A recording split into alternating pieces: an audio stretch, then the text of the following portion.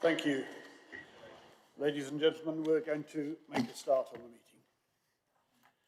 So, good morning, members, officers, members of the public, and including those who are viewing on the live stream. And welcome to this meeting of South Cambridgeshire District Council Planning Committee. My name is Peter Fain. I'm the Vice Chair of the Planning Committee. I'll be chairing this meeting because the Chair is not able to be with us today. I will therefore ask for nominations for someone to take on as Vice Chair for this meeting. Councillor Redrup. I'd like to propose Councillor Peter Sanford, please.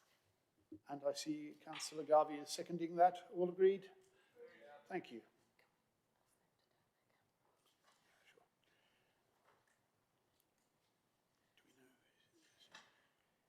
Just in passing, I wonder if I could ask the Clerk of Steeple Morden to just turn her camera off for the moment, if you would.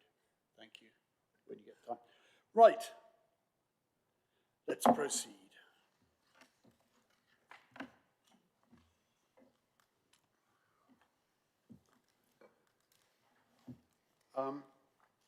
I will ask members to just briefly introduce themselves.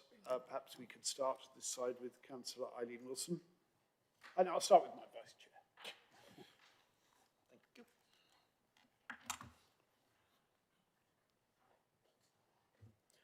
Good morning, Chair, everyone. Councillor Peter Sanford, one of the members for Caxton and Papworth Ward. Thank you. Good morning, everyone. Councillor Eileen Wilson, the member for Cottenham Ward. Morning, Chair. Good morning, everyone. Tumi Hawkins, Caldecott Ward.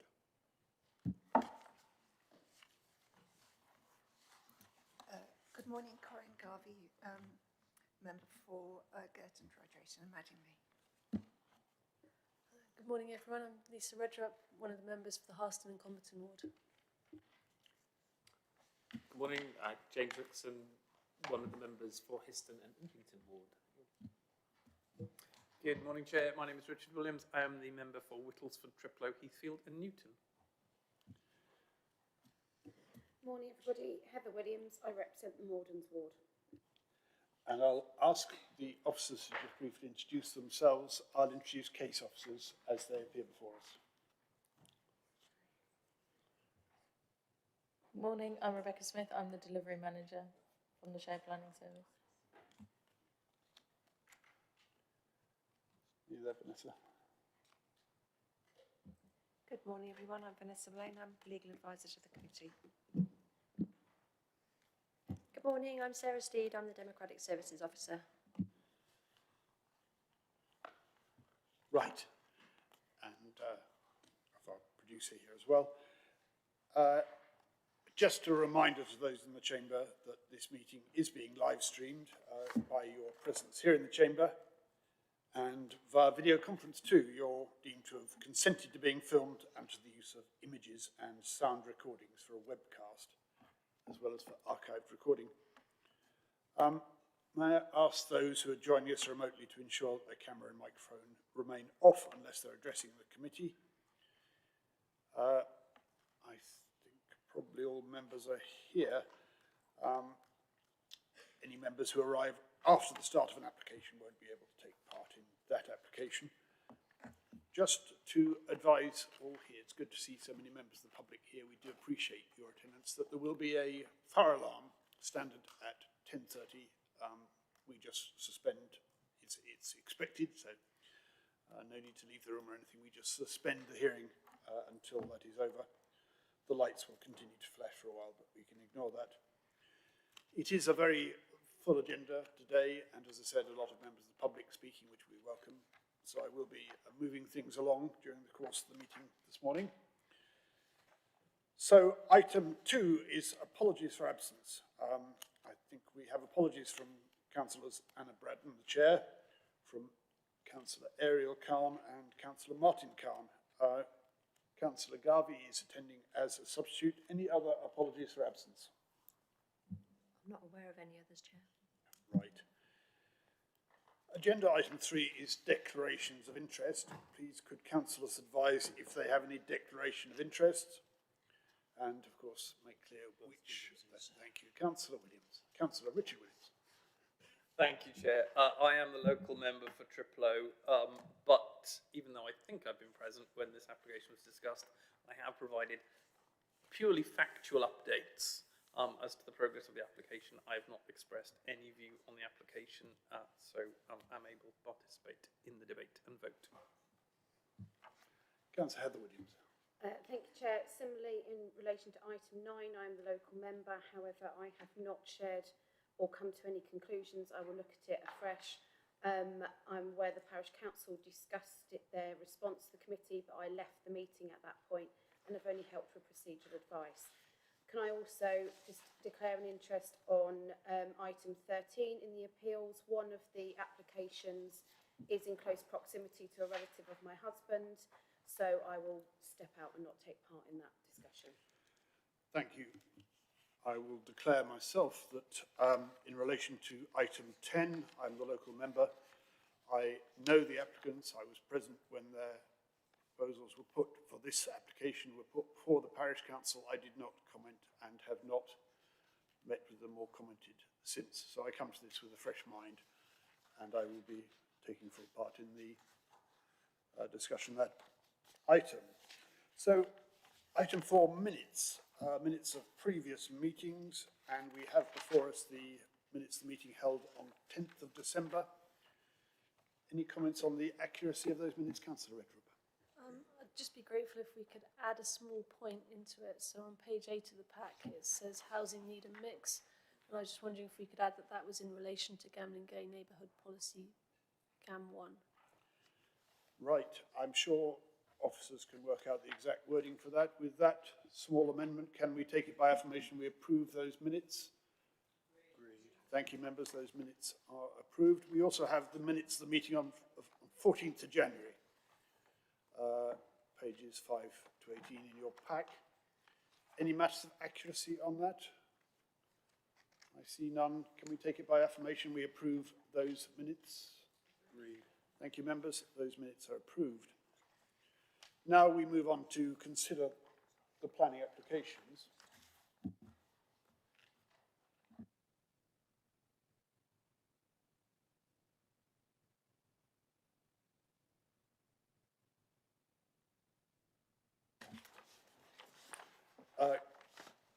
Those minutes, both sets were approved by affirmation. I just note that Councillor Garvey wasn't here for the meeting on 10th of December, but the rest.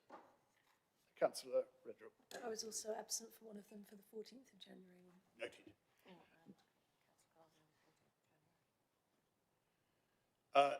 Certain members were not here for both of those meetings. However, we have taken those minutes by affirmation and they both stand approved. We now move on to consider the planning applications. Just quickly to clarify the process for consideration of each application, I'll invite the case officer to give a brief introduction, usually up to 5 minutes. The committee then may ask questions of clarification of the case officer, and I'll then invite registered public speakers to speak. I would emphasise that we try to ensure that objectors and supporters get the same amount of time, and therefore I have had to divide the time where we have more than one objector. I will be fairly firm on timing because, as I say, we have got a full agenda today. The committee then may ask questions of clarification of the case officer, and then we will open the debate on the item. And I'm afraid public speakers are not permitted to take part in the debate. And at the end of the debate and conclusion of any questions, the officer recommendation will be considered. If necessary, we will consider an alternative proposal, which will have to be proposed and seconded. I'll ask members to vote on that recommendation, and the voting will be recorded. Now, we come to the next item. I'm going to propose at this stage that we take items 5 and 6, we swap them over. So we come first to item 6, which is the proposal 04140 full at Triplo Farm, Lodge Road, Triplo, and then we will come back to item 5 after that. So at this point, I will invite Charlotte Spencer, who's the principal planner, to present her report. Thank you, Chair. Just to clarify, I'm Charlotte Peat. I'm presenting today as Charlotte Spencer isn't available. I know it's confusing. I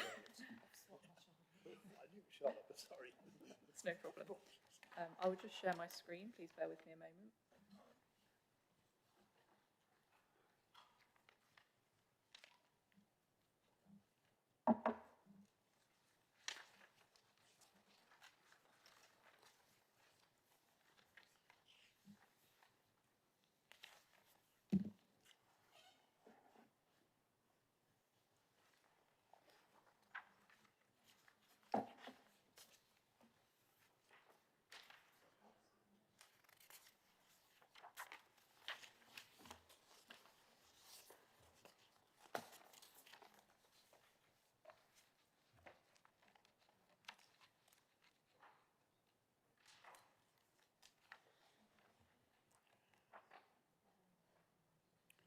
Bear with us, members. We'll be with you in a minute.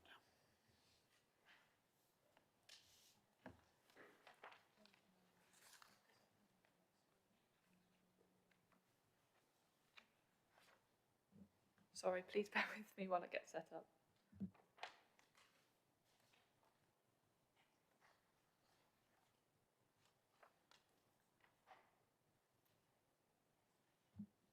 Sorry about that. I'm ready to go now. That's fine. So this application is at Triplow Farm of Lodge Road in Triplow and seeks permission for the demolition of Triplow Grain Store and the erection of 26 homes with access from Falmere Road, landscaping and associated infrastructure. Due to the number of third-party representations, the application was referred to the delegation panel in July 2025, where it was determined that the application should be determined by committee.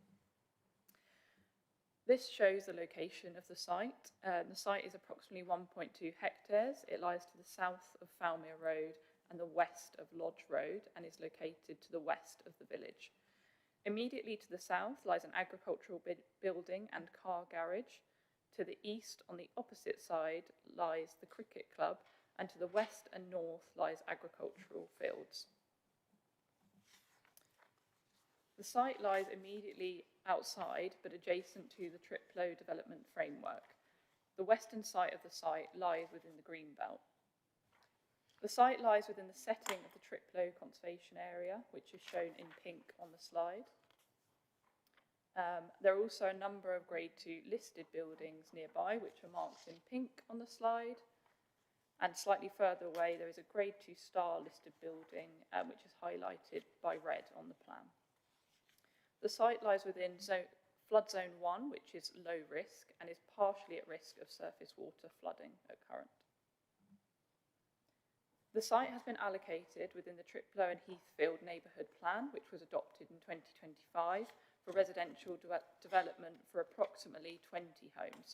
Map 20, which is shown on the slide here, is taken from the neighbourhood plan and provides an indicative layout as to what the site could look like and how the land could be developed. The proposed layout roughly follows this arrangement, as you'll see on the following slide. This is the proposed site layout. So a new vehicular access would be created along Falmere Road, with the principal road of the development then running from north to south before turning eastwards within the site. A pedestrian access would also be created along Lodge Road. I'll just point to that here. So just down here. To link the proposed footway on Falmere Road. The scheme is proposing 4 two-storey detached and 5 two-storey terrace dwellings fronting the new access road, 7 two-storey terrace dwellings in 2 large blocks fronting Lodge Road, down here, and 8 flats and 2 dwelling houses located in a 2-storey building at the south of the site. An area of public open space would also be provided to the west of the site, which forms the part of the site which is in the green belt. So units 1 to 4, which are marked on the map here, are located in a 2-storey H-shaped building that would front both Lodge Road and Falmere Road to help turn the corner. The maximum height of the dwellings on this corner would be 9.6 metres, with the northwest elevation, which faces Falmere Road, having a cat slide roof with dormers in order to reduce the bulk from this angle. The materials would be weatherboard and tile. Units 5 to 7, also marked on the map here, would be located in a row of two-storey terrace houses with habitable roof space and would front Lodge Road. They would have a maximum height of 9.5 metres and would have a simple form and appearance and would be clad in render. Units 8 to 11 would be a row of two-storey terrace dwellings, shown on the map here, with Unit 12, which would be 1.5 storey, attached to this but set back from the row. The row would face on to the main access road through the site, and the parking for these dwellings would be located opposite in a carport in order to reduce the hard standing at the front of these plots. So the carport is just in here. Units 8 to 11 would have a maximum height of 9.2 metres and would be of simple form and appearance with white render. Unit 12 would have a maximum height of 8 metres and would be clad in weatherboarding. Unit 12 is adjacent to the green belt, hence why it's set down and set back to mitigate this impact. This is the carport that serve these dwellings. There's a bin store in the centre and 2 car parking spaces for each unit. Units 13 to 16 would be identical. These are the detached 1.5 storey dwellings with attached carport that front onto the access road down here. The maximum height of these would be 7.9 metres.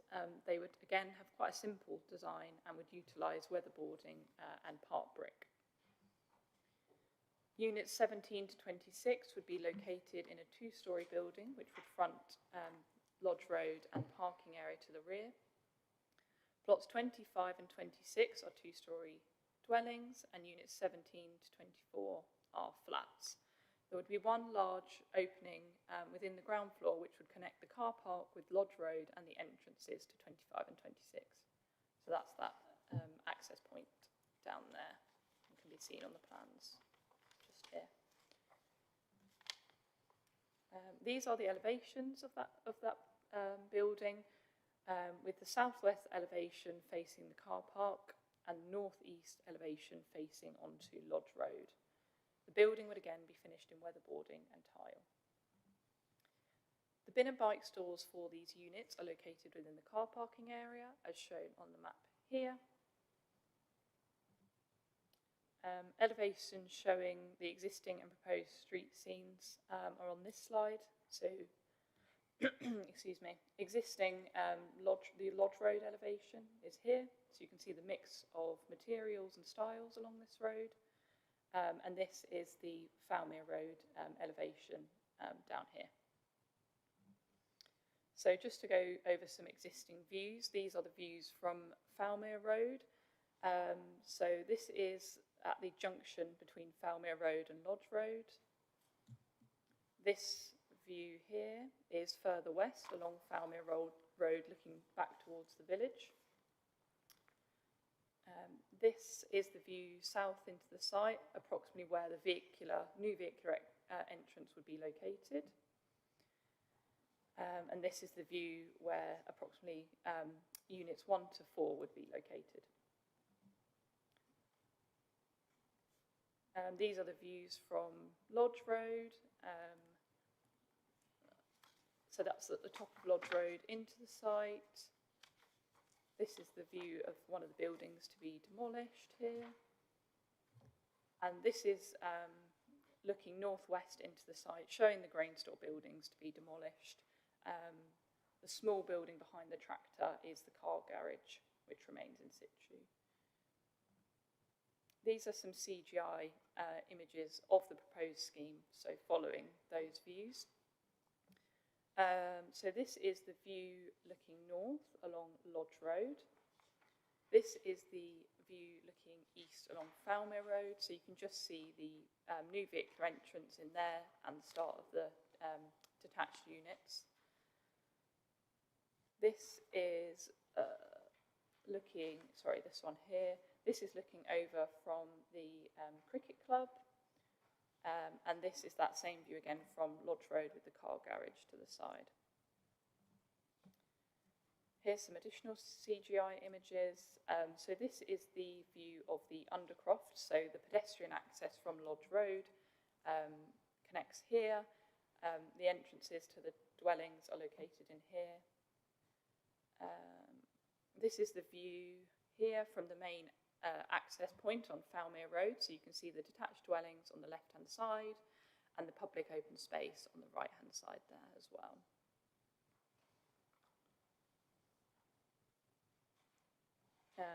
This is the view of Unit 8 and the carport at the entrance to the car parking area. And this is another view from the public open space looking towards the detached houses there. So just to cover some of the access changes now. So the main vehicular access has been explained. That will be installed on Falmere Road. This will be installed slightly before the speed limit change from 30 to national speed limit. However, the proposal involves the relocation of the speed limit change so that the entrance would be included in the 30-mile-an-hour limit. And this is required by way of condition. And then there would also be additional driveways onto Lodge Road.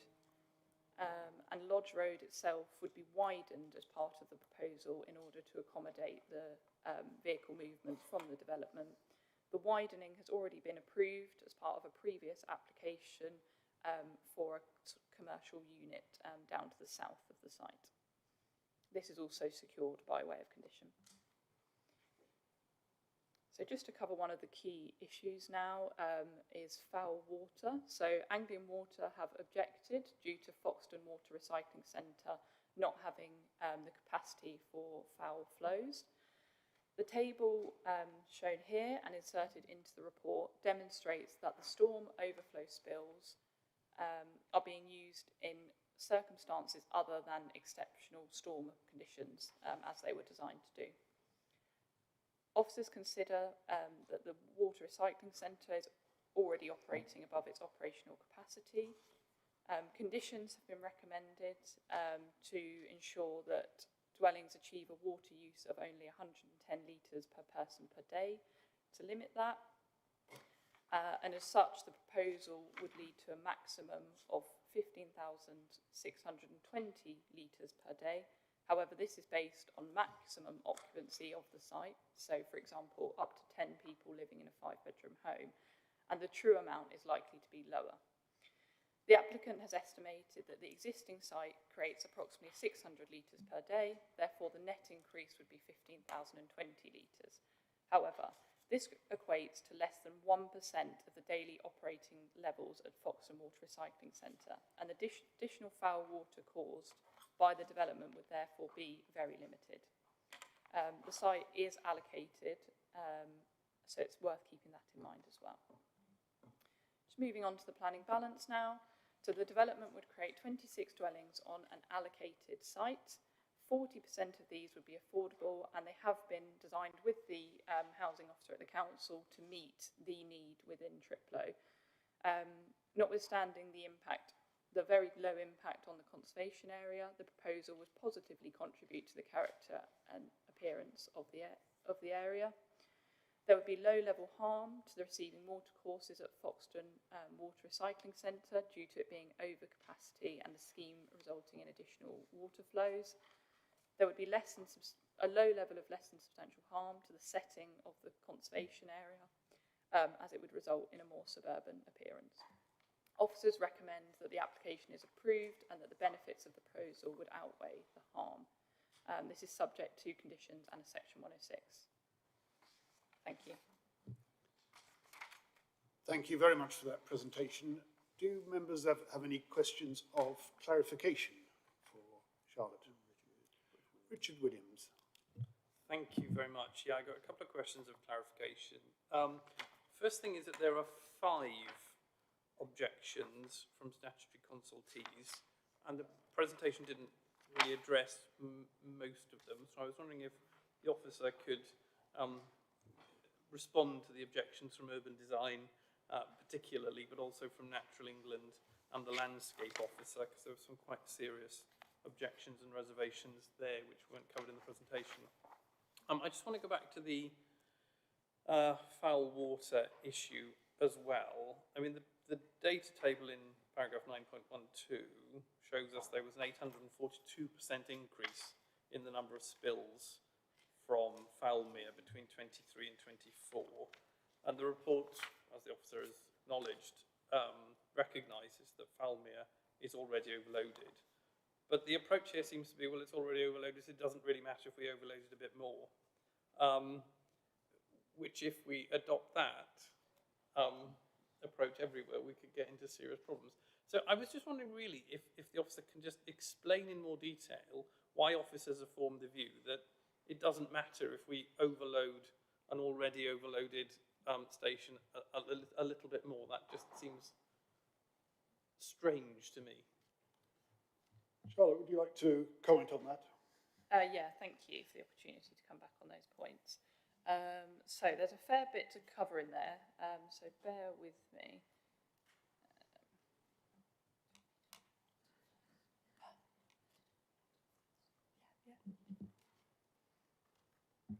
While Charlotte's going to the other ones, I'll refer to the water question.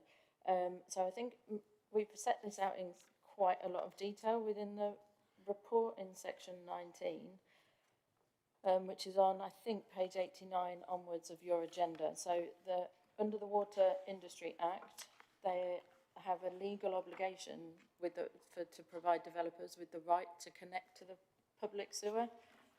And so Anglian Water's comments, although they did object to the application, their further comments said if we were minded to approve the application, that we needed to attach a condition about a strategic foul water strategy, and as part of that strategy is for Anglian Water to approve the connection to the foul water.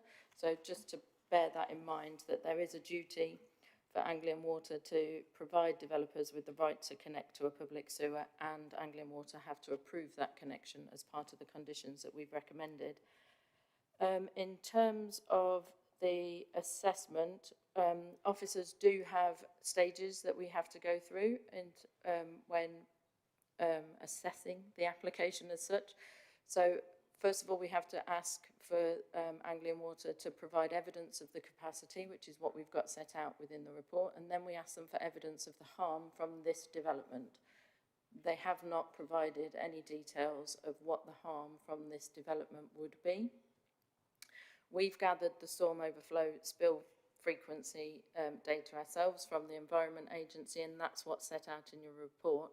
And then we've obviously also asked the applicant to provide the details of the additional foul water flow. So that is all of the information that's set out within the report. The summary that officers have put together is on the basis of the mean usage per day, which being 600 litres, rather than the maximum occupancy. So if you took the maximum occupancy and the table 7, it would be 15,620 litres per day.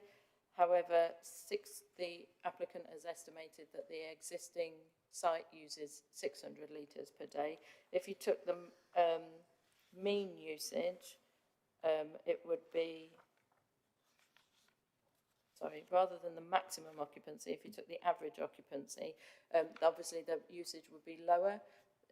We've considered that it's not likely that the 4-bedroom dwellings would have 10 people occupying it. So with the condition that requires maximum usage of 110 litres per day, the total proposed flow we've estimated would be lower than what the maximum would be, and that equates to less than 1%. So given that the Anglian Water haven't been able to identify any actual harm from this proposed development to the foul water treatment plant, we've assessed that actually less than 1% isn't a significant amount and is actually very limited additional flows to go into it, and they do have to approve the connection as part of that condition, which I think was condition 11. I'll pass back to Charlotte to come back on the other areas. Thank you, Rebecca. So just to touch on the other objections that you've mentioned. So The urban design officer has objected to the application. They feel that the quantum of dwellings is too high and leads to a suburban character on the site with, too many sort of roads and areas of hard standing. They also raise concern about the undercroft.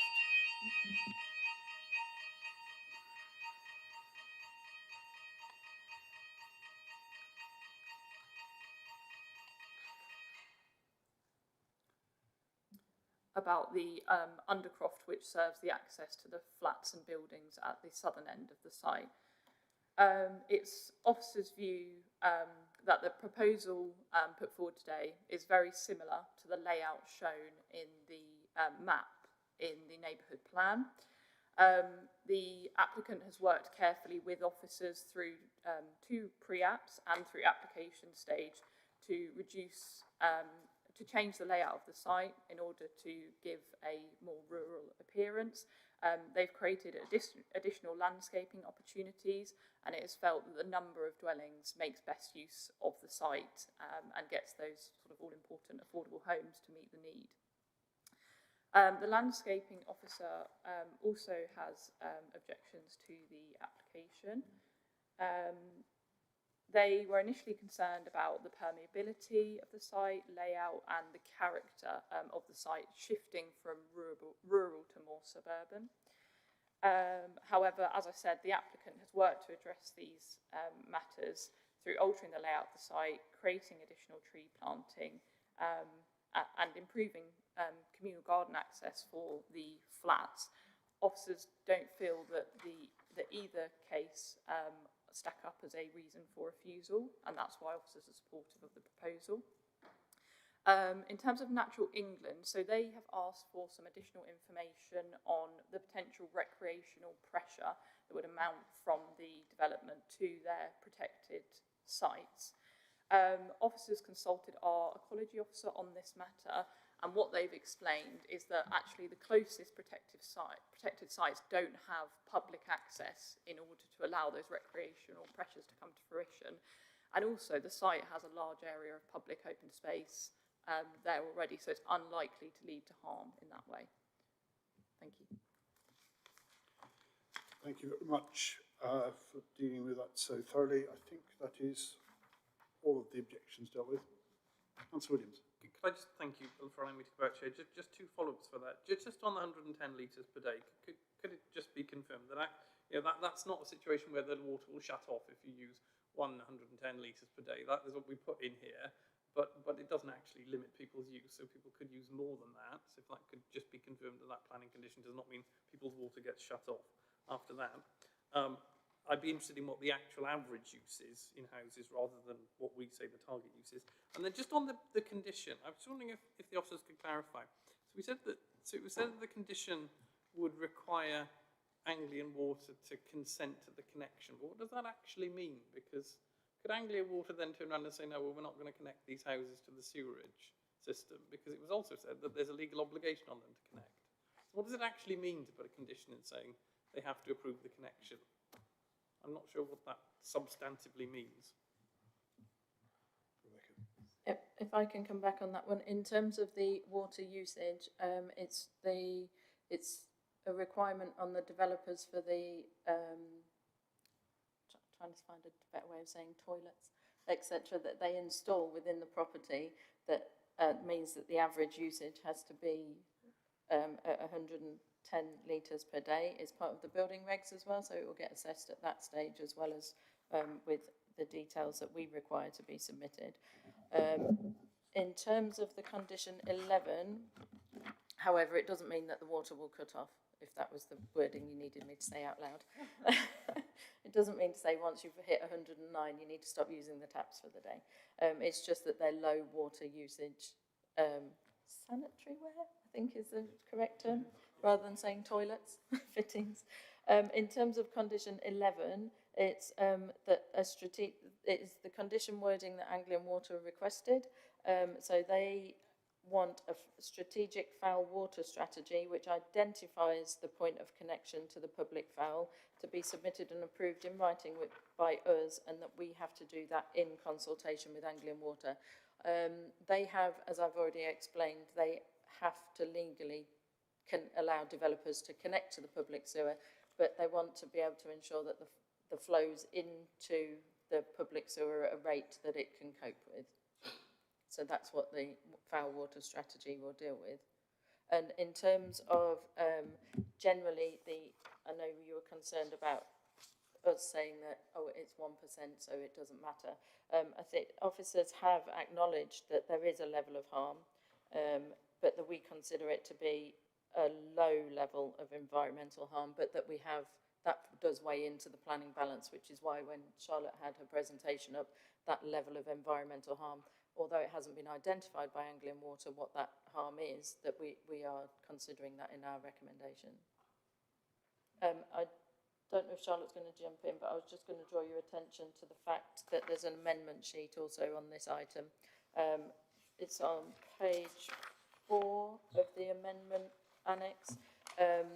So the heads of terms for the section 106 agreement have been amended to remove the £150 towards monitoring for the county council, as that is no longer needed, and to set out a summary of a third-party comment that was received in support of the application back on the 6th of February. So the comments are available online, but there is a summary in there.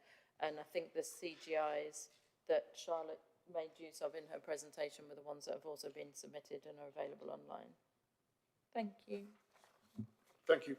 Councillor Williams, you may want to come back to the exact wording of condition 11 later, if we may pass on to other questions of clarification. It's important that we give thorough consideration to all these points, but I am keen that we keep our questions as concise as possible, if we may. I think I saw Councillor Redrup. Yeah. Councillor Williams, Heather Williams. Thank you, Chair. Appreciate we don't make it easy for you, do sat next to each other as well. So 3 things. For me, I'm sorry, I think Anglian Water objection is going to be obviously a key consideration for members today. If they have a legal obligation and they've come back and objected and said that, I mean, can we understand what is the point of actually consulting with them if the response is, yeah, we know you've got a concern, but we're going to do it anyway? And I just think that'd be good for all of us to understand, because we seem to be going round on this on many applications.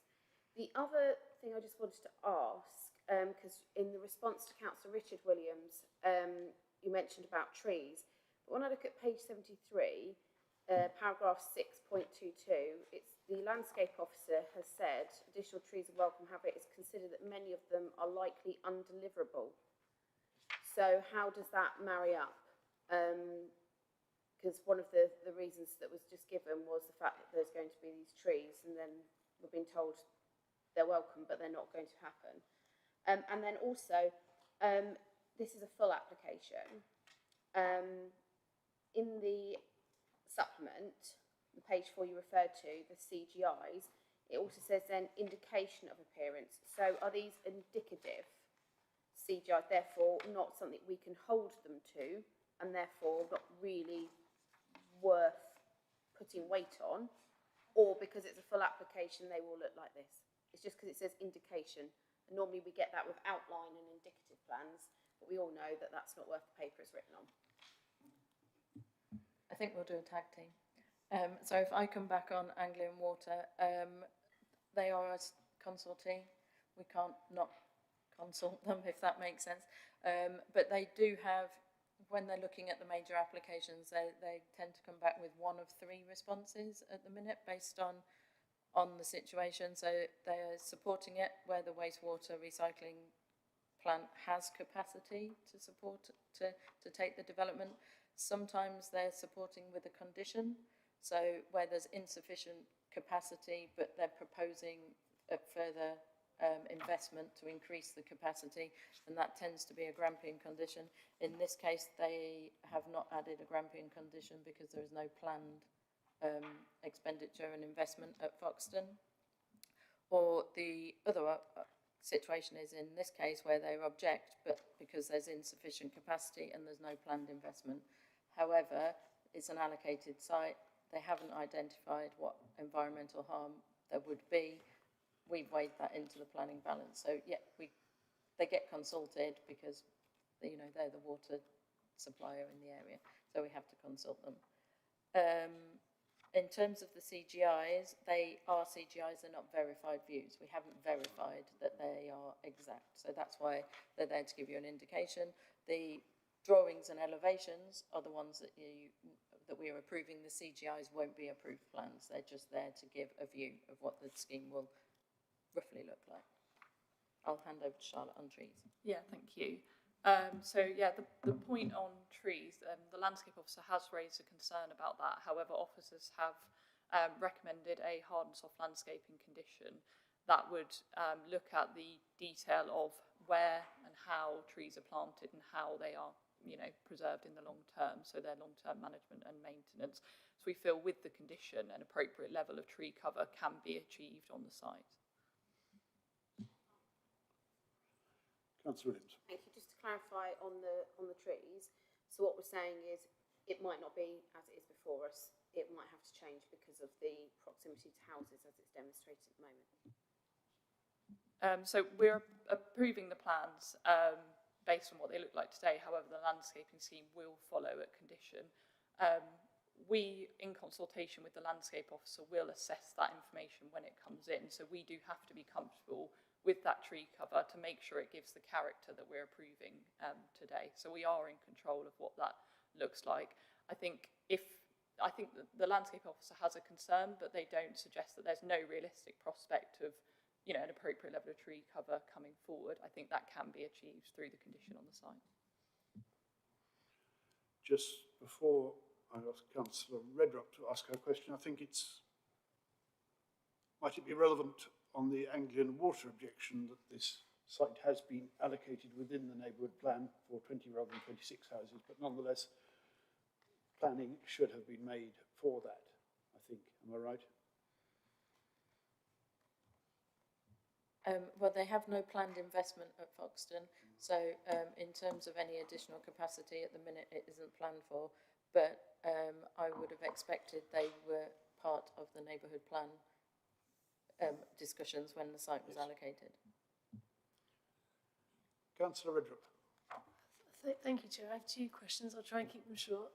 So I think the area of open green space in the plans is really positive. So my question is about whether there should or can be some protection for it to remain as a green space to maintain the amenity for residents. Are there any options to do that, please? And then my second question is about electric vehicle charging, because it's a major development in our Greater Cambridge Sustainable Design and Construction supplementary document. It mentions that houses should have electrical vehicle charging, but I couldn't see that mentioned in the report, so I'd just be grateful to know how that's been considered for this development. Thank you. Charlotte. Yeah, no problem. So with regard to the open green space, officers it is secured through various sort of means in terms of the approved plans, the BNG, the landscaping scheme that would come forward. If we want to preserve that sort of explicitly as open space, we can add a condition to do that, and that will kind of strengthen that position. In terms of the EV charging, I think that condition has been missed. So again, we could add one to secure that. That's not a problem. Thank you. Can I just check if that condition for the open green space would allow access to the public as well? So it's not just maintained as green space, but that access is also preserved. Yeah, I think we could word it as shall be preserved as public open space or something to that effect. And I'm happy to kind of agree the wording with Chair and Vice Chair, so to make sure that's covered. Thank you very much. Okay. Well, thank you both for those clarifications. It may well be, members, that we'll come back to some of those points in the debate later. But next we come to our public speakers, which in this case is, I think we just have the one public speaker, which is John Mason, who is the agent. Mr. Mason.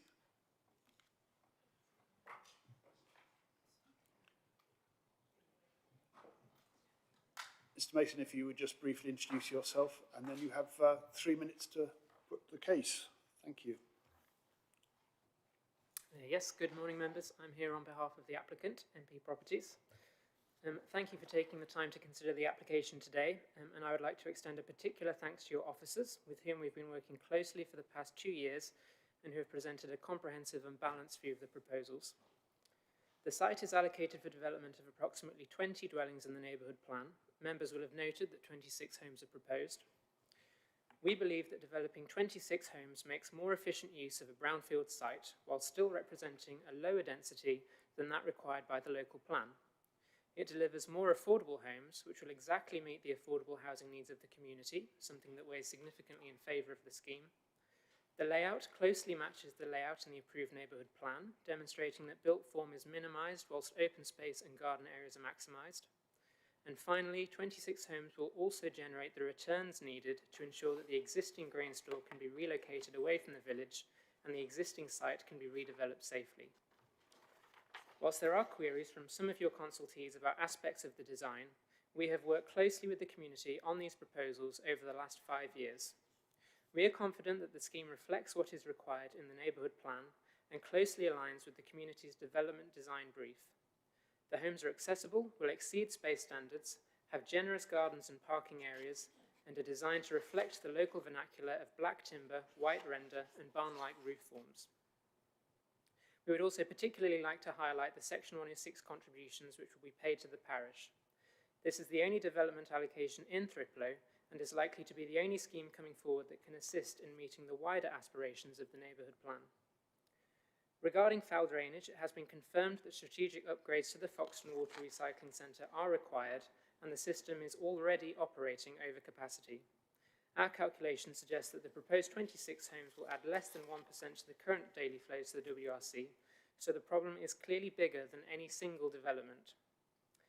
Condition 11 has been proposed, which requires us to work with Anglian Water in developing a wastewater strategy for the site. More broadly, however, we are keen to partner with parish and local councillors and with the wider community in lobbying to guarantee that Anglian Water commits to the upgrades required. Indeed, we would suggest that granting approval for 26 homes would underline the urgency of the improvement works. Following approval, we would like to be involved in any future meetings between the community and Anglian Water to ensure that the existing problems are addressed. Thank you for your time today, and we hope members will approve the application. Thank you very much. Now, members, there is scope for questions of clarification to officers if any clarification is needed. I think Councillor Dr. Williams. Thank you. Just a quick one in relation to one of the points that the applicant just made. For a significant period in the last 2 years, there have had to be twice daily trips to Triplo for the sewage to be emptied. So we were reliant on trucks coming back and forth through the village because the sewage system wasn't working. So to what extent have the local sewage drainage problems, which have, as I said, been severe, we were reliant on tankers for quite a while, been taken into account? I know they've been mentioned by a number of the public objectors, because this would be an increase of over 10% in the housing in the village, I think. So what about the local sewage issue?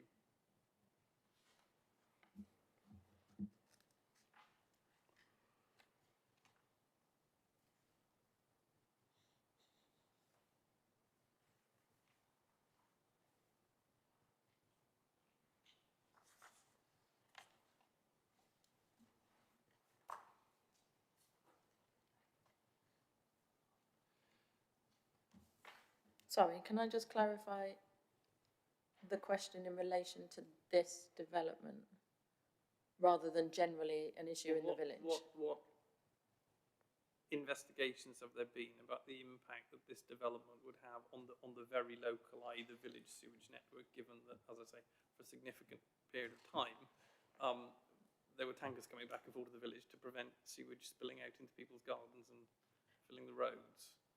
And this will increase by over 10% the sewage in Triplo, as opposed to the wider area. And I think this was raised by some of the public objectors who mentioned the local sewage problems. I'm just wondering what investigations there have been about that. I can only refer to my previous comments in that so much as that We've asked Anglian Water to identify the actual level of environmental harm. They haven't identified any harm. They have a requirement, legal obligation to take the foul water from this site. We've looked at it, and we look at it for the whole water recycling centre area, and we've done the calculations which are set out in the report. We're not dismissing the fact that there is additional environmental harm likely from this development, but we've said that the levels equate to less than 1% daily operating levels going into the wastewater recycling centre from this development, and so we've assessed it as a low level of environmental harm, but we're not dismissing that there is harm. We've certainly identified that there will be harm from it, but that it's less than 1% additional flows. Yeah, Charlotte. Sorry, can I just add as well? So the condition that we've put on, condition 11, which is Anglian Water effectively said, if you are minded to approve, please add this condition. The condition is worded to secure a strategic foul water strategy, identifying a sustainable point of connection. So I think, you know, we focus on the development's impact, but I think Anglian Water, in the wording of that condition, are thinking through, you know, the issues that will come forth for this development. Yeah. Okay, I see no other questions of clarification, so members will now move on to the debate. Charlotte, could I ask that we put the planning balance up on the screen for this purpose, please?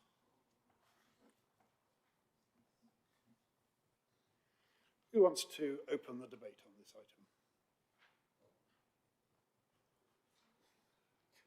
Right, well, members, since nobody wishes to... Councillor. I mean, I didn't want to go first again. But, I mean, just looking at this overall, I mean, I think in principle, the idea of housing on that site is a good one. It's allocated in the local plan. I think housing would probably look better than what's there at the moment.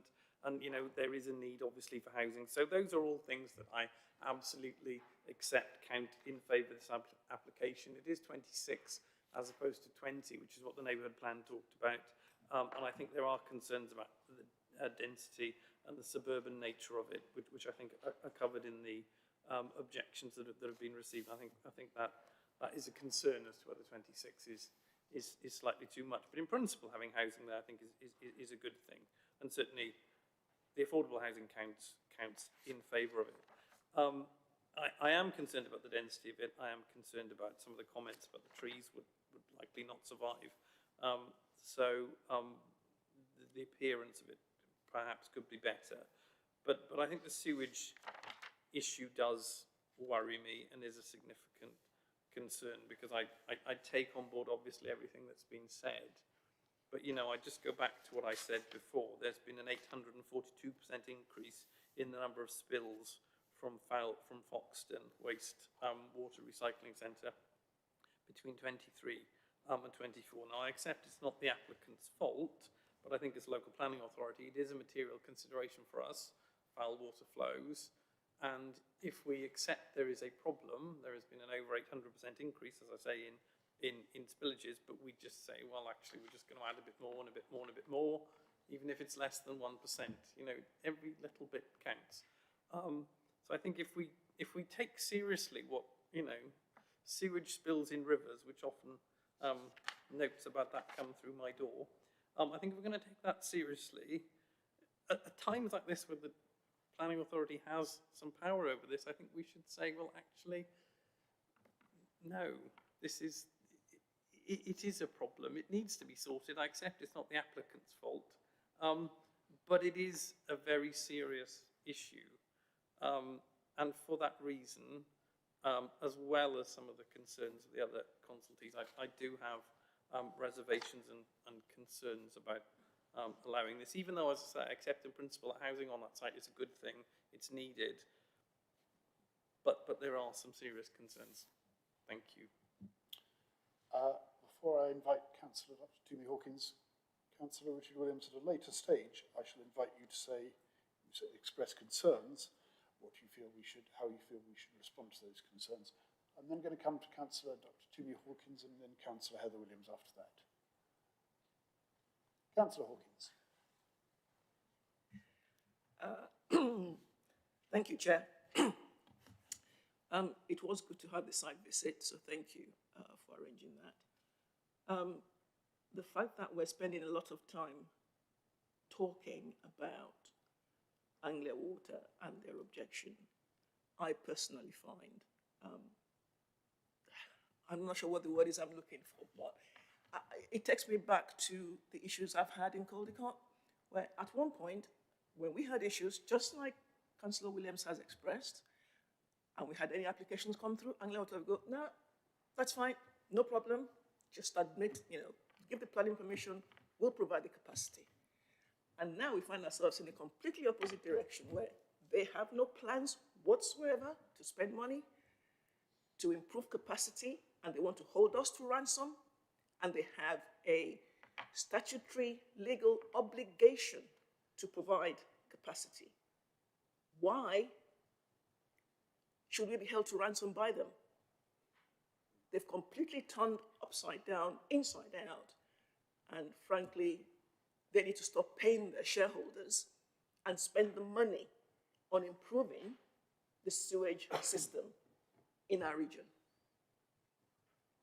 That's my view, and as far as I'm concerned, that for me is not a reason to refuse this application. It's one that has been fully supported by the parish council. It's in the neighborhood plan, which we made just last year. I still remember presenting it to full council. The design, again, I had a look at this. The design in front of us actually follows that, the layout that was presented in the neighborhood plan. And whilst I appreciate some of the other objections, as far as I'm concerned, the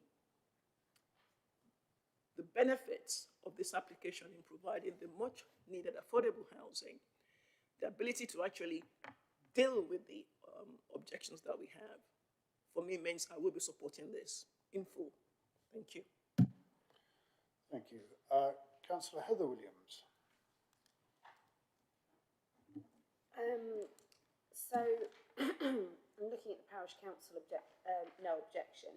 However, it does go on to say they would like to ensure that no development commences until the existing drainage problems in the village have been rectified by Anglian Water. So there is no objection, but there is this sort of caveat to it, and I think we ought to have that in mind when we weigh up the representation of the parish council. I have sat on this committee for 8 years, and I have witnessed the frustration that Councillor Hawkins has had in issues in her ward, as many people have, when we have been incredibly frustrated that Anglian Water haven't objected and done as she said. And we were frustrated because we knew there was a problem, and we were being told that they have an obligation and they haven't objected. Now they are objecting, which is a change of position, and we have to look at this application as it is in front of us. I do give that weight, and I give it considerable weight, because the consequences of things going wrong, are not easy ones to resolve. They are not pleasant ones to resolve, and it does have a big impact on our area. There are alternatives to dealing with foul water drainage, and I think when Anglian Water object, perhaps those alternatives should be pursued. So at the moment, with this kind of viewpoint that they haven't got capacity, they're not going to do the work, but they have to legally add it on, I'm not minded that sort of condition requiring Anglian Water to take it on is the way forward. I think there is better alternatives to dealing with the situation. I agree with what's been said as well about the principle of development on this site, because it is, it's not sort of open field, it's repurposing it. So for me, the principle of development there isn't an issue, but I personally think that what is being presented, and I'm sure there'll be calls, but there's been pre-apps. I'm afraid I have my views in what's in front. I agree with the conservation and the landscape officer. It's not, for me, this is not a no, nothing can happen on this site. It's, this is not the right design for this site. And I think that, I think there is obviously a lot of trees and things that people are concerned about, and I've got the landscape officer telling me the plan in front of you isn't deliverable. And I think we should take that quite seriously. That to me says the plans as they are in front of us are not the right plans. Doesn't mean that the right plans can't be found. And I appreciate it when we look through these consultation responses, there is an acknowledgement that there have been changes.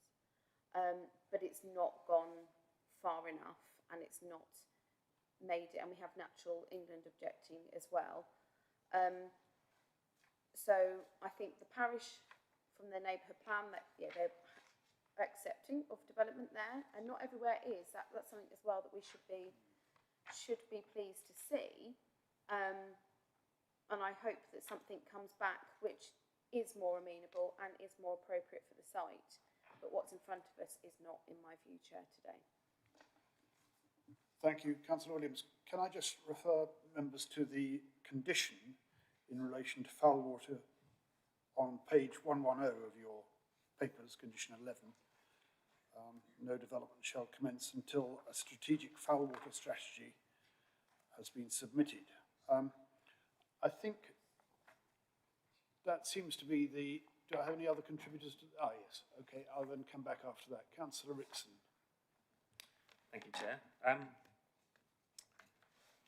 Yes, so I've been quite quiet because digesting all this information. I agree with, I share Councillor Richard Williams's concerns in relation to something I guess we've discussed at length. The ability of Anglian Water to deal with the foul water and the current issues that are happening in Triplow because of that. I also share Councillor Hawkins's concerns that I feel like we're being held to ransom by Anglian Water as a private company that has a legal obligation to actually deal with wastewater in our borough.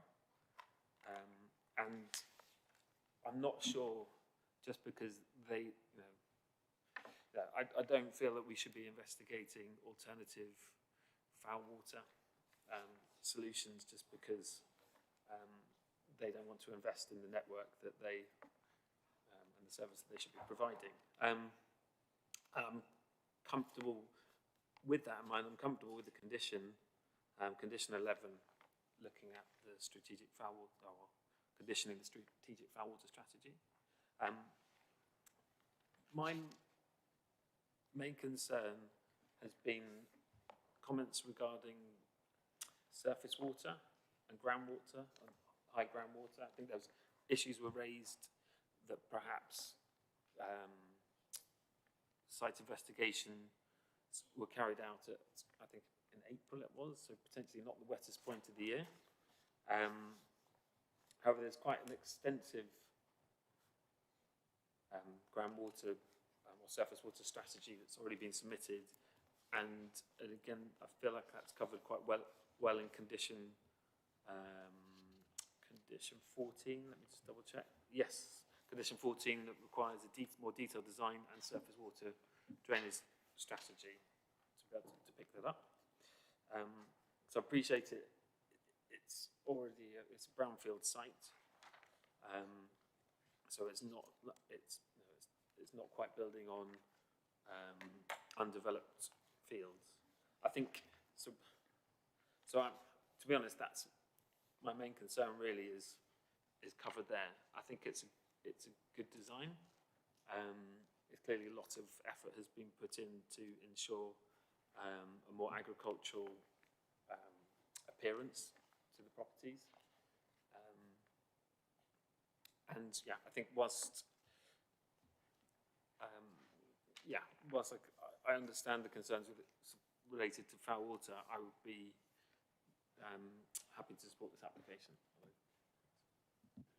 Right. I think those who wanted to comment have now done so. I just want to make a few comments myself, reflecting what Councillor Hawkins said earlier on. This is included in the neighbourhood plan.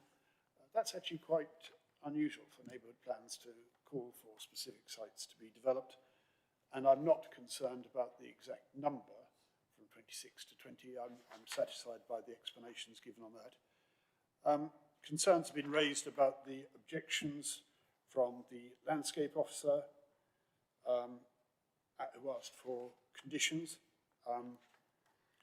Those conditions, I think, have been included to my satisfactions. From Natural England, I think I'm satisfied by the explanation given by our case officer this morning. The urban design officer, I share the assessment of others, particularly Councillor Rickson, on the design here, which I think is appropriate. We then come to the key issue, which is, of course, foul water. And I think the question which we all have to address is whether we allow Anglian Water, as two members have put it, to hold us to ransom, or whether we put at the front of our minds the existing concerns of neighbours about the lack of capacity. And I think on that point, I'm just going to ask Rebecca to give us a little bit further guidance before we all come to a view on that.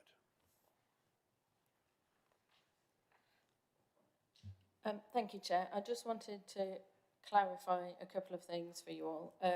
Just to advise you that Anglian Water holds no statutory power to direct decisions by the Planning Authority on applications. So just wanted to put that out there, that although they have objected, they can't actually direct us in terms of what to do. We have been in significant correspondence back and forth with Anglian Water for some time now, and we do have quite a good working relationship with them now. We meet with them monthly. And as I have set out already, foul water capacity is a material planning consideration to be assessed as part of the planning balance, and officers have done that as part of their report. But the capacity issues, the weight that we attach to that capacity issue obviously is a matter for committee as the decision maker in this instance.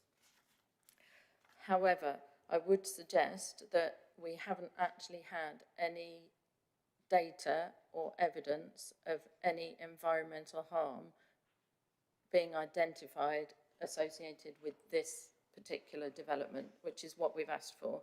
So we've gathered the evidence in terms of the capacity or lack of at the wastewater recycling centre. We've got evidence that we've gathered in terms of the overspill frequency, which, as you've noted, it's being used more often than just for overspills. And we've asked the applicant for the additional foul water flow data as well, and done some assessments in terms of whether it's at maximum capacity, being 15,000 additional litres, or if it's what we anticipate to be mean capacity, it's around 10,000 litres per day. However, it's the weight that's attributed in the planning balance that we need to consider at this point, and it's for yourselves as the decision makers to make. There is the option that a Grampian condition could be attached. However, given that there is no planned funding and expansion works at this water recycling centre, I don't think that's necessarily reasonable to be attached, which is what officers have concluded in their report.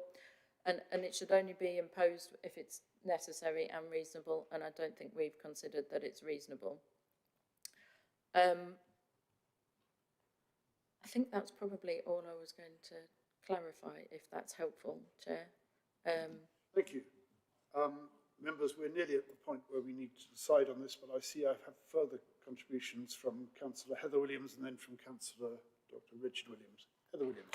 Thank you. I just want to, because lots of language has been used about ransoms and things like that, but we know they're not holding us to ransom. We are able to make a decision for ourselves. But I go back to what I was saying earlier. The condition 11 says no development shall commence until a strategic foul water strategy identifying a sustainable point of connection to the public foul network has been submitted and approved in consultation with Anglian Water. So if we're saying that the only way this is deliverable is with a connection, and Anglian Water saying we're not doing anything in connecting it, and creating that capacity that would make it the sustainable point of connection, it's not Anglian Water that holding things to ransom. In fact, that could stall the whole, we give permission for something that can never happen. Surely it's better to say this isn't the right plan, come back with something that is. Because we know that there is a desire for development there, which is so rare from a community. But actually, in improving something that potentially can never happen, how is that helping anybody? All it's going to do is cause more concern for people that think it might happen. And when it comes to the water capacity, yes, when it is built, then the toilets can be put in with the low flush, although, let's face it, who really knows which button is the big one or the little one and everything else that goes in it. All those things, but that doesn't mean when somebody buys a house, they don't put a new bathroom in and puts what they want in. You know, these things, this is going to be a huge issue.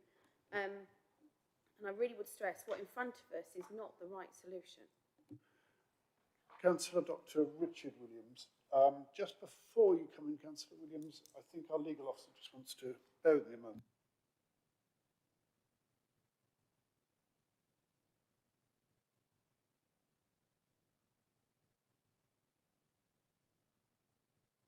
Yes, Councillor Richard Williams, when you have made your further contribution, I will ask Rebecca just to guide us on one further point that has arisen.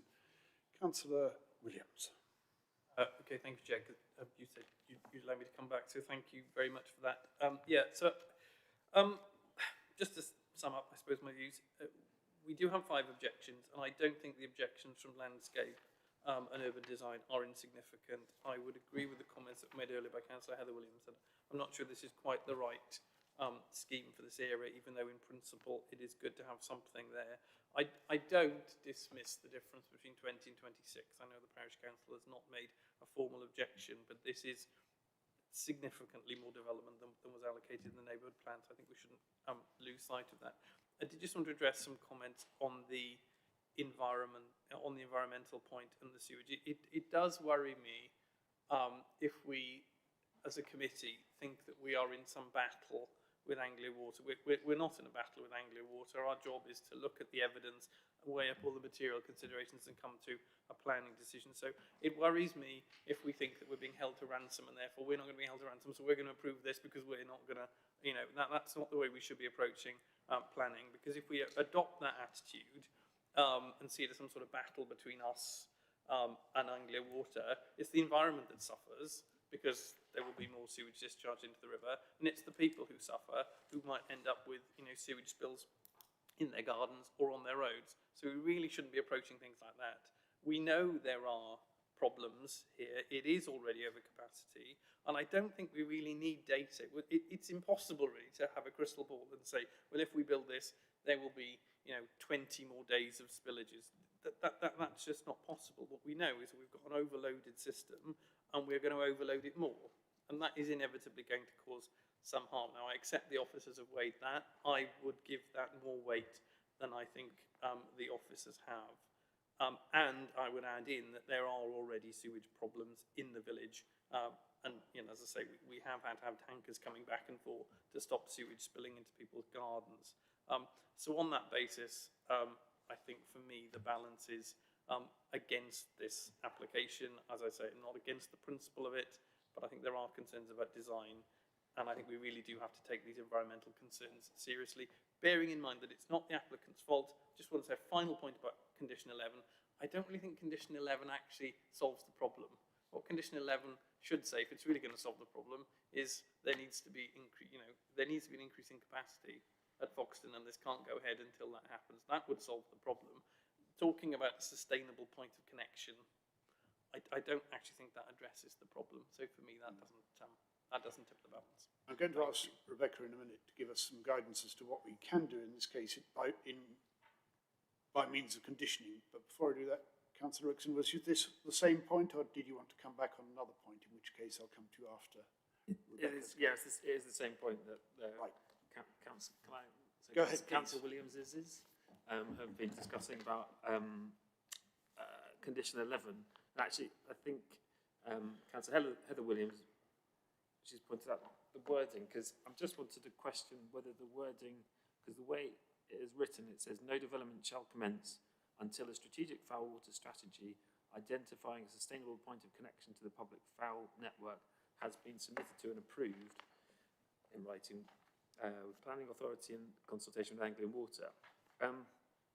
Is that limiting the development in as much as, because what if a sustainable point of connection to the public foul water network cannot be identified and approved, and perhaps that the drainage, it could be needed to be done by package treatment plants or septic tanks. Is it worded in a way that it's sort of saying, yeah, we have to find that sustainable connection? That's kind of my question. Is that? I think we understand your concern. Yeah. I'm now going to ask Rebecca to give us guidance on that point, and then I think, members, it is time for us to come to a decision, and I would usually, at the end of the debate, invite Rebecca to sum up the recommendation, which is on page 104. So, Rebecca, if you would do those two things, please. Okay, firstly, if I can clarify condition 11, that's the wording recommended by Anglian Water. So I would assume that they're not going to, well, it might be a big assumption, but assume that they are satisfied that a sustainable point of connection to the network is possible. It's all about the size of pipes connecting to the other pipe and controlling flows, is my understanding, and that's what they want to look at. So that's what that strategy involves. Just another point, I know water and foul sewage and drainage is becoming the big issue today, but I just wanted to, I guess, give some background information. So as you know, we're generally a combined sewage system, which rainwater and foul water all go into one sewage system. So we acknowledge there's inadequate storage capacity to deal with the existing waste flows in normal non-storm circumstances at most of our wastewater recycling centres. And as a result, the storm overflows, as you can see in this report, are being used regularly in regular circumstances other than in exceptional storm conditions. So people were having to make use of that, and they're not designed for discharging, or they were designed let me start again. So the storm overflows were designed to discharge untreated sewage into the water courses, but only in exceptional circumstances. And unfortunately, they are being used more than they should be. In terms of this current application, yes, we've identified that there's a lack of capacity, but there's been no environmental harm identified. That is the point that I really want to draw your attention to. Yes, there's a lack of capacity, but there hasn't been any actual environmental harm identified by delivering this scheme. So that is the point that I probably am not making myself clear on, because I keep coming back to it. We're acknowledging that there's a lack of capacity. We're acknowledging that this needs to be weighed in the planning balance. We've asked for evidence of actual environmental harm that would occur from this development, and we haven't received any. And we haven't received any details on any. So yes, we're suggesting it needs to be weighed in the planning balance. And yes, I understand that there's a cumulative issue as well, but we are also monitoring that. We have, I love a spreadsheet. We've got a spreadsheet, all approvals and all decisions that we're taking, and we are monitoring cumulative approvals, cumulative levels as well. So it's not a case of this one's less than 1%, so that one's fine. This one's 0.1%. We are making sure we're keeping on top of the cumulative levels. But I think the point that I was trying to make, probably not very eloquently, is that yes, we're acknowledging it's above that there is a lack of capacity, but there is not any evidence of harm. And that was my concern in terms of going down a refusal if we don't have any evidence of any actual harm. Vanessa, did you want to come in at all? Right, so I'm going to ask Vanessa Blaine as our legal officer just to give us some guidance on that. I'm then going to come back to the last contribution to the debate, And then I think, members, it's time for us to make a decision. Vanessa. Members, you will make the decision that you make, but please be aware that we would be unlikely to defend any appeal without the evidence that we don't have, as Rebecca has alluded to. Councillor Eileen Wilson, and then I will come back one more time to Councillor Heather Williams, but after that, Councillor Eileen Wilson. Just one very quick point. If we don't have any evidence of environmental harm, are we in a position to make a decision when we don't have sufficient information and we have these concerns about capacity? So I feel very uneasy about making a decision when I don't have all the information. I'm not going to invite Rebecca to come back on that unless he really wants to. We cannot always take decisions in the light of perfect information.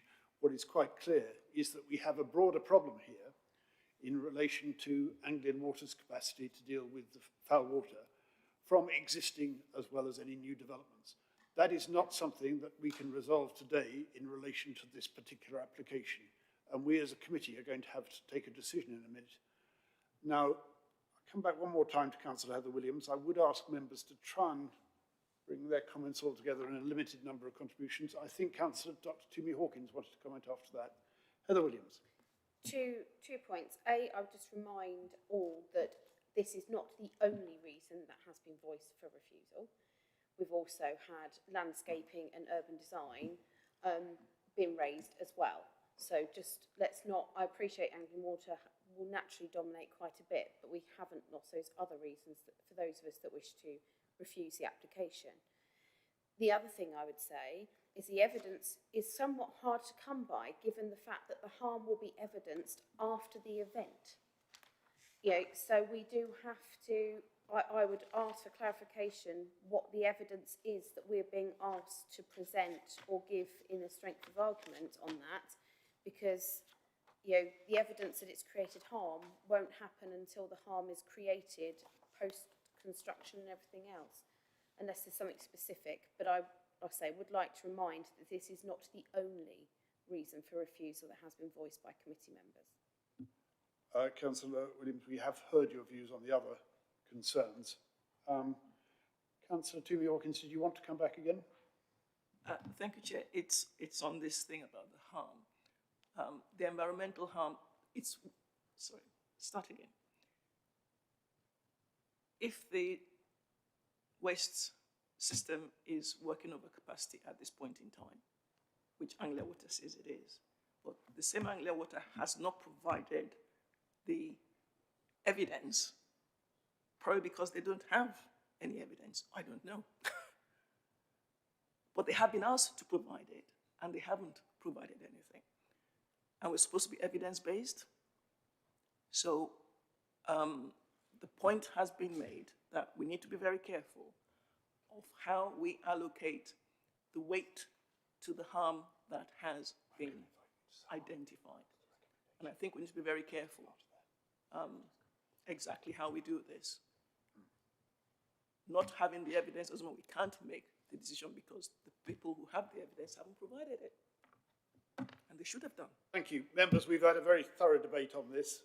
I've now come to the point where I'm going to ask Rebecca to sum up the recommendation on page 104, paragraph 28 there. Rebecca may have something else to add as well, but we'll see. Thank you, Chair. Something else I was going to add is what I've just been looking for, which is the Environment Agency's environmental position statement on such a subject from December. And I just wanted to read out the bit where of the Environment Agency advice on, which is headed Advice on Planning Applications. Given that national planning policy does not explicitly require assessment of cumulative risks on the water environment when determining planning applications for developments that do not require an environmental impact assessment, it is unlikely that the impact of increased discharges from individual developments will be significant enough in each instance to contribute to an unacceptable level of water pollution, as per NPPF paragraph 187E. local planning authorities should be satisfied this is the case for each development. I've been looking for that, so I just wanted to take the chance to read that out. So, in summary, officer recommendation is approval, subject to the conditions set out in the report with minor amendments to conditions as drafted, along with, I believe, the addition of an EV charging condition and the addition of a protection of green space condition, together with the satisfactory completion of a Section 106 agreement, which includes the heads of terms as set out in the report, with the removal of the county contribution, together with any minor amendments delegated to officers, and the deadline for completion of the Section 106 agreement to be 6th of May 2026. If it's not later, if it's not completed within that period, delegated authority given to officers to refuse on the basis of lack of secured mitigation. Thank you, Chair. Thank you. Members, decision time. It may well be that we will have an alternative proposal, but I wonder if any member would like to propose that we accept the recommendation of officers. Councillor Toomey Hawkins, seconded Councillor Rickson. I'm going to take a recorded vote on that, please.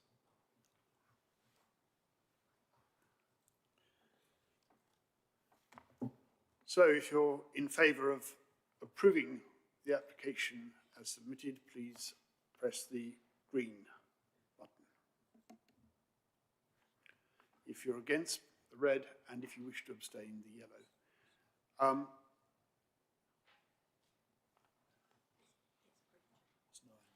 Right, so that application is approved and we will not be considering an alternative proposal on that.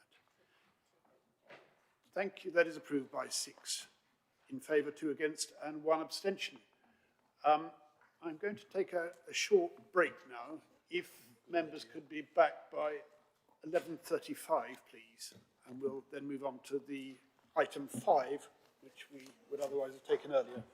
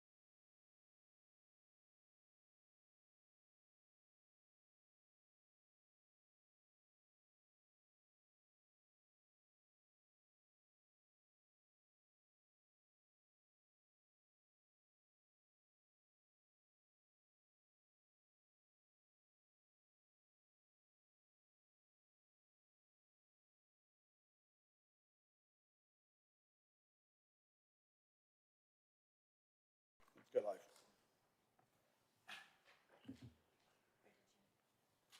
Right. Welcome back, everyone, to this meeting of South Cambridge District Council Planning Committee on 11th of February. We now come to the item that perhaps we should have started with normally, item 5, which is application 25-10345, full for 1 Royston Road, Foxton. Before I ask Dominic Bush, case officer, to give his presentation, let me just say, members, that some of the issues that will arise on this application may just possibly have been debated in the last application, and I don't propose to invite long contributions to the debate on those matters, or indeed to invite members to contribute more than at most 2 contributions on this item.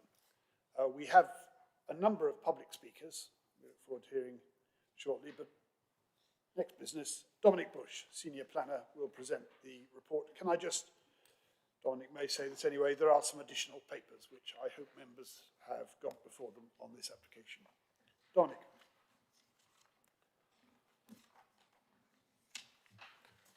Thank you, Chair. Yes, so as you said, this application before members is at 1 Royston Road in Foxton, and it is seeking permission for a mixed-use development, including 3 commercial units, 7 residential units, and associated landscaping. Any suggestion? As you just touched on, Chair, there are no further amendments beyond the circulated amendment sheet, but that covered 2 main points. So there were some CGI images provided by the agent. These are indicative and not approved plans, but give you an idea of the appearance of the proposal. And there was also an additional statement from the Parish Council setting out their concerns with the application. This wasn't considered to raise anything further beyond what their 2 initial responses raised, and wouldn't change the officer recommendation.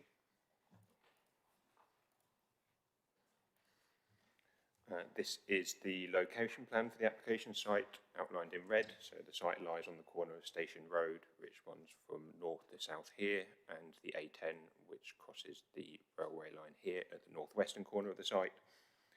Foxton Railway Station and the southern platform are immediately to the north of the application site here. Immediately to the south of the site is the residential property of number 76 Station Road, and beyond this Station Road is a residential street with the application site forming the northern end. You'll see an area outlined in blue to the east of the site here. This has been excluded from this application, but is within the applicant's ownership. Here we just have an aerial view and GIS map of the application site. So on the left-hand side, you can see the GIS mapping. Both the Greenbelt and Development Framework boundaries run through the middle of the site, roughly from north to south here. The eastern side of the site is therefore located outside the Development Framework and within the Greenbelt. The blue patches within the site here are areas of surface water flood risk, so there's low and medium surface water flood risk towards the northern side of the application site. And you might be able to hopefully make out there's a purple line here that runs along the southern platform of the railway, and across here that's a public right-of-way. On the right-hand side, just quickly an aerial view of the site. So this pile within the centre of the site was previously a dwelling that had prior approval granted for its demolition. Dominic, sorry to interrupt. Can we just go back to the previous slide, and I would ask you to confirm the exact location of the railway line? Yes, sorry. So the railway line runs along here. This rectangle here is the railway station building and the platform, so the railway line runs across there. So the 3 lines lower down, what is that meant to indicate? They are telegraph lines. Okay. They run across the site, or power lines, sorry. Sorry, please carry on. I just wanted clarification on that. This is the existing site plan for the application. Sorry, I've flipped it so the writing is all upside down, but this gives you the same orientation as before. So this is the footprint of the previous dwelling that existed within the site, again, the railway station platform to the north, and it cut off, but the existing access to the site is from the southwestern corner down here. This is the proposed site plan for the application. So as you can see, there's a single building proposed within the application site, located towards the northwestern corner and the corner of Station Road and the A10. The existing access to the railway station platform is just here. Access to the site remains the same as existing from the southwestern corner, although it is widened to facilitate the use of larger service vehicles as required. Car parking is then provided to the left-hand side as you enter the site, with a turning head at the end of the access and 3 further car parking spaces. One point that I think is important to note is that the approximately 1.7 metres of the eastern extent of the buildings is offices considered to be located within the Greenbelt and outside the development framework, which runs roughly from top to bottom across this plan. And then obviously the turning head and the residential gardens are also located in the Greenbelt and outside the development framework. I set out in my report, this isn't considered to result in a refusal on the principal development, but it's important to consider. As you can see, there's a large number of cycle parking spaces proposed in addition to the car parking. So there's 30 public cycle parking spaces split between this area here and this area here. And there's then an internal cycle parking for the residential units, which is here within the footprint of the building. This is along with the bin storage, again, here and here for the commercial units and the residential units. The separation between the private space of the residential units and commercial units is provided by a 1.8 metre high fence, so everything to the right here is private residential and everything to the left is public. This is the proposed ground and first floor plan. So on the left at the ground floor, you can see the 3 separate commercial units. So they range in size from 44 metres squared to 91 metres squared. It's been suggested within some of the statements about their proposed use, but officers consider that it's sort of flexible Class E as proposed for all 3 of the units. Indicatively, this bottom one is shown as a cafe with outside seating. 2 residential units are proposed at ground floor. These are single level units with 10 metres, 14 metres squared private balcony to the west here. Just again, a point 0.2 here is 48 metres squared internal area. I set out in my report this is 2 metres below space standards, but officers don't consider that this minor shortfall is sufficient to refuse the application for that reason. And again, it just gives you a better idea of the cycle parking and bin storage within the building. On the right-hand side, you can see the first floor plans of the application. So all 5 units at this level are masonettes with additional floor area at the second floor, which I'll get onto next. All units are dual aspect with a shared deck here to the south providing access. And there's an internal staircase and lift from ground floor here. They all have also at least 10 metres squared of private external space at this level. And the second floor and roof plans I will touch on quickly. So additional space is proposed within the pitched roof of the buildings, mainly provided by the 8 dormer windows within the roof that you can see on the right. All units also have additional external space within winter gardens at this level. And now the elevation. So this is the northern elevation of the building, the elevation that would face onto the railway line and the railway platform. So at this level, you have the frontage of the commercial units at ground floor level here. At first floor, these are winter gardens for the residential units and the dormers you can see above. It also gives you an idea of the height of the proposed building at approximately 2.5 stories. This is the eastern elevation of the building, so the elevation that would face out in towards the Greenbelt and the open countryside beyond.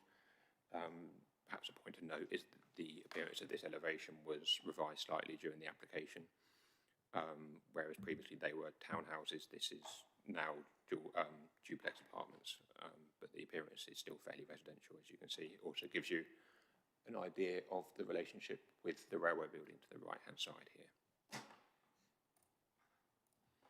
And the southern elevation, so this is essentially the back of the commercial units. So the residential access is through this door here, labelled number 2, and you've got the bin and bite stores through the grey doors here. The deck access that I mentioned previously would be screened by this 1.8 metre high, I believe, wooden panelling at first floor, and then also the dormer balconies at second floor have similar panelling to at least 1.7 metres high to prevent overlooking. There's obviously a lot of windows within this elevation that would face towards number 76, which I mentioned previously, but officers consider that this could be controlled through obscure glazing by condition if needed. Finally, on the elevations, this is the western elevation, so it would face roughly towards the junction of Station Road and the A10, and you can see what is proposed indicatively is the cafe fronting into this corner. And just quickly, this is a section cut through the site, as you can see, it's shown here. So you've got the railway station on the left and the very edge of number 76, Station Road on the right-hand side. So there's approximately 3 metres step up in height from number 76 to the proposed building. But the distance from elevation to elevation, I believe, is about 25 metres. So officers don't consider that there's any significant harm to warrant refusal on number 76. And we have a swept path analysis provided with the application. As officers or as members will have seen, one of the reasons for refusal was based upon highway safety. That's partly based upon the fact that as this swept path analysis shows a refuse vehicle reversing into the site, which Highways Authority don't consider a suitable arrangement given the number of cars and traffic that use this junction, especially with the A10 and Station Road. Also, when the railway crossing is in use for passing trains, it backs up quite a lot along Station Road. And just quickly, some site photos. So this is taken approximately at eye level from the railway platform looking into the site. So you can see over the relatively low wall along the railway platform, and this is Station Road running along here, numbered 76 in the back. This is an indicative CGI of the northern elevation, so again the frontages of the commercial units at ground floor, the winter gardens at first floor, and then the dormers at second floor. And there's additional openings proposed within this corner where there was previously a solid hedge running all around to activate the frontages with the commercial units. This is a photo from within the applicant's visual impact assessment showing the junction of Station Road and the A10. So whilst not showing the extent of the building, would fill roughly this space here with number 76 to the right-hand side. This is an indicative CGI of, again, the western elevation showing what is proposed as the cafe on the corner, again with more openings and cycle parking to this side of the site. And the southern elevation of the building, so the back of the commercial units, the car parking along here, this is the screening along the deck that I mentioned previously, and the screening along the dormer balconies at the second floor level. And this is just a quick overview CGI of the site showing the level of development within the site. So you've got the access to the southwestern corner, the car parking, the turning head. This grassed area here is the site or the area that's been excluded from the application but within the blue line. And then again number 76 to the south here. Just finally, this is a photo again provided by the applicant from within the greenbelt looking towards the application site. So the extent of the building would be roughly here to the left of the railway platform building, and number 76, you can just see the edge of it here.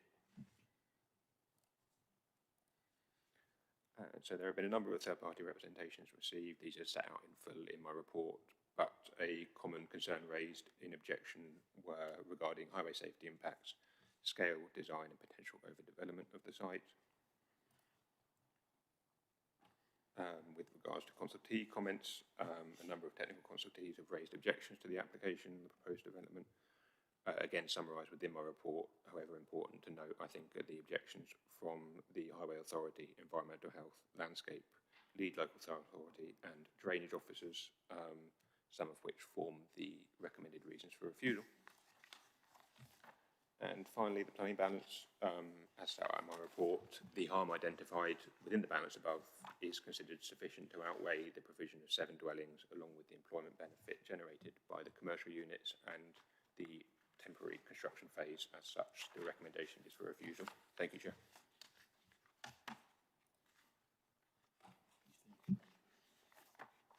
Thank you very much.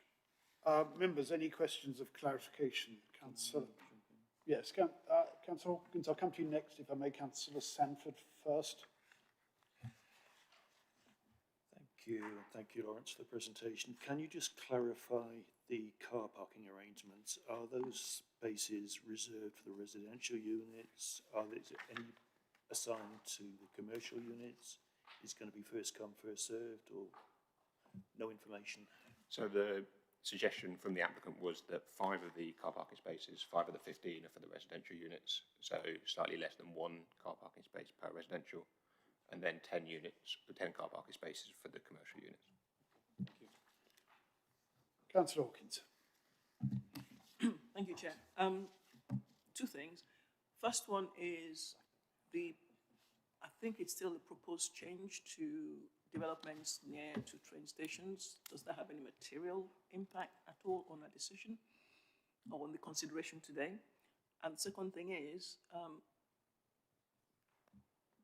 did this applicant actually take this to design review panel, or did we encourage them to, or not? If not, why not?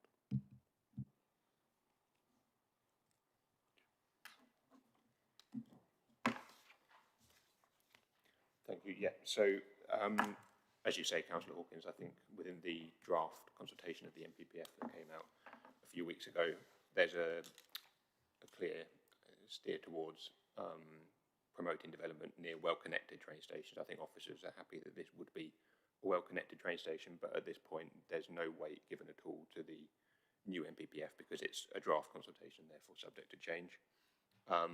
The application did have a pre-application before submission, but wasn't part of a PPA and hasn't been to design review panel, given that there was only 1 pre-app before submission.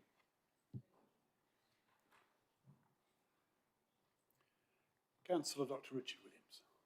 Thank you, Chair. It's just a short one, and I'm genuinely not trying to rehearse arguments we've already had, but I just noticed in the planning balance, the final point talked about harm from the foul water because of Foxton being over capacity. So I'm just wondering, given what we were told in the last application, there was no evidence of harm. What's the evidence of harm in this application? Because it looks very similar. Me again. Anyone. You'll note that on the previous application, it was also on the planning balance on the material reasons for refusal sign, in terms of acknowledging that there was a low level of harm. In this situation, as you'll look in section 17 of the report, which again is quite extensive, when the calculations have done, it equates to less than 0.25% of the daily operating levels. The additional foul water going into Foxton Wastewater Recycling Centre, and so that's why the wording, we've termed it as very low level. Again, requested evidence, none has been submitted. However, officers are acknowledging there's potential to be some level of harm from the additional flows, but we do not have any evidence provided. Thank you, Chair. Thank you for all that Councillor Rickson. So hopefully should be fairly quick to answer, but thanks for the presentation on this application. So my question is, when we are considering works and developments in a residential setting, there is a discussion about, I guess, impact of overshadowing on amenity. Is that something that's considered? Because I'm looking at the section that was shown to us. So it's obviously a 3-storey, but ground plus 2, sort of significantly higher and to the south of the train station. But is that a consideration in terms of overshadowing? Is that something that's been assessed, or is that not a consideration in this scenario? Dominic. Thank you. Yeah, I think in terms of the impact on number 76 Station Road, in terms of the building itself, the officers are content because of the garage that's immediately to the north of the building. I think the consideration is given to the impact on the amenity space immediately to the rear of number 76. Obviously, the orientation of the application site is such that number 76 is due south of the application site, so any impact in terms of overshadowing is going to be fairly limited from the proposed building anyway. And I think the distance between the two, I have measured it on a different plan. So wall to wall is 28 metres at second floor level, 24.5 metres at first floor, so the closest point I think is sufficient distance such that despite the increase in height, the impact on overshadowing isn't significant. Okay. Councillor Dr. Lisa Redrup. Thank you, Chair. My question's about the scale of the building, in particular with it being next to the countryside and the green belt. Often we see plans that have lower building heights on the sides facing the countryside, but in this proposal the only part that is lower is a small section on the station road side. But we do have officers saying that they're comfortable with the scale and massing of the proposed building, so I'd just be grateful for an explanation of why a step down in height on the countryside edge wasn't deemed necessary in this case. Dominic. Thank you. Yeah, and I think as sort of highlighted within the section that Councillor Rickson mentioned before, there is an undoubted increase in scale and step up at this portion of Station Road at the northern end. I think officers considered in line with the urban design officer and the landscape officer throughout the pre-application process that the scale and massing, despite this increase, was suitable given that this forms essentially the northern edge of the village. It's a larger site that officers consider is capable of accommodating that increase in scale. Part of the issue, and I think forms reason for refusal number one, is the fact that the eastern edge of the site has been excluded from the application site, which limits potential landscaping to mitigate the impact, mostly from car parking, but any impact of the proposed development on the countryside and beyond. If that was included, there'd be further mitigation possible. But overall, I think officers' view is that the site itself is separated from number 76 Station Road and the other residential buildings to the south and is capable of accommodating this larger increase in scale. Right, I think that is sufficient clarification. Thank you, Dominic. We have a number of public speakers. Let me just explain that, as I mentioned earlier, we try to ensure that objectors and applicants, supporters, where necessary, get the same amount of time. We have now 2 public speakers in objection, so I'll ask each to take no more than a minute and a half if they would. We then will hear from the applicant. We have Foxton Parish Council, I think, are not able to join us here today. Am I right? But we have got an annex which is attached to the letter of 9th of February, and I will pause before we get onto the debate to make sure members have had an opportunity to read the statement by Foxton Parish Council, and then I think the ward councillor, James Hobrow, will be joining us online later.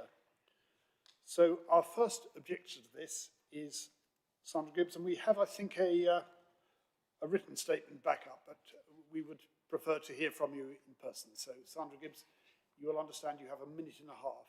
So yes, please, the floor is yours. Thank you. This application represents a clear case of overdevelopment. The scale, mass and intensity of the proposal fails to meet the site's constraints and will cause harm to highway safety, residential amenity and to the character and appearance of the village. The build materials are not in keeping with surrounding properties and the development would be overbearing, and there is no affordable housing. Access to the development is on Station Road and is immediately adjacent to the A10 junction. Vehicles turn off the A10 at speed, and introducing so many vehicles to the site will be dangerous.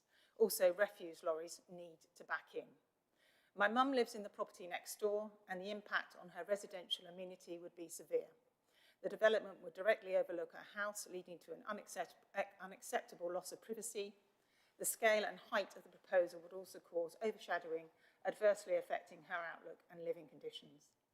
The proposal could potentially accommodate more than 25 residents, in addition to employees, visitors and delivery vehicles. 2 people lived in this site previously in one property.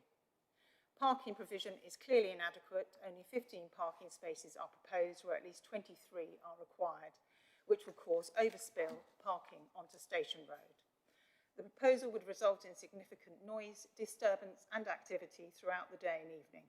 There is particular concern with the proposed cafe, which would generate additional traffic, noise, litter, fire risk and the potential for antisocial behaviour. Thank you. Thank you very much. Next I have, is it Mr. Dyke, I think you're speaking? Yes. Again, you have a minute and a half, please. Well, I'll back up what was just been said. This is a speculative development, not in keeping with the surrounding area, that does not benefit our village, but will impact neighbouring properties in a negative way. It's at a very dangerous location, which I've witnessed often on walking, of cars parked at the top end of Station Road, near the junction. Often there are people waiting temporary to pick up people from the station. They stay in their vehicles, but this quite often causes an obstruction. We often get a tailback of traffic waiting to turn right from Station Road into the A10. Now, if you've got, say, a bus turning left into Station Road and is met by a parked car, even temporary, they can cause a tailback, which I've witnessed actually onto the A10, sometimes actually onto the crossing. There is that not potential for danger. And you can't say that this is not going to generate a lot more traffic for this junction, which already can't take it. This can only get worse with a development of this kind. And if you include the building process, the extra traffic, parking, that won't be able to park on the site, they'd have to park outside at times, it's going to cause a danger. Also, the parish council have made a very detailed report. Most people in the village are against the development, and we believe we should have the final say. Thank you. Thank you very much for that. I'm sorry to tell you that the committee will have the final say, but I appreciate your concerns. Next, I want to hear from Lawrence Haslop, who is representing the applicant. Mr. Haslop, if you would just introduce yourself, and then you have 3 minutes to make your case. Excellent. Good morning, councillors. My name is Lawrence Haslop, and I am the applicant for the application. Firstly, before I start, thank you very much for moving this into the second spot. I really do appreciate it. Okay, so as has been made clear, the planning team support the principle of this development. The building is within the village framework and outside the Greenbelt. The reason I'm submitting this application is I believe it's the better scheme for the local area over the next 50 years than the single dwelling that is already approved. MP Matthew Pennycook's new national policy gives a clear yes to building near rail stations to get people out of cars and onto trains and bikes. We have this shared vision. This is also an opportunity from a national perspective to set a precedent for this kind of development. You are being presented with reasons for refusal, some of which I contest, and some of which I think could be applied as condition. There is nothing fundamental here that should be stopping the scheme progressing. These reasons include parking. So pre-app advice was to drop from the 25 spaces we proposed originally to 1 per unit. We therefore submitted 10 as agreed at the on-site meeting between the urban designer and the planning officer. Once the application was submitted, we were then told it was too few, with no clear numbers given. National rules actually praise restrained parking near stations like Foxton, and we believe the parking provision of 15 is ample for this site given its location next to the train station and cycleway. Despite our requests, no further indication has ever been given to what is acceptable. Surface water. We've submitted the flood assessments, infiltration tests, calculations and soakaway design.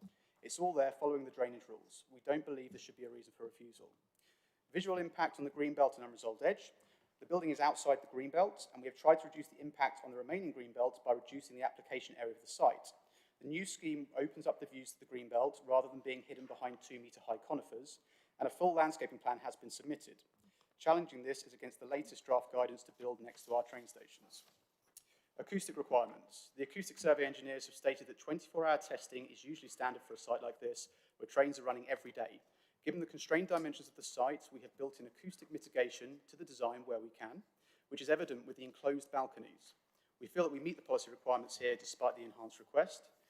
And lastly, highways and waste collection. We have a turning head within the site that the waste collection vehicles can use to solve this issue. Also, highways have requested a speed survey. We feel these can both be conditioned rather than derail the whole application. Councillors, the principle is here is sound, backed by your officers and national policy for growth, especially next to the station. The technical points raised can be secured through straightforward conditions or minor tweaks for acoustics, highways and greenbelt buffering. If the committee feels that we are close, I'd welcome either conditional approval today or a short deferral to refine these small details and bring it back. Thank you very much for the consideration. Thank you. Come back later to the invitation to consider a deferral, but we won't deal with that for the moment. I'd now ask Councillor James Hobro, who I think is joining us online. Thank you, Chair. No, I'm inviting Councillor James Hobro to address us online. Thank you, Chair. Can you hear me okay? We can, please. Great, thank you very much. So this is a key site for Foxton, as it's right next to the railway station.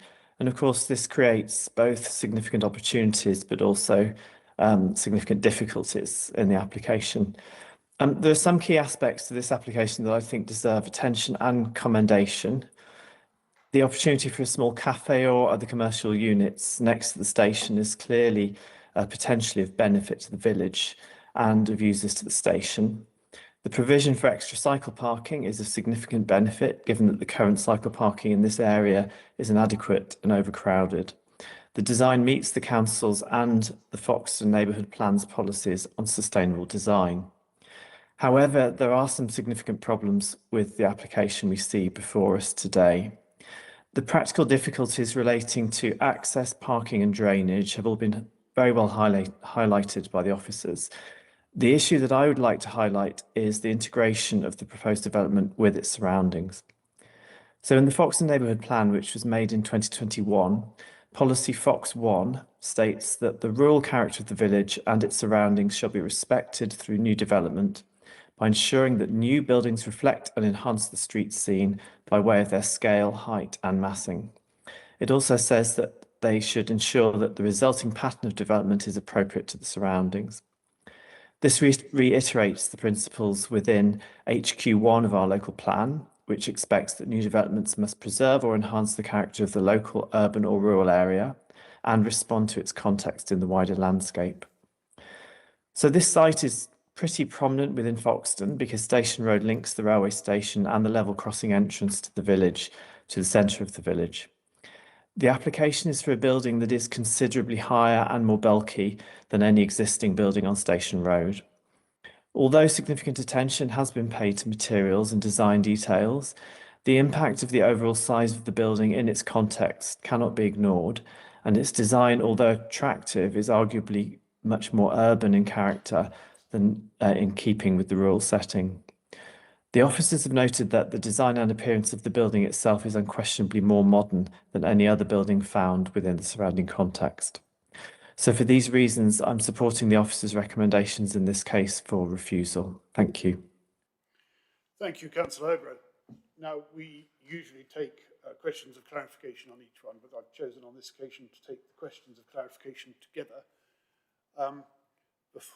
Yes, and then after that we will have a short pause, make sure everyone's had the opportunity to read the statement from Foxton Parish Council, who won't be joining us today. So questions, I think, from Councillor Heather Williams and then from Councillor Dr. Richard Williams and from Councillor Aidan Wilson. Right.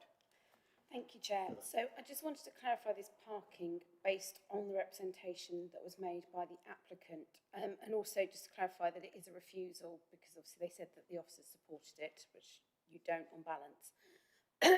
So we see in our report that 15 is seen as inadequate parking. However, unless I didn't hear him quite correctly, suggesting that they came in with higher parking and then we asked for a reduction. So could we have clarification on that? Because I think even 20 would be a struggle on that site to meet the efficient. Surprised it went in that direction. Thank you. Sorry. Yeah, thank you. From my understanding, initially there were a different mix of residential and commercial units proposed at pre-application within the building. I believe it was 9 residential units initially, and officers throughout have held the opinion that the site is capable of accommodating a lower level of car parking than the standards within our local plan. Now, officers' view within this decision is that the residential units within Foxton in this location would need at least one car parking space because the day-to-day needs of future occupiers can't be met within walking distance of the application site. And that's been officers' view all along. Urban design have retained a slightly different view in that they don't like the appearance and the level of hard standing that comes with additional car parking. So in urban design's view, they would like a reduction in the level of car parking. There's obviously a balance to be made, but officers' view all along has been that at least one car parking space per residential unit is a minimum, and that's not currently provided within this application. Okay, so to clarify, it's not that the officer's view has changed, it's that the applicant has changed the application. Yes, so there has never been a level of car parking that Okay, officers are happy so with. I'll discount what was said. Right. Councillor Dr. Richard Williams. I actually have the same question, Chair, so I'm happy Okay. to pass. Thank you. Councillor Eileen Wilson. Thank you, Chair. I just wanted to ask, one of the representations, third-party representations, is that there has been incomplete community engagement. So I just wanted to ask for some clarification of what community engagement there has been from the applicant. Dominic. Thank you, Chair. I'm not probably as aware as the applicant themselves of the level of community engagement, but I believe the applicant has spoken to the parish council and local members, as well as done a level of online consultation with local residents. Thank you. Unusually, no, I'll come to Councillor Rickson first. Thank you, Chair. It was just a quick query regarding the provision of amenity space. I just want to double check that you're happy with that in principle in terms of it provides there's the right amount of amenity space per residential unit. Thank you. Yeah, I think the ground floor 2 units are perhaps the lowest in terms of their private amenity space. They have the 14 square metre enclosed space to the east. The upper floors all have, I believe, at least 2 balconies across the 2 levels, but then there's also the shared communal garden at ground floor level by the railway platform. I think overall that exceeds the suggested levels in the district design guide. Thank you. Thank you. And if I may, my own question relates to the parish council's statement, even though they weren't here to present it. I think the key point that they raise is that this is contrary to the policies in the Foxton Neighbourhood Plan, particularly policies 1 and 5. Can I ask, Dominic, what your assessment is of that? Thank you, Chair. Yes, and I think as Councillor Hogarth touched on, Fox 1 somewhat aligns with policy HQ1 of the local plan and states that new buildings should reflect and enhance the street scene by way of their scale, height and massing.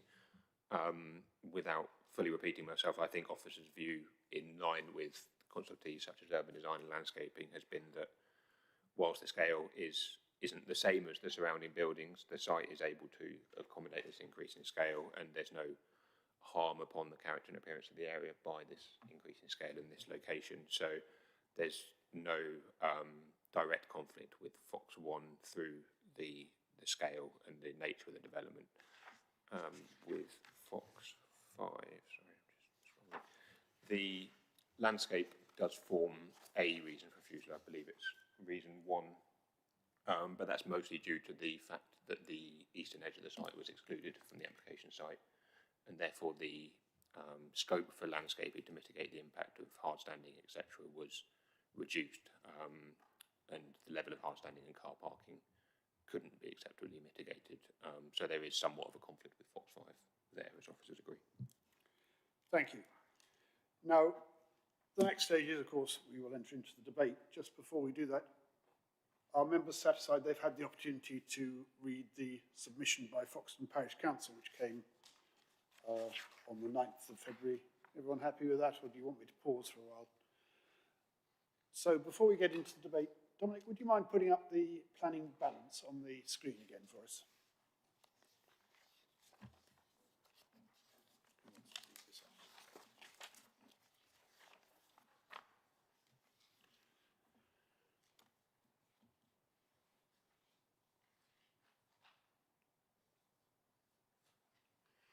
While Dominic's finding that for us, let me just say again how much we appreciate the time and effort taken by members of the public to come along and present to us. It is extremely helpful to us in reaching a decision on these matters. Right. Who wants to kick off the debate? I see again no takers. Councillor Heather Williams, I'm sorry, something wrong with my right eye, please. Shocking, Chair, shocking. So, having a look through, I have seen nothing and I've heard nothing that convinces me that the officer's recommendation isn't the accurate one. There are 7 objections, even if you don't take into consideration, you know, that the parish council, the local member and the residents as well. So this isn't, I know what the applicant said about if there's a case of tweaks, to have this level of objections, we're not in tweaking territory, we're back to the drawboard territory, in my view. I share the concerns in relation to things around the station and when that crossing, all of us notoriously know the Foxton A10 crossing is, in fact, when I was pregnant, one of the things that we were advised was not, because we lived sort of towards Royston, not to come via the A10 in case you got stuck in labour at the Foxton crossing. So, you know, that was literally almost medical advice. It is something that is naturally going to concern people, and it is imperative to get it right and not make any existing issues worse. The principle, as officers have said, of something is established, and the applicant made that case, but this is nowhere near something that we should be passing. So I'm afraid it's back to the drawing board would be my advice today, and I will not be seeking to overturn the officer's recommendation of refusal. Thank you. I'm next going to call Vice Chair Peter Sanford. Thank you, Chair. That is a long, long list of considerations for refusal. Those of us who did the site visit witnessed at close quarters how busy that junction is. We didn't actually see anyone in labour at the time, but I understand that's... you don't think so? We don't think so anyway. I'm particularly horrified to see the suggestion that the bin lorry would have to back out into Station Road as there's not a proper turning circle. That is obviously an accident waiting to happen. I don't think it's the best location either for residential development. Obviously it's very close to the station, which has trains going through early morning, late into the evening, and the A10 is a very busy road with a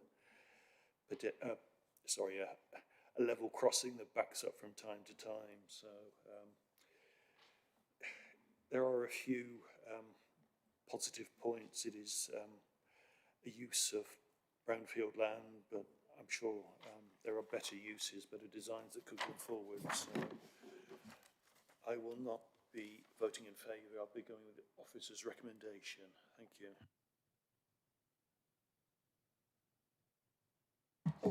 Thank you, Chair. I'll be brief because I don't want to go over what other people have said. I think there are, 7 or 8, I think, objections, and I think everything we've heard to me indicates that the planning officer's assessment is correct. So I'll be voting for refusal.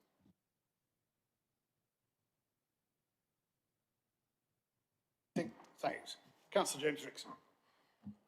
Thank you, Chair. Yeah, I'll try not to cover points already addressed. I think looking at, I know we've been advised that the site could, can take a building of this size and scale. I do feel that it's it's an extremely urban design. On the edge, yes. So on the edge of the village. So that, for me, is something that I just sort of flag as a concern or certainly a consideration.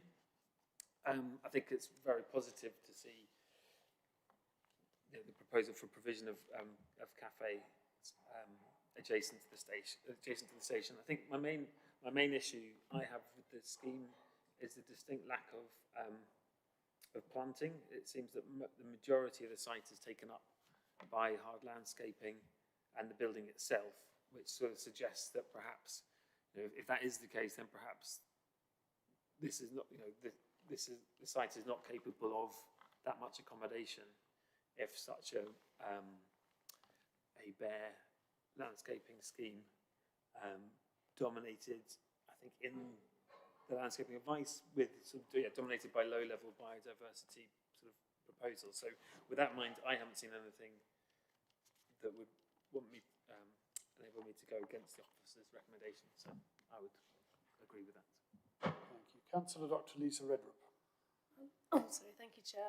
My comments are sort of similar, following on from Councillor Rickson's.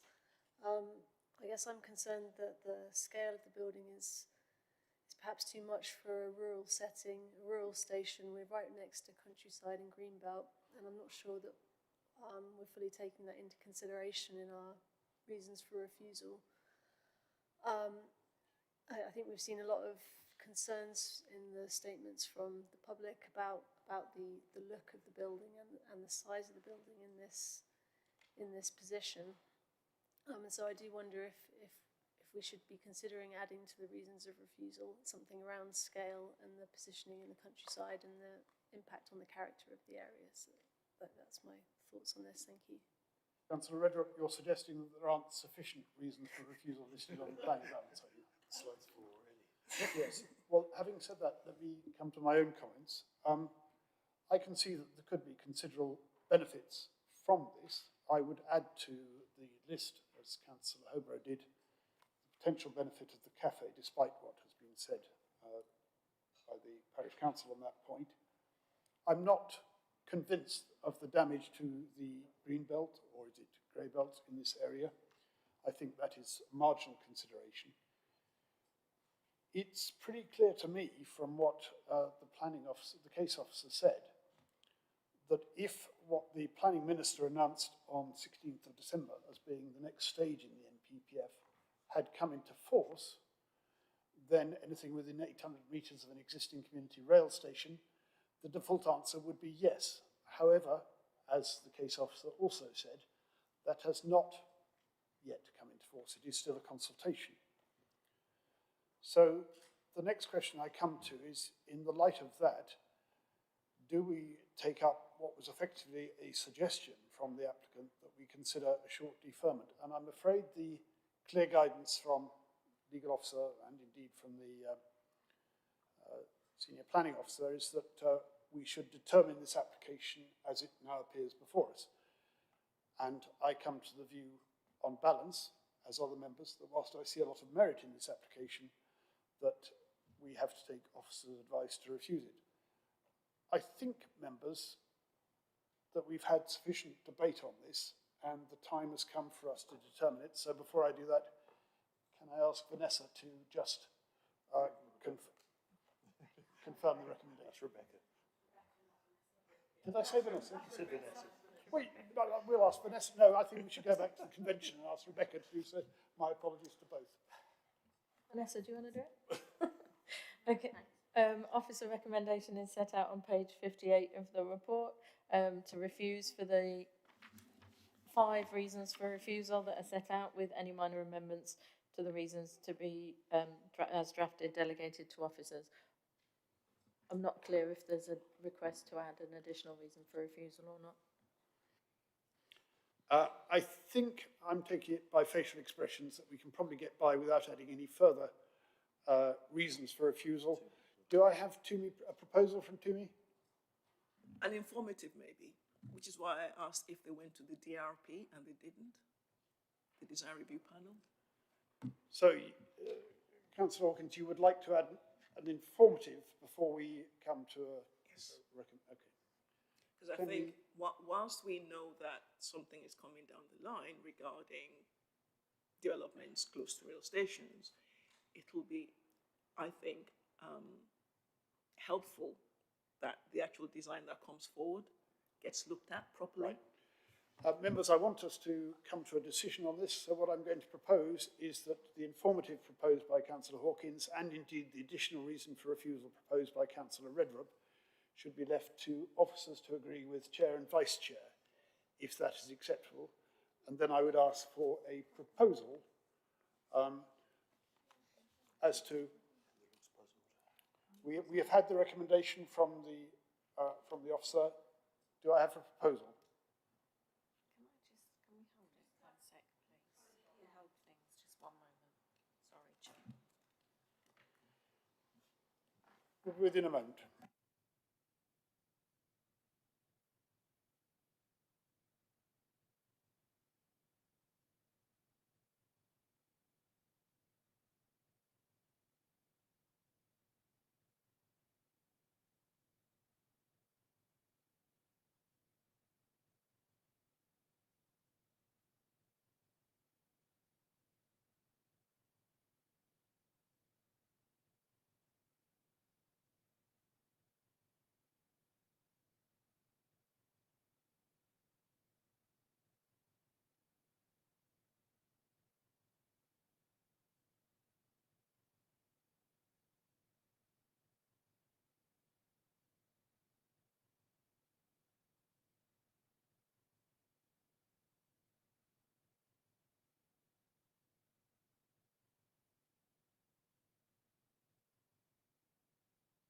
Before we come to, I think we have somebody ready to make a proposal. Before we come to that, can I just ask Councillor Lisa Redrup to repeat the additional reason for refusal that she proposed earlier on, so that officers can pick it up? Yeah, sure. So it was around the scale of the building and the impact on the green belt and the countryside. So it could be under NH8 Part 3 or possibly HQ1 AD. So the NH831 is development on the edges of settlements which are surrounded by green belt must include careful landscaping and design measures of a high quality. So I guess I was just asking if those design measures could apply to the building as well as to the... Is that clear enough for us Sorry. to agree a wording with Chair and Vice Chair? It is, but I just wanted to check because I know you'd said you didn't think there was harm to the green belt, so I just wanted to make sure that it was something... That'll be dealt with by the vote. Right. And I am advised that we can add an informative even if we were to refuse. So I think then we come to, if I may, I'd like to go to a proposal. That's fine, but I'd like members to, I want to be sure that all members are happy with that additional condition proposal, please. Right, so before we can add an additional condition for refusal, Councillor Redrup, do you want to confirm whether or not you are asking for that additional reason to be added? Because if you do, then I will need to take a vote on it before we can do so. Yep, sure. I would like it to be added, please, because if this came to appeal, I would like the scale of the building to be... Okay, do we have a seconder for that? Seconded by Councillor Sanford. Is that, can we agree that by affirmation, that we add that additional reason for refusal before considering our decision, before coming to... Yes? Councillor Heather Williams, I think you were going to make a proposal. Yes, happy with the additional refusal, but happy to propose a vote to support the officer's recommendation refusal. So oddly green to say no. Do we have a seconder for that? Councillor Tooby Hawkins seconds that. So we're going to move to a vote on that. I haven't heard anyone come to... No, we've got an electronic vote before us, so if you agree that we should support the officer recommendation and refuse, then you press green. If you think that contrary to that we should approve this application, then you press red, obviously yellow to abstain.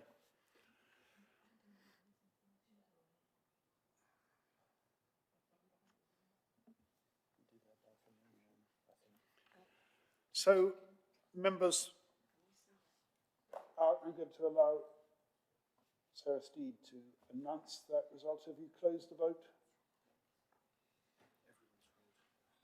Chair, that's 9 votes in favour supporting the officer recommendation to refuse, picking up... picking up the additional reason Picking for up the it, thank you. additional reason, yes, Chair. So that application is refused, and thank you all for contributing to that debate.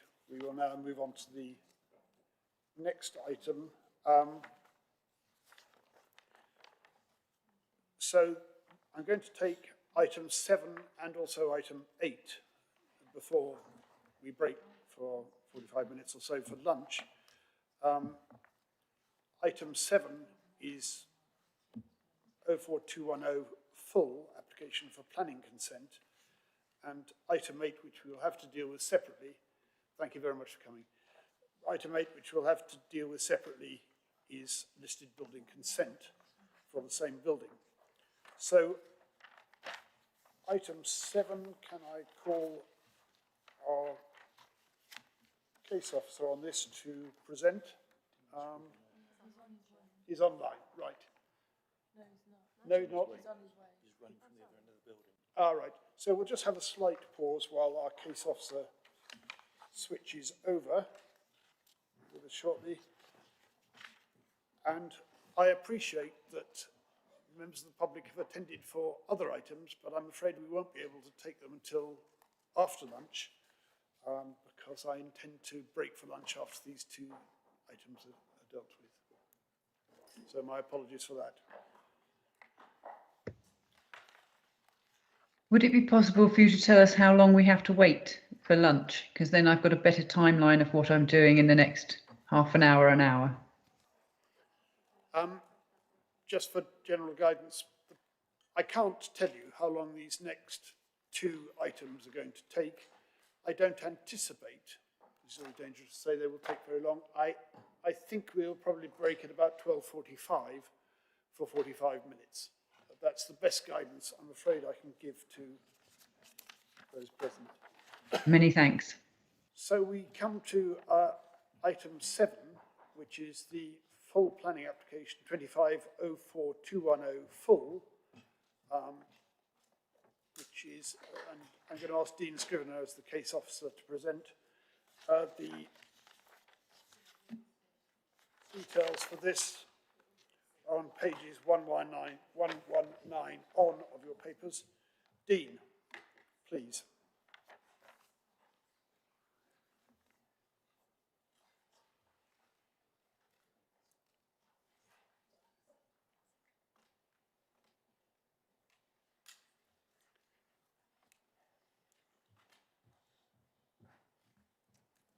Thank you, Chair. I'm just going to share my screen.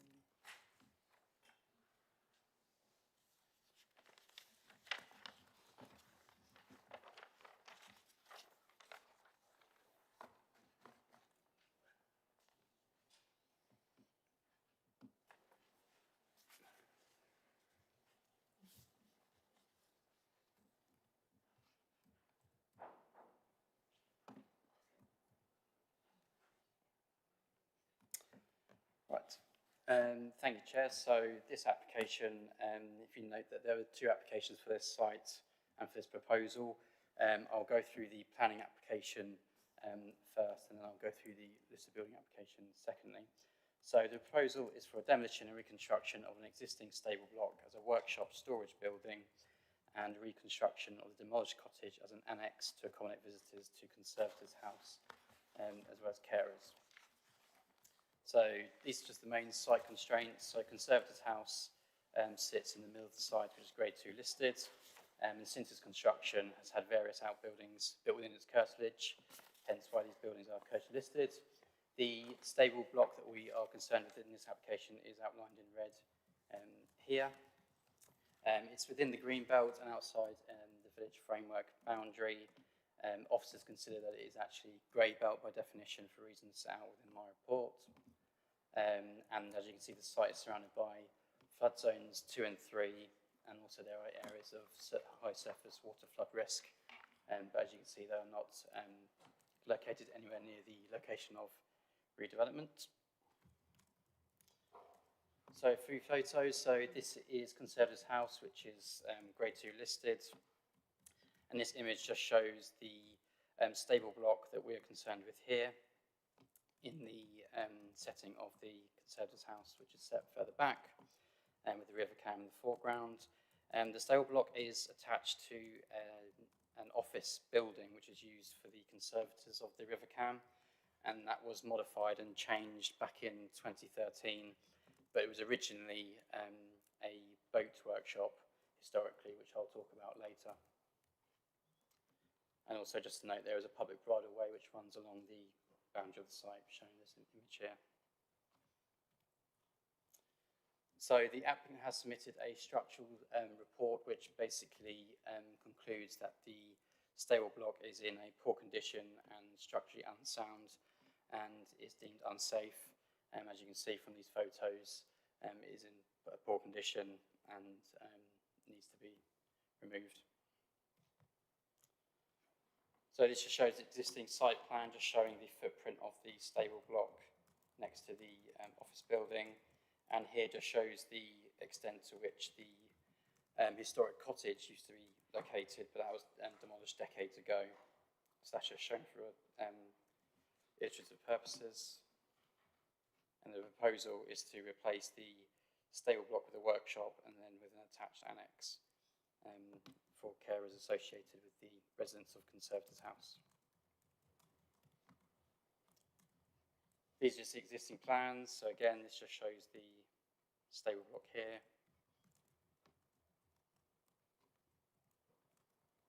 And then what they're proposing. So it'll be 2-storey in height, which will reinstate the height of what the cottage used to be set at. So 2-storey in principle is acceptable in this location. It's relatively modest in scale and is considered to respect the setting of the Conservator's House and not result in harm upon the openness of the greenbelt. So in terms of planning balance, so the site is considered to be grey belt land by definition, and therefore the proposed development is not inappropriate development in the greenbelt. Due to the modest scale of the proposed redevelopment, no harm would arise upon the openness of the greenbelt and the surrounding countryside. And the proposed scale and design is considered to respect the setting of Conservator's House. So officer recommendation is approval subject to conditions. Thank you. Members, any questions of clarification of the officer on that? I see none. Oh, I beg your pardon. Councillor Garvey. I see some trees are going to have to be taken down. All right, do any have... Okay. Yes, I see some trees are going to have to come down, and I just wondered whether we have any tree preservation orders on those. So yes, so a couple of trees will be removed. However, these trees don't have no statutory protection, so they're not protected by any tree preservation orders. And the trees to be removed are acceptable to be removed because they're in poor condition and don't significantly contribute to the area. Right. Members, we have no public speakers on this, so we proceed directly to the debate. Does anyone want to lead off the debate on this? Do we need a debate on this? I'm then going to ask Vanessa to lead us through the recommendation, which is on page 137. No, I'm determined of going to time. Sorry. Members, I'm then going to ask Rebecca to lead us through the recommendation on page 1. It's all right, we'll have no further discussion on this point. I will now ask Rebecca to lead us through the recommendation on page 137. And I just feel like you don't know who I am. Who am I? Officer recommendation is to approve subject to the conditions as set out on page 137 onwards within your report, with minor amendments to conditions as drafted delegated to officers. Thank you, Chair. Do I have a proposal? Councillor Heather Williams, seconded by Councillor Toomey Hawkins. I'm not proposing to proceed to a recorded vote on this. Can we take this by affirmation? So we have a proposal by Councillor Heather Williams, seconded by Councillor Toomey Hawkins, and I'm afraid we are going to proceed to a recorded vote on that. So if you want to vote in favour of the officer's recommendation, would you press the green button? To the contrary, red, as they say. I I shall leave Sarah to read out the conclusion when we close the vote. So, Chair, that's 9 votes in favour, none against and no abstentions. That is approved. Let's move directly on to the next application, the next agenda item 8, in relation to the same proposal, broadly speaking, which is the listed building consent. Dean, Yeah, thank you. anything to add? Yeah, I won't repeat myself, try not to.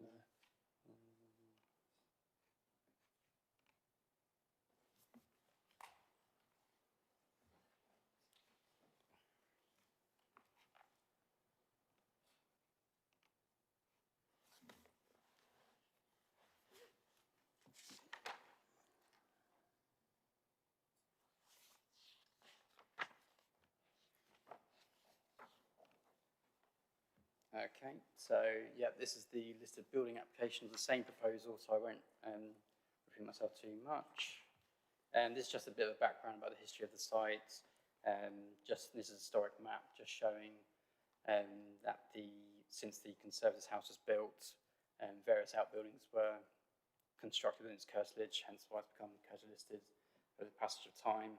And these are this was the original footprint of the existing outbuildings, which originally were constructed, which we're concerned about. That's just an image of what the stables building, which sat in the middle, with the two-story cottage situated on one side and the old boat workhouse with the Conservators' house in the background. And again, that's just showing the existing situation on the right compared to the historic context. I'm just going to go through these. Let's go straight to the planning balance. Similar reasons for why we're approving. I don't want to repeat myself, so that's all right. Fair enough. Thank you. Thank you, Dominic. Do members have any questions on that? Does any member want to start a debate on that? Councillor Dr. Toomey Hawkins. I think the fact that we have no objections from the usual suspects means that I think we're good to go on this one. Heritage especially. Right. Well, I'm going to ask Rebecca on this occasion to just refer to the recommendations on page 153. Is that me? Is that all right? Rebecca, please.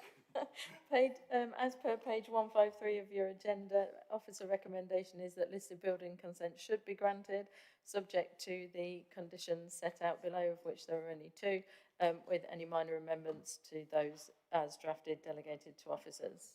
Thank you, Chair. Do we need a proposal? You do. Sorry, Chair, I did try to, I wasn't quite quick enough. Did you have a question of clarification? I did, well, I requested informative, I don't think we could condition. It's just quite often in these cases, we do ask that any materials that can be repurposed and reused be so, or be made available for other areas when it's historic buildings. That's just something, because I know sometimes it's not possible on site, but there are other listed buildings that are looking for that fabric and material. So it's about the recycling and repurposing of anything that is, there is still some bricks and things like that that can be used. A question of clarification, or are you asking an informative? No, I was trying to get in condition? beforehand to, I don't think we can condition it, but if we could put an informative on, I think that's what we normally would do, if possible. The materials condition is on the full planning application. So because there is no condition on the listed building consent in relating to the materials condition is actually on the full planning. But could we just put an informative then, to make them available if they don't? On the listed building consent? Yeah, if they don't have any need themselves, we request them to make them available to other people that may need them. Because I'm aware that trying to get hold of these materials, if you've got a listed building, is getting harder and harder, and we don't want to lose more if we can help it. whilst not wanting to be Bear with us designated a as minute. We're Dr just going to look Hawkins' through and see what usual we suspect. have already and whether what we can't do is to add any informative or condition to the one which we determined a short while ago. So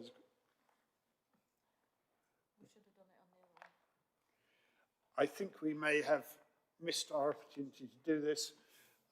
If we just remind ourselves of the conditions on the previous one, which we have already determined, and I'm afraid that will have to deal with this matter. Chair, I understand that for a condition. That's why I'm asking for an informative. Informatives aren't enforceable. The question is, can we have an informative on this one in addition to the conditions which we have already agreed on what I'll call the other one?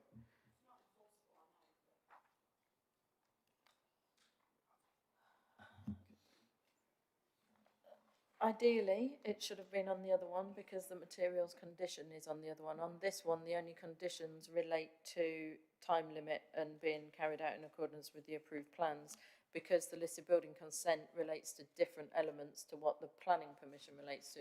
So the planning permission relates to the proposed materials, etc. I can word something, but it might not be quite as forceful as you were requiring. Members, are we happy that Rebecca and Vanessa will do their best to come up with a wording which can be agreed with Chair and Vice Chair to satisfy the concerns raised by Councillor Heather Williams? Okay, and on that basis, do I have a proposal? I have a proposal from Councillor Dr. Toomey Hawkins, seconded, I think, by Councillor Heather Williams, that we proceed to approve this as outlined by Rebecca. And I'm again going to take a recorded vote on that. I don't think I need to explain which button you press.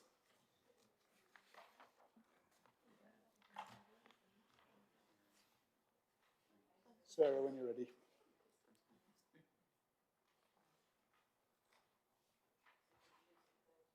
Chair, that's 9 votes in favour, none against and no abstentions. So that listed building consent is approved for the Conservators' House at Clayhythe Road in Horningsea.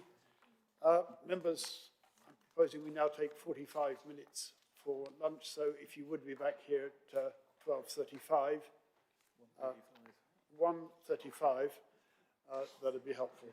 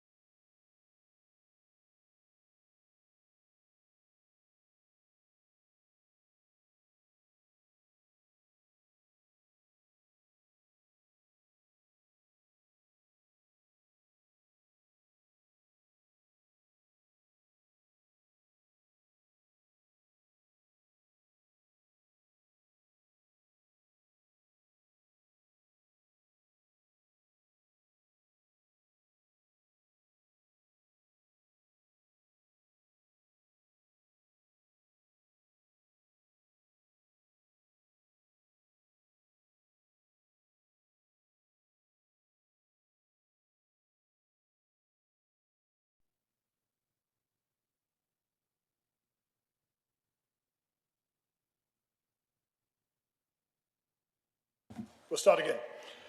Welcome back to this meeting of the South Cambridge District Council Planning Committee on 11th of February. We now come to agenda item 9, which is application number 25-03737 full for site at 20 Station Road, Steeple Morden. And I'll ask Mary Collins, our senior planner, to present her report. Just to say, you'll find the details for this one on page 155 onwards of your papers. Mary.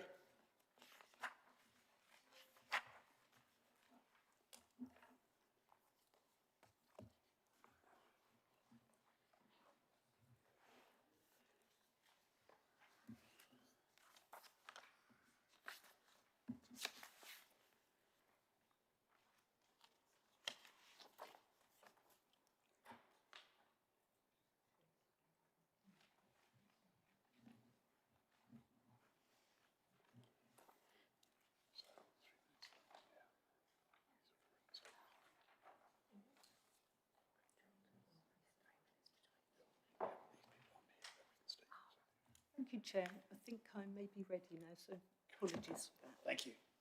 Go ahead.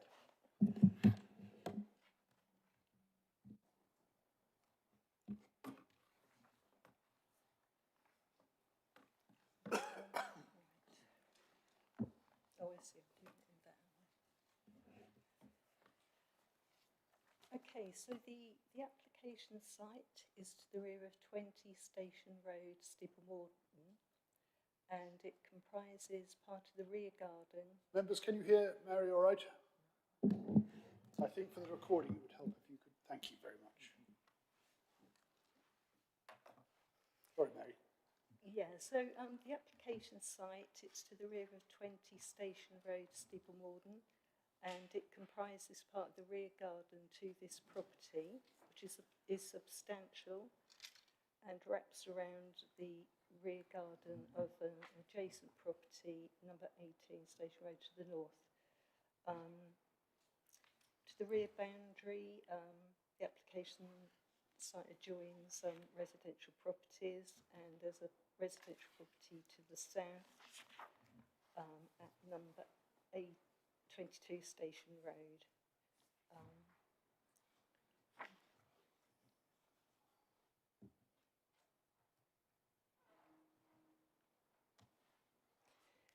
So this just shows the existing site plan. As I say, the main part of the site, this section here, is approximately 50 metres deep by 35 metres wide, so quite a large site, but it's currently open with a grass surface. So in terms of the principle of development, the site is within the development framework of Steeple Morden, and the principle is supported under policy S7 of the local plan.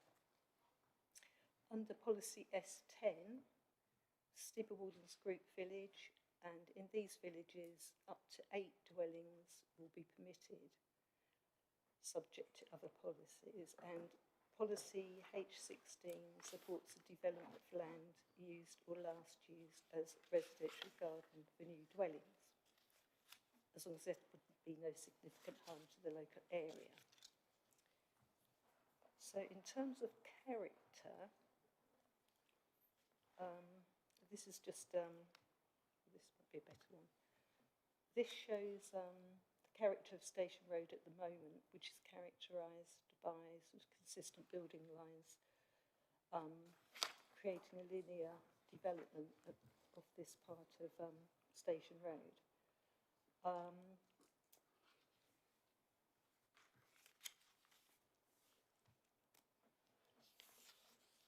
So this slide just really shows an aerial view of Station Road prior to the application site as it is at the moment, because we've got lots of trees and it's not as green as it was at the time. So in terms of the application location site and the local character. This particular pattern of development is largely experienced and appreciated when viewed on an aerial image and a map such as this.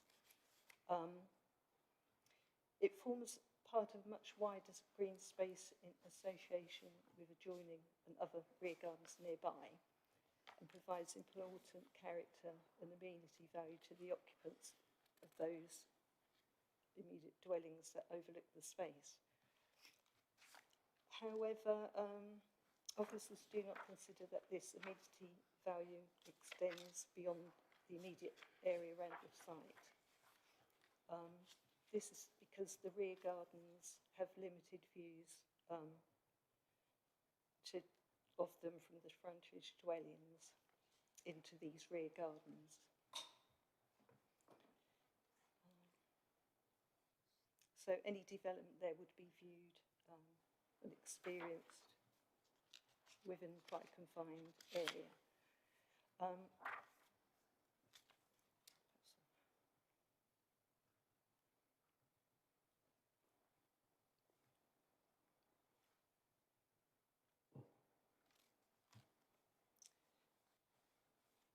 So given the frontage dwellings are in close proximity to each other, with little space in between, we're of the opinion that any gaps through this frontage would be quite minimal, and the screening impact of the frontage dwellings would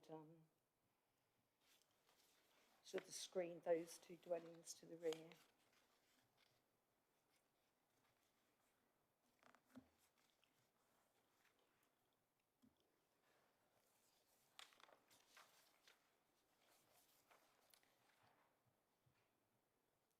So if I just show this site plan, so with regards to the siting of the two dwellings, they can be accommodated within the site. The height of the dwellings would be comparable to the ridge height of the properties on the frontage, and although they're described as being 1.5 storey, they would attain in effect 2 stories, although this wouldn't be across their full footprint. So in terms of their siting, they occupy a subservient position, but in terms of their scale, potentially this may impact on the character of the site. So although it's argued that the siting of the dwellings in this garden may be acceptable in principle, and that the proposal does not amount to overdevelopment, character of this site would change as a result of the proposal. So, as I say, the character of the garden is open, tranquil and secluded, and given its setback from the street frontage, it's land that is characterised by being historically dark. So the proposal, with the creation of a new shared access to the properties, would introduce increased activity associated with this residential occupancy, and so on. So, owing to this, officers consider that there would be harm to this site, and that the development is not of scale, density and character appropriate to this location.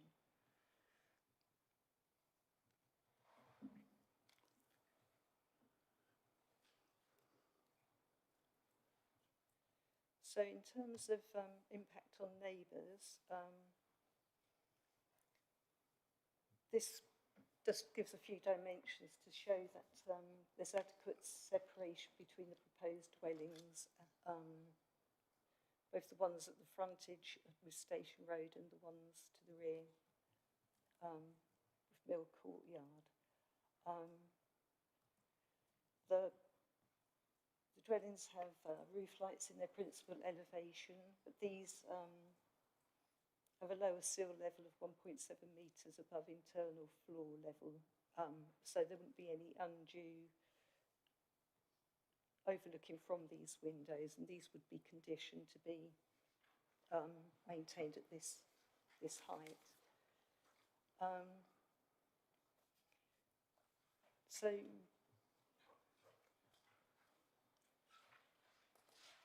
with regards to the impact on number 22 Station Road, due to the acute angle at which the development would be viewed from rear windows,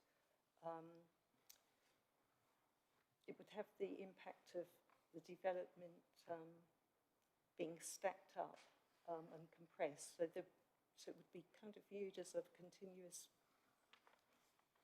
development along that boundary, and so could be detrimental to outlook. As regards to the neighbour to the north here at number 18, the proposed driveway serving the two properties would run along the full length of this common boundary here, and the development would wrap around the rear garden. So with the two additional dwellings using this access, this would generate a change to the existing situation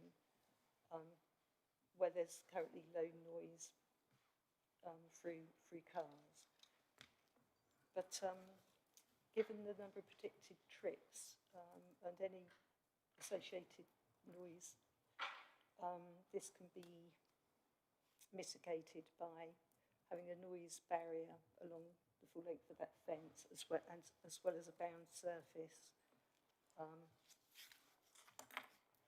to provide a noise, to mitigate noise. So with regards to any overlooking from the access road across the existing fence here, there was concern raised that this would provide opportunities for hire vehicles, such as delivery vehicles, to have views across into the private rear space of number 18 Station Road. The application seeks to address this by installing a 1.95 metre high fence and lowering the ground level of the access road. So a condition would be attached to secure that, if minded to approve. So in conclusion,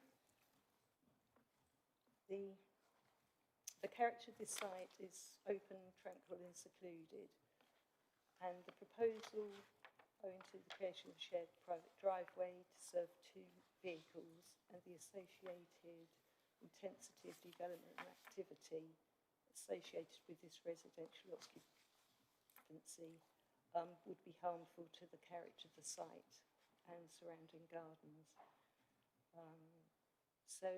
Refusal is recommended by reason of the scale of the proposed dwellings and the associated garages and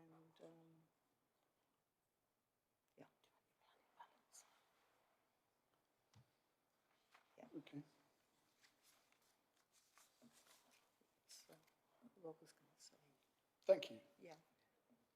Does that conclude your presentation? Thank you very much, Mary. Any questions of clarification, members? I have one myself. At page 178, paragraph 23.6, the two-storey scale of the proposed dwellings and scale of the associated garages would introduce a character of development which is not considered appropriate to this location. And that, of course, is repeated in the recommendation. I didn't see a reason for that.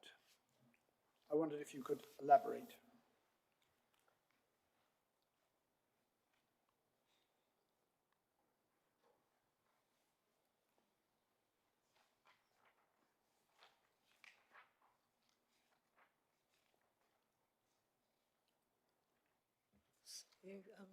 So, Chair, yes, I think that the reason for that is that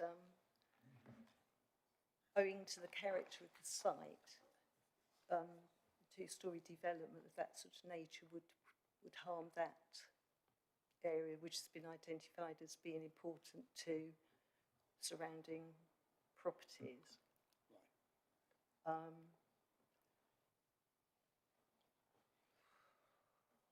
So that is really a judgment call rather than a particular policy in our local plan. Well, it's policy SC7, I think, and sorry, S7 and policy HQ1 and policy H16. They've all got a little aspect of impact on the surrounding area. Any other questions, members? Right, well, we have a number of speakers, public speakers on this one. I think we just have one objector speaking today, but 3 objectors have submitted written statements instead, which are on your letter of 9th of February, page 7 onwards. So we could pause, just make sure everyone's taken account of those. We will then hear from Peter Biggs as agent and from Stephen Morden Parish Council representative, who I hope is online, in which case, thank you for your patience. We do have a statement there if necessary. So, Keely Gibson, sorry. Thank you, Keely. The floor is yours. 3 minutes, if you would. Thank you very much. We live at number 18, so our property is the one that would be most affected by this proposal. The combined noise, light and activity caused by the overbearing development of this garden plot would result in an unacceptable loss of residential amenity for us, with significant implications for our well-being and mental health. The access road runs right along the perimeter of our property. In July, the council recommended withdrawal of the previous application due to increased vehicle activity along the full length of our boundary, citing impacts from noise, vibration, emissions and dust, and a loss of privacy associated with the elevated delivery vehicles. Although revisions have been made, these issues remain completely unresolved. The application is misleading. It omits a garage from the plans, which has already received approval, which makes the site look less developed. The noise assessment significantly underestimates the vehicular movement. Each property is a 3-bed, but has a study which is a comparable size to a bedroom, meaning the properties would function as 4-bed homes, rendering the trip generation assumptions void. The increased boundary height will not protect us from noise and light. There is no curb, footway or landscaping, so all vehicle movements will be immediately adjacent to our fence and will be clearly heard along the entire 55-metre boundary. Privacy impacts also remain unresolved.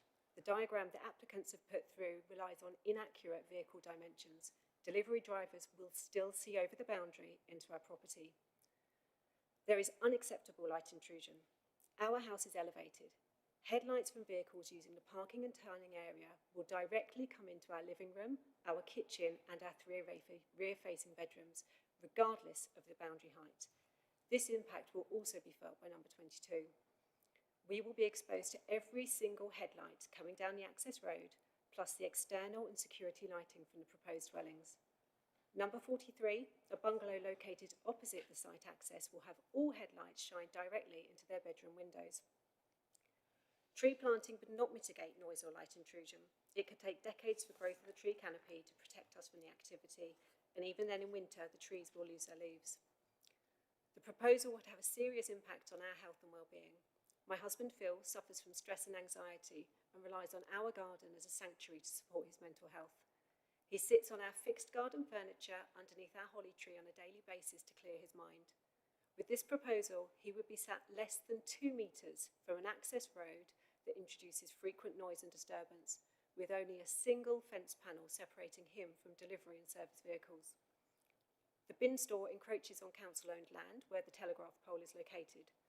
On collection days, up to 3 bin lorries would service bins positioned close to a bedroom window, often before 8 AM. Up to 12 bins would be dragged the full 55 metres along our boundary, there and back, resulting in significant early morning disturbances.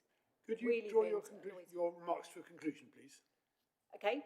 Thank you. The developer doesn't feel that this application causes any significant intrusion through light or noise. It does. It impacts us a lot. Thank you very much. Now, we do have the opportunity to ask questions of officers, not, I'm afraid, to our speakers. See none. I hope members, yes I do. Councillor Heather Williams, a question to the officers on that. Can I just ask a question in what was raised in relation to the bin storage and being on council property? Is it possible to see the red and blue lines again, just and to understand exactly where the boundary is?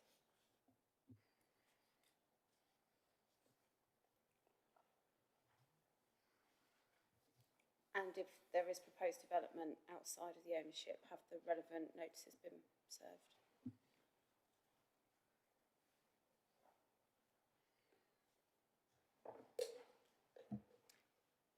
So this is the position of the bin store on collection days. It's within the red line of the site.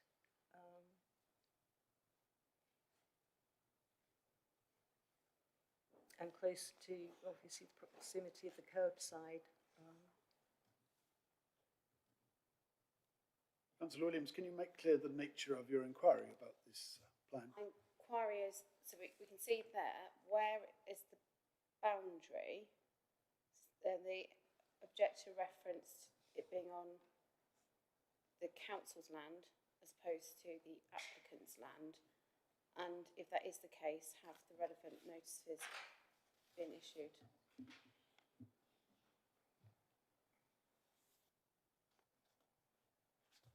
Bear with, I'm just checking the application form, but it's within the red line of the site. It's not on the highway grass verge where the bin store is proposed to be located, as you can see from Mary's plan that she's got on screen at the minute. And I'm just going to have a look at what certificate was on the application form. Apologies.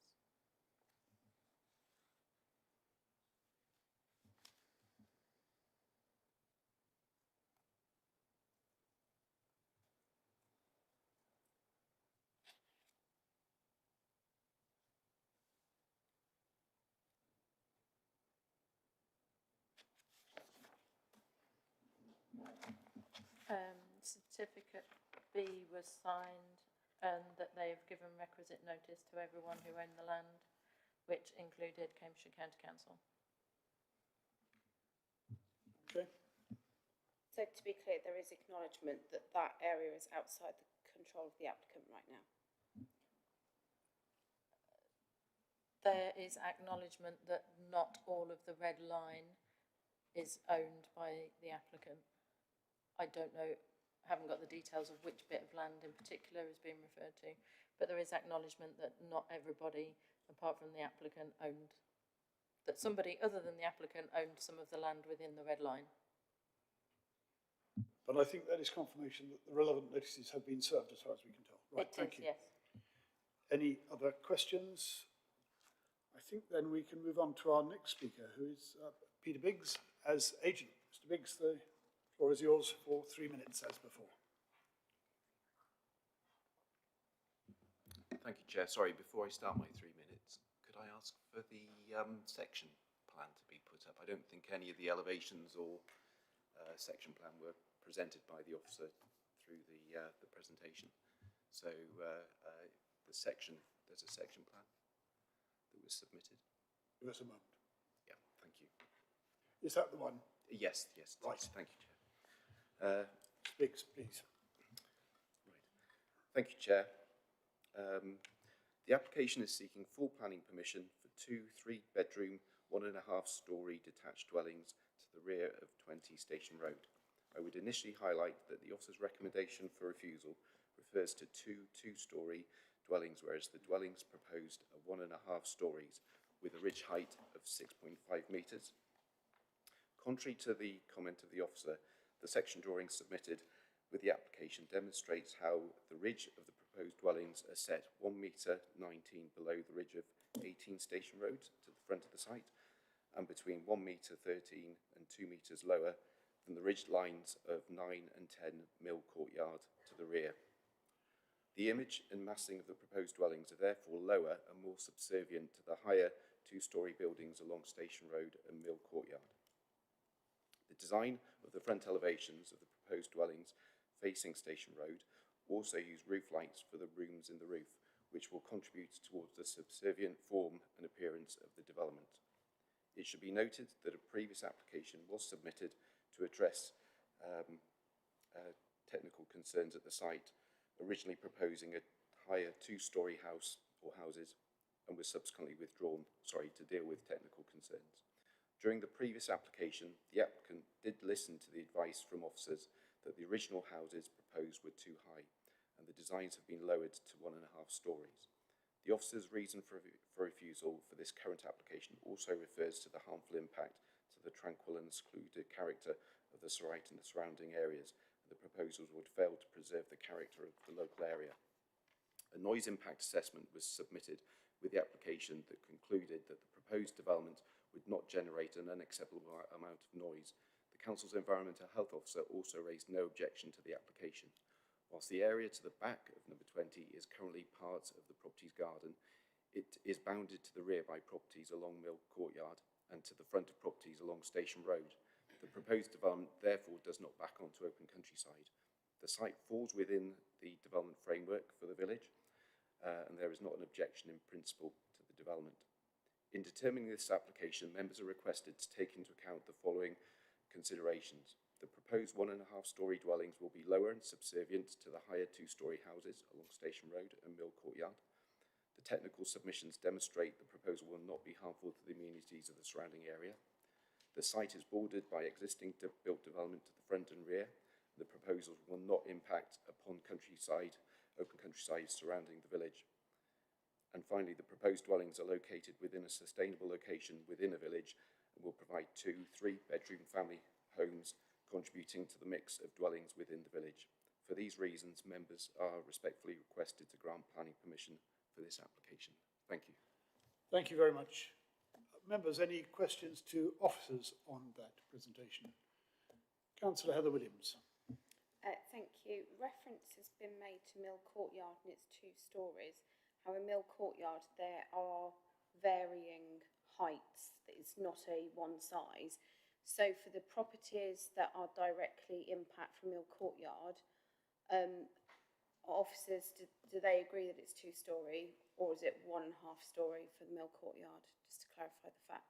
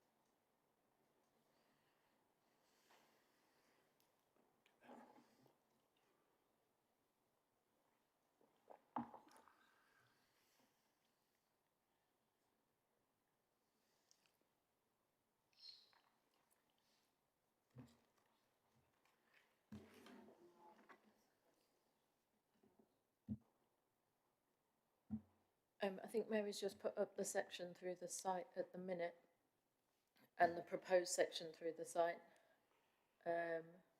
Sorry, let me look at my screen instead. Got my wrong glasses on this afternoon. Yeah, so you can see on the bottom, and the top, the section through the site at the minute, and on the proposed section through the site. I think number 9 is the building that's on the left-hand side of the sections, and my view of that is that it's 2-storey at that point, looking at the height. Sorry, Mary, have you got the measurements?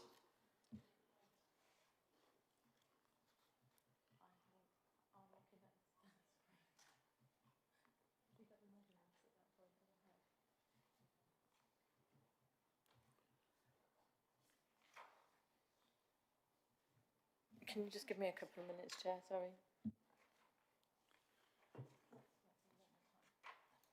Well, perhaps while you're finding that, I could put another question. The recommendation is that the proposal would introduce a character of development which is not considered appropriate to this location. By reason of the two-storey scale of the proposed dwellings, do officers accept that that was the previous application and this is a 1.5-storey application? Perhaps those might both be addressed in the same section.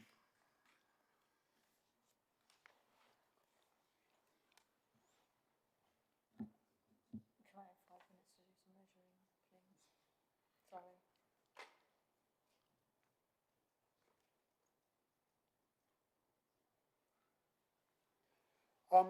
What I'm proposing to do is we have waiting online, I think Councillor Angela Gear representing Steeple Morden Parish Council.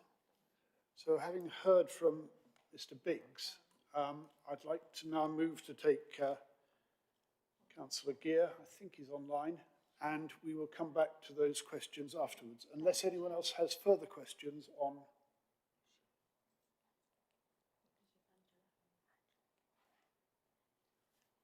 Yes, so if Councillor Gear is online, perhaps you'd like to address the committee, Councillor Gear.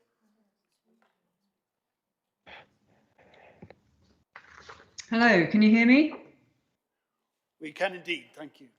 Perfect. Thank you very much for letting us speak today. My name is Angela Gear, Councillor Angela Gear, and I am from the Steeple Morden Parish Council and are representing the views of the Parish Council. So Steeple Morden Parish Council recognises the ongoing need for new housing. And in principle, we support development where it's appropriately located and respects the character of our village. However, we believe this proposal is one of the exceptions, where development would cause clear harm, and for that reason, the Parish Council objects to this application. The proposal seeks to construct 2 dwellings with garages within the rear garden of 20 Station Road. And due to their siting, their scale and mass, development would have a severe and detrimental impact on the rural character of this part of Station Road. This section of the village has a long established linear form, with development fronting the road and deep rear gardens behind. There is no precedent here for backland or infill development of this nature. The developments cited by the applicant name Plough Close and Windmill View. They are simply not comparable, as they were built on previously developed brownfield land rather than within long established domestic gardens.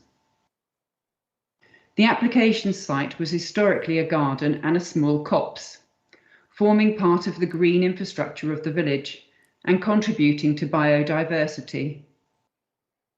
While the land has already been cleared, the construction now of 2 houses with detached gardens would represent a permanent intensification of use and a fundamental change to the character of the area, removing any realistic opportunity for the land to recover its former ecological value. The Parish Council is also concerned about the impact on residential amenity. The site is surrounded by approximately 17 neighbouring properties, and the introduction of new dwellings in this confined backland location would result in significant overlooking and loss of privacy. Finally, the Parish Council is concerned about precedent. Approval of this application would open the door to further back garden development along Station Road, gradually eroding the historic layout of the village that has remained largely unchanged since the early 19th century.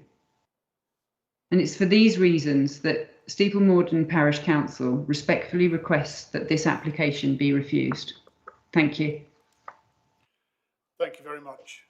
Now, officers are just seeking to track down the answers to questions they were asked previously. We can no doubt add to the list while they're working on it, or do you want to respond to previous questions first? I can come back on the previous questions first. Mary, if you can put your photo up, please. So the property at the back of the site has got 2 stories. It's got a gable end. I think you can... is there anything you can zoom in on that one? I've got a zoomed in version. So on the right-hand side, it's got a gable and it's 2 stories.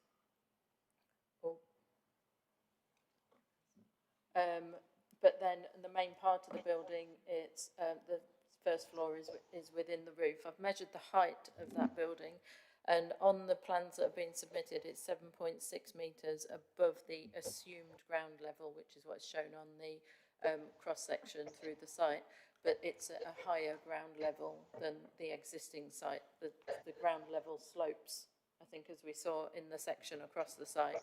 And the proposed house, I think, as referenced by the speaker as well, is 6.6 metres above the existing ground level. So it is between 1.5 and 2 stories in height, the building at the rear.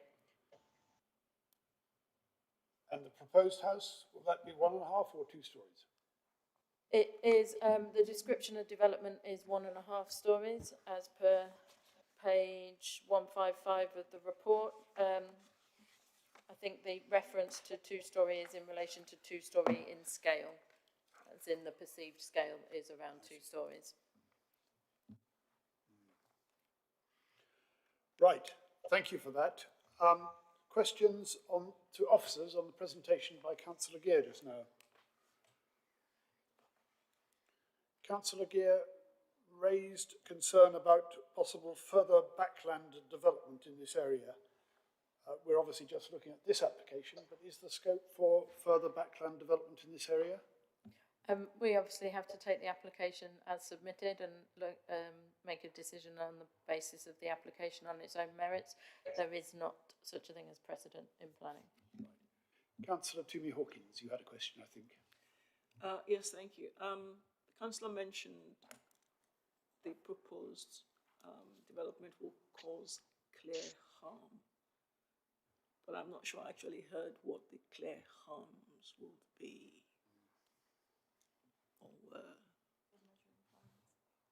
Still measuring plans? No, I was measuring. Right. Okay, sorry. So, yes, the statement is development would be harmful to the tranquil and secluded character of the site. And I think what Councillor Toomey Hawkins is asking, and perhaps what I was seeking to ask earlier on, is what would be the harm in question? Given that this may be of the character of 2-storey scale, which is actually 1.5 stories. And especially when it's within the development framework, it's 1.5 stories. The height is, I mean, I don't know if there's a ridge height specified or not, but it seems to me to be less than the heights of the buildings around it, of which there are 17 apparently, according to the parish councillor. Are you able to address that, or is that a matter for later debate? I mean, I can just refer you to the officer report. I think it's in section 13, but specifically in relation to 13.16. I think that's where the assessment of the character of the site, which is garden, open, tranquil, secluded, setback from the street frontage, is and characterised as being historically dark. And it's considered to be a change in that character, a change in that tranquility of that area. I think, if I'm right, Mary, that's what the suggestion is, that due to the intensification of the number of traffic movements, having 2 dwellings at the back there, increased activity, residential paraphernalia, lighting, external lighting, etc. It's a change in that character of that particular area, not necessarily just about the height of the proposed dwellings. Okay, I think we may have to come back to that in debate. Thank you very much both for delving in to answer those questions. Let's now move on to the debate. Before we do that, could we have the planning balance on the screen, please?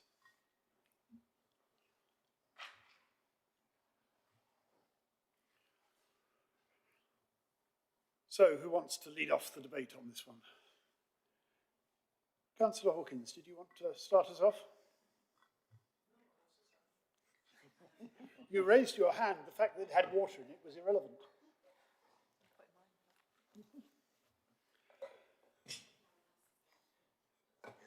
Okay, Councillor Heather Williams. So I think looking at the scales, it is very clear that there is not a great deal going for this site when it comes to wider community benefit. I do appreciate that the planning authority has a responsibility to make sure we give enough consents. At the moment, the authority has a local plan in place and a 5-year land supply. And even if it didn't, to be quite honest, the addition of 2 dwellings is not considerable. The village framework obviously naturally goes around what is currently there. I think it would be very unusual to have it just sort of a sudden go into people's gardens and the like. So I can understand why it's within the framework. That doesn't mean it's appropriate to build on everything just because it's in the framework. I think it's gone through a lot of versions, this, and I think there has been efforts sought to improve the application as it comes through. However, I have not heard anything or read anything that would encourage myself and potentially other members to overturn the officer's recommendation. It is, it is like every application that comes before us, it's a planning balance. But I do think that having this sort of backfill development, you're right, we don't have precedent, but we are required to also be consistent when it comes to planning applications. And I've got policy H16 in front of me, the development of residential gardens, and it says the development of land used or last use for residential gardens for new dwellings will only be permitted where A, 1-for-1 replacement, which obviously this is not what we are looking at here, we are looking at an intensification of the site, or B, there would be no significant harm to the local area, taking into account the character of the local area. So for me, the weight, especially with policy H16, for refusal on the impact and the character of that area, not just for its tranquility, but you can see this isn't just one large garden, that is the character of that area, and this would, if granted, give significant weight to have that area changed. I think that the character of our villages is incredibly important. It is part of their identity, and where we can, we ought to be striving to maintain it. So as far as I am concerned, there's nothing in here that would mean that I would overturn the officer's recommendation of refusal. And I think all development obviously does have impacts on wherever it may be, and that's not a decision we take lightly. But here, it really would completely change the character of that section of Steeple Morden. Thank you. Thank you, Chair. Any other contributions to the debate? Councillor Sanford. Thank you, Chair. Notwithstanding the officer's recommendations, I'm a little bit concerned about site access. The objector mentioned delivery van drivers peering over the fence, but there will be, particularly during the construction phase, a lot of big trucks going down at fairly narrow entrance at very close proximities, both the neighbour's wall and the applicant's wall. 7 o'clock in the morning, we've got a delivery truck full of bricks rumbling past your bedroom window. It's not going to be pleasant. So I think that would really concern me greatly. Any others? Councillor Rickson. Thank you, Chair.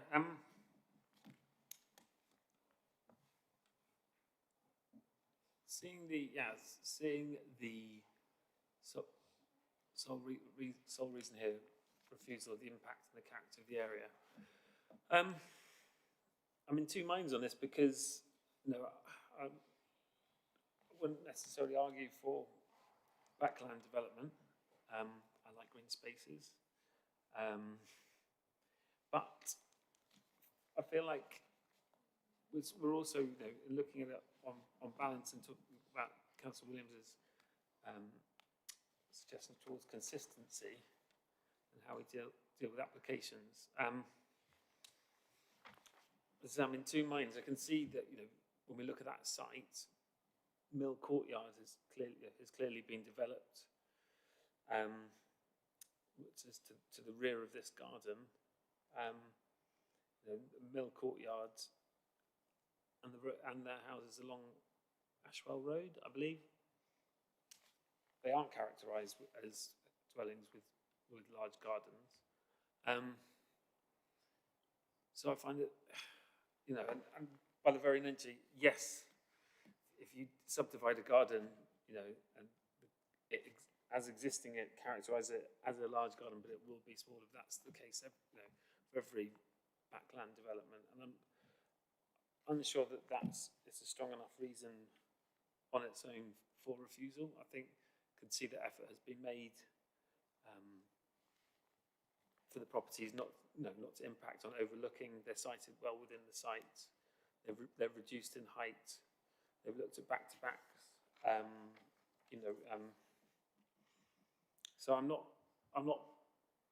fully convinced by the strength of that. I guess I'll leave it there and wait to hear. Right. The others' Thank you. comments. Councillor Timmy Hawkins. Thank you, Chair. I'm with Councillor Rickson on this. It's a balance. Having actually visited the site, my first impression, okay. You know, I think looking at it on just the planning point of view, in terms of what's possible there, it looked to me like a natural site that could be delivered, that could have something on it. And I purposely asked about the harm that was mentioned earlier on. Because when we look at these things, we know that whatever it is we build, there is harm. The question is, can the harm be mitigated? Is it substantial, less than substantial, the usual thing? And I think the harm can be mitigated. And I think what's been proposed, in my view, is sufficient to mitigate the harm, especially with the height. And again, I mentioned the ridge height. You know, it's 1.5 stories. It's not 2 stories. Yes, the ground slopes. But I still think that it is possible to have something on that site. And in my view, this is something that could go on it. Now, the two objections that we've got are from the Parish Council and from Natural England. And what they've mentioned, I can't even understand it. Actually, perhaps we could have a clarification on what the Natural England... No, we're in the debate now. So you'll have to come to your own view as to what to provide. It was not understandable. Okay. So I think, yes, there is a balance here. I'm not convinced that this is something to be refused. Okay, well, I see no others. It is clear to me that if a proposal is within the village framework in a sustainable location, then there have to be very good reasons for us to turn it down. The fact that it is backfill development, well, this development is backfill, 6.1, 11.5, development of residential gardens in our policy H16 will only be permitted where there would be no significant harm to the local area. So will there be significant harm?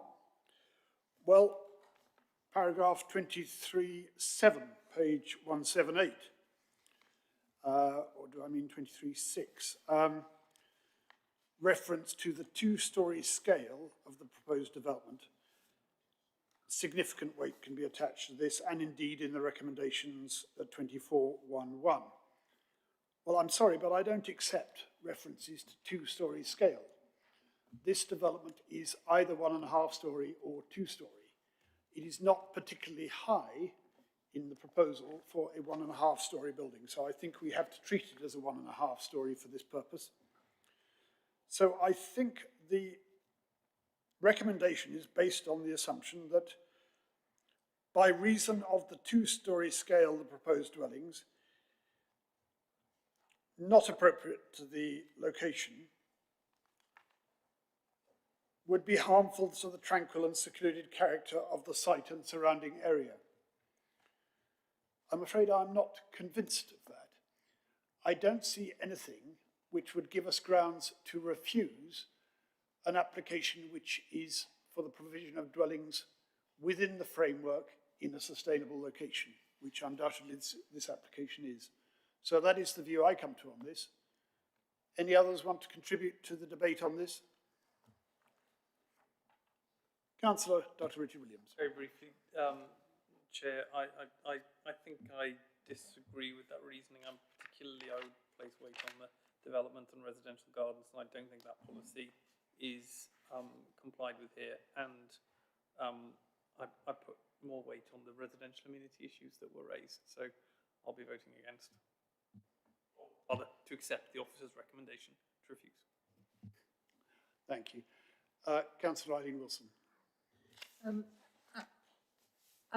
I've been, paragraph 13.16 is what I've been looking at quite closely, is the character of the site, is the garden, which is open, tranquil and secluded, and given its setback from the street frontage is land, which is characterised by being historically dark. So the points raised in 13.16, the backfill, the impact on surrounding residents of the intensification of the building on that site, I think that actually pushes me in the direction of accepting the officer's recommendation. Councillor Heather Williams again, please. Thank you. Just on page 161, 6.8, because reference is made to Natural England, there are sites of special scientific interest nearby, and there is also a lot of conservation areas within Steeple Morden itself, and special protection areas. I think that's what reference was saying about what does it actually mean. What it means is that Steeple Morden has a lot of areas of conservation, and nature doesn't just stop where the line of that conservation is, you know, and there will be spread. So the intensification of the site, completely agree, as others have said, for the neighbour and residential amenity. And I do think we can take into consideration if we believe, not what the description is for 1.5 storey, but if we, when we look at it, feel that the scale is of 2 storey, I think that is valid to take into consideration. And I think it's actually very clear what the parish council have said. And I think it's very clear what Natural England has said.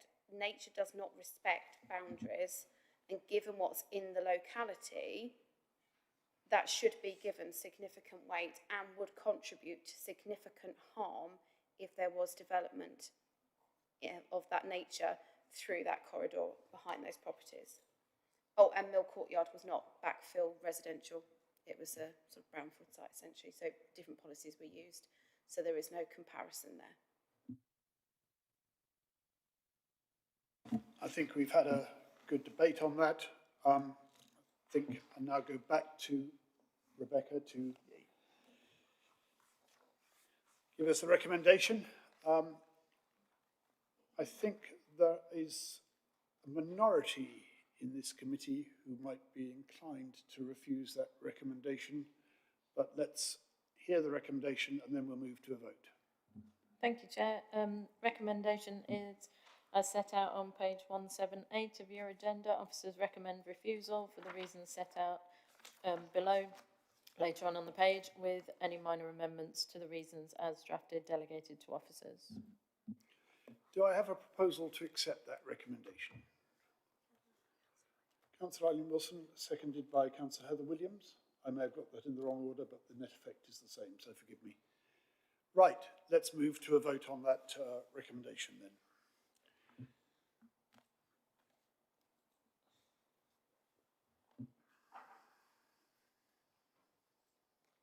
I think that's everyone, so would you like to announce the result?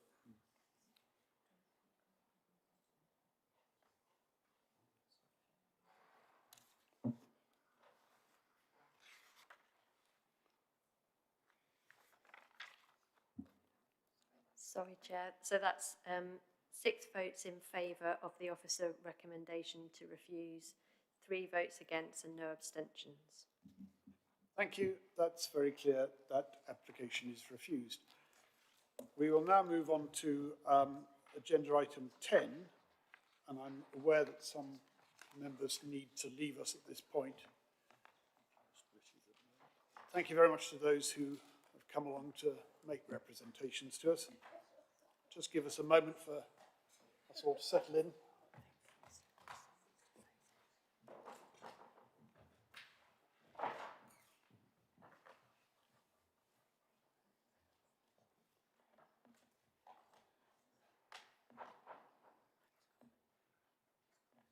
Councillor Wilson, do you want to say something on the previous application or on the next one? On the next one. Right. Shall I go now? I think you're going to make a declaration. Yes. Yes, please do. I want to say that I've realised today that I know one of the public speakers, so I'd like to say that I haven't discussed in any way, shape or form this application with them, and I come to this matter afresh. Good, so you'll be staying with us.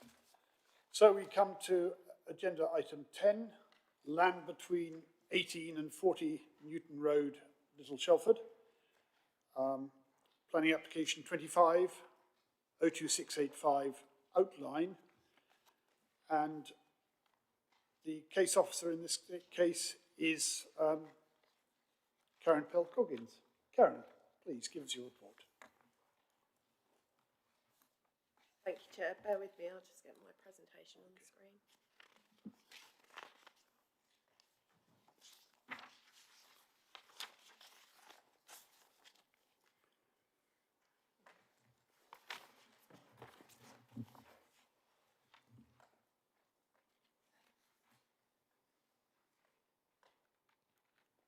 Thank you. So, as just stated, this is now... Apologies. So this is an outline application for up to 6 dwellings with access as part of the application for a residential development, landscape planting and ancillary development.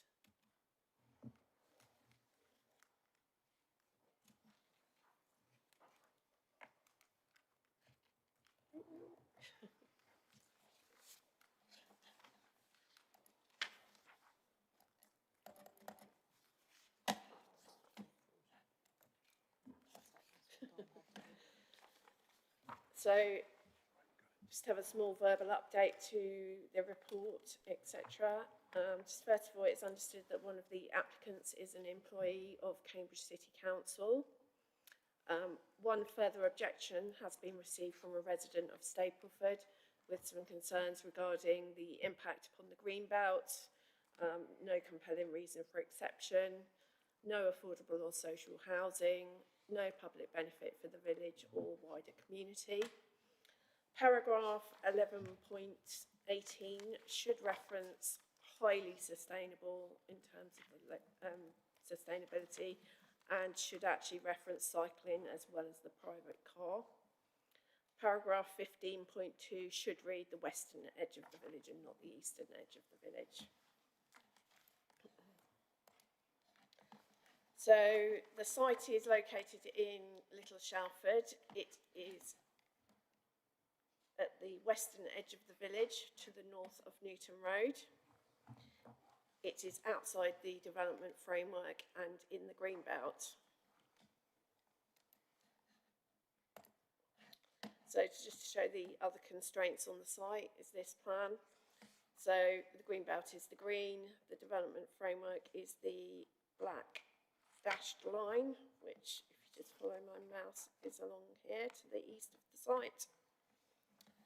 There is an awarded watercourse along the eastern boundary of the site. There is flood zone adjacent to the site, flood zone 3, which is high risk, adjacent to the site. The site itself is in flood zone 1, which is low risk. There is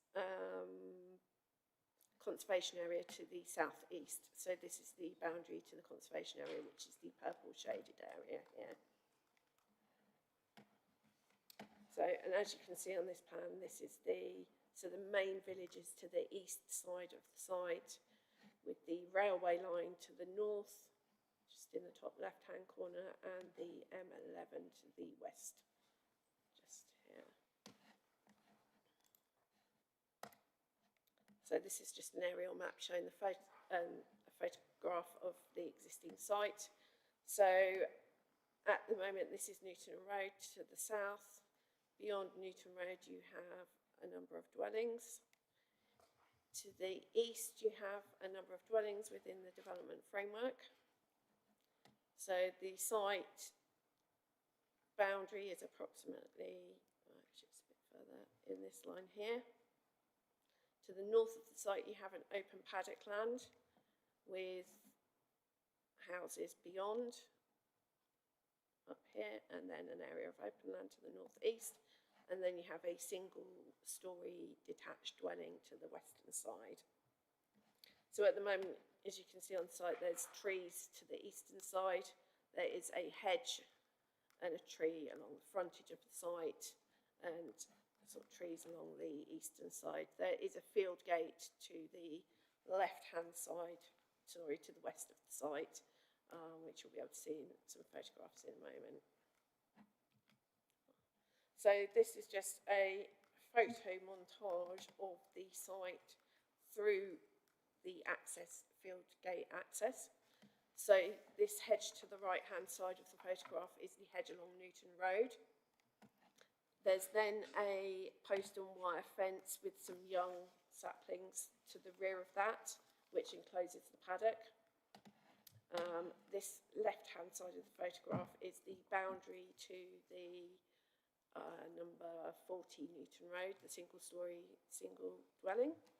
And then you can see in the rear there's houses beyond the paddock and the area to the rear, which are on Hawkston Road, so the railway line lies beyond those houses. This is a photograph of Newton Road, so it shows the existing hedge line along the front of the site.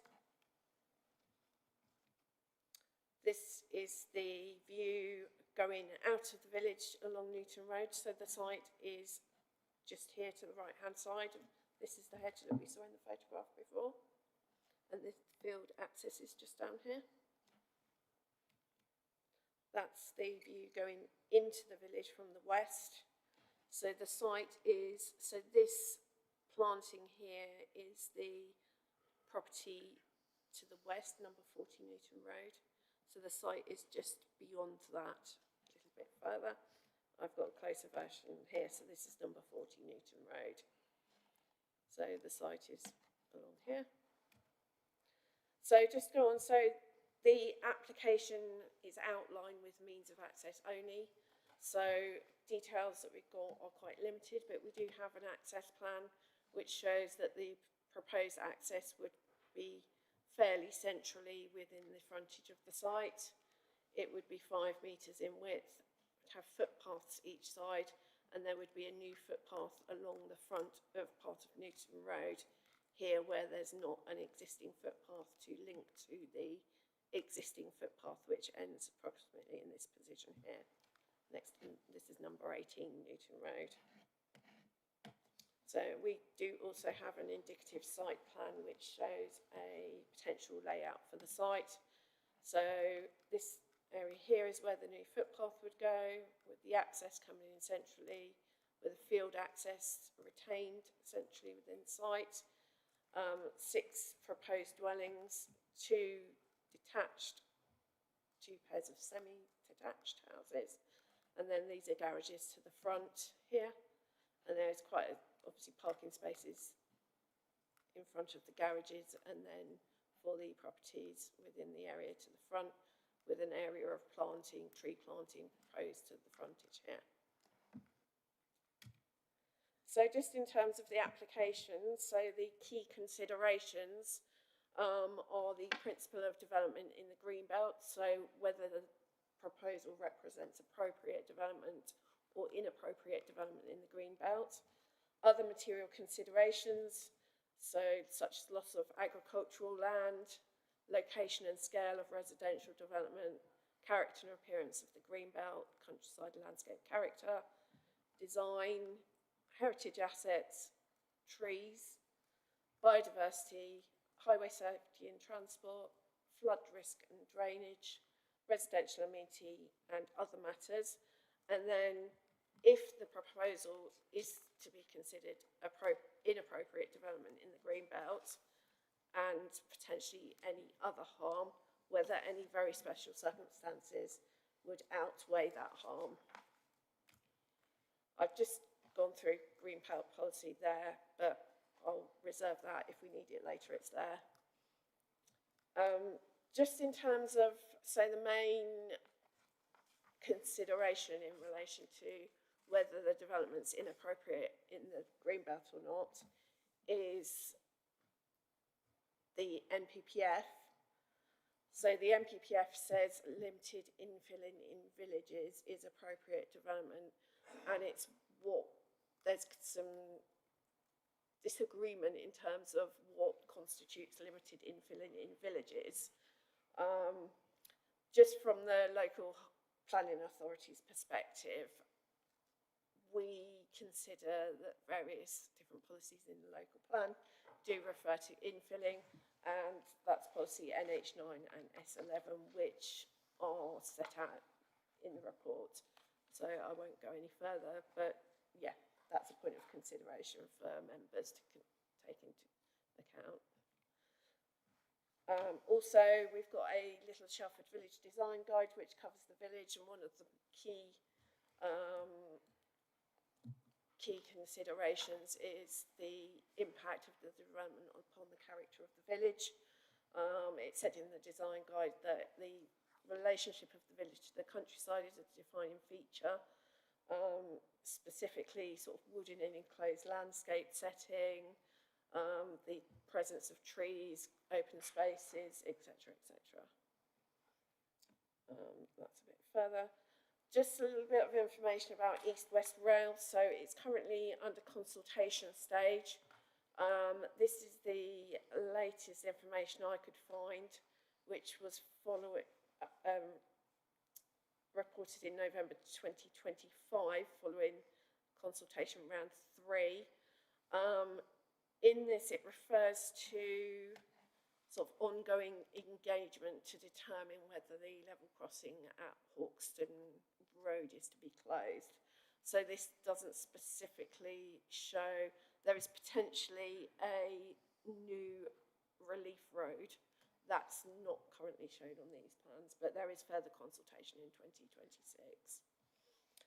So just finally, in terms of the planning balance, so there are a number of benefits to the proposed scheme, which was the provision of 6 market dwellings towards our housing supply requirements, increase in use of local services, jobs during construction, biodiversity net gain, and if we have a bit more information, there is proposed to be net zero carbon dwellings. However, we do also consider there to be significant harm. So we consider the proposal to represent inappropriate by definition in the green belt. The location and scale of the development would result in gradual encroachment into the countryside in an unsustainable location.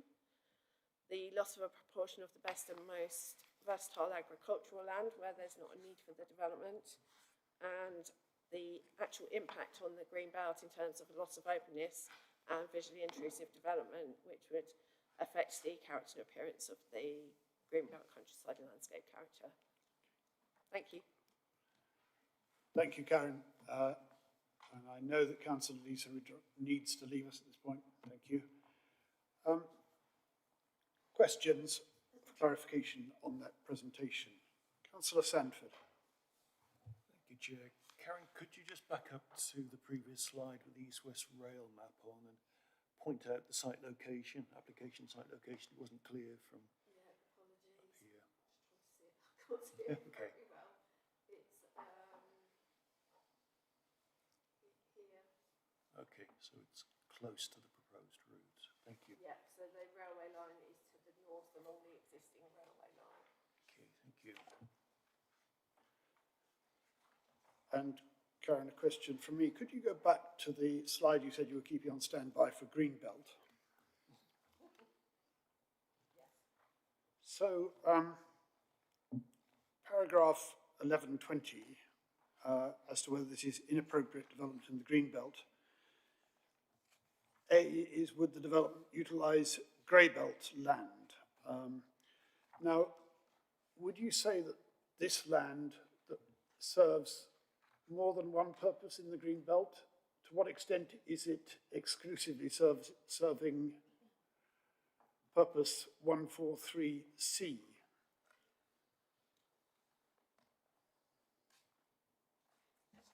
So in terms of the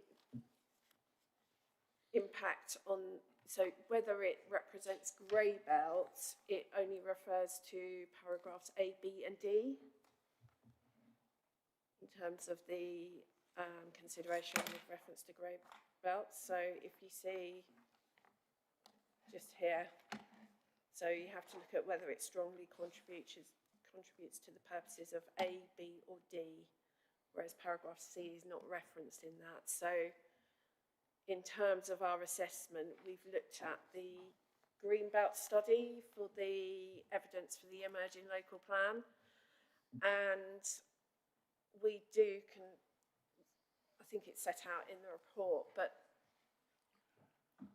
basically it's not, because it's a larger parcel of land that is considered, and it's not only the site that's the land considered in the Greenbelt assessment, it's not considered to reference the purposes of A, B or D specifically, because they refer back to the unrestricted sprawl of large built-up areas, which it wouldn't, the neighbouring towns merging into each other, which we do not consider that this site specifically would, and preserving this setting and special character of historic towns, which we also consider that the site would not. So therefore, in terms, it's potentially grey belt, but then it does also have to meet the other criteria, which talks about the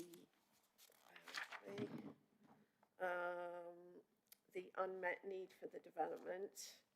So basically whether the council has a 5-year housing land supply and the sustainability of the location, and then the golden rules if applicable, but they're not applicable in this case. Yeah, sorry. So you're saying the fact that this only meets, I think we're agreed, paragraph 143C in terms of its purposes, in Greenbelt purposes, does not necessarily mean that it is Greybelt. I think, Rebecca, you wanted to come in on this? Yeah, if that's okay. I think probably the concluding paragraphs that are in the report at 1132 to 1136 are the ones that might help to explain it in more succinctly. So by definition, it's inappropriate development in the Greenbelt.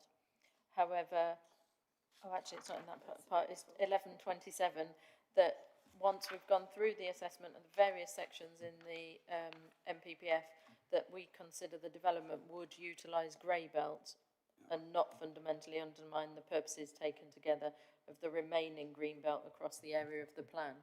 So although by definition it's considered to be inappropriate development in the Greenbelt, this parcel of land is considered to be Greybelt. Right. And as stated at 1120, 11.20A, not be regarded as inappropriate where the development would utilise Greybelt land.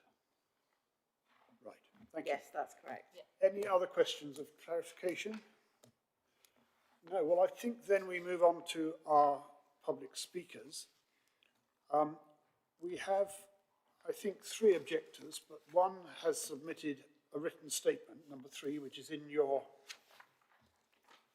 on page 9 of your letter of 9th of February. And then we have 2 other objectors who I think have agreed to a particular sharing of their 3 minutes. And so I think we start with Miranda Fife. I think you accepted you would only need 30 seconds, so you're going to clearly be very concise as always. Please. Thank you. Yes, I'm a resident of Shelford Ward and I'm concerned about the protection of the countryside in our area.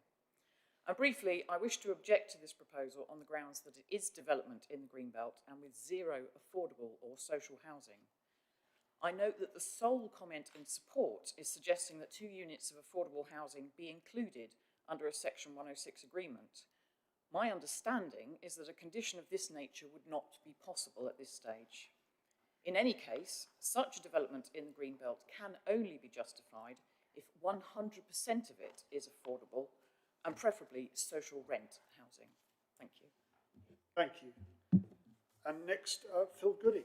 If you'd like to just introduce yourself, and you have the, remaining 2 minutes, 25 seconds. Good, let's go on at 2.5 minutes.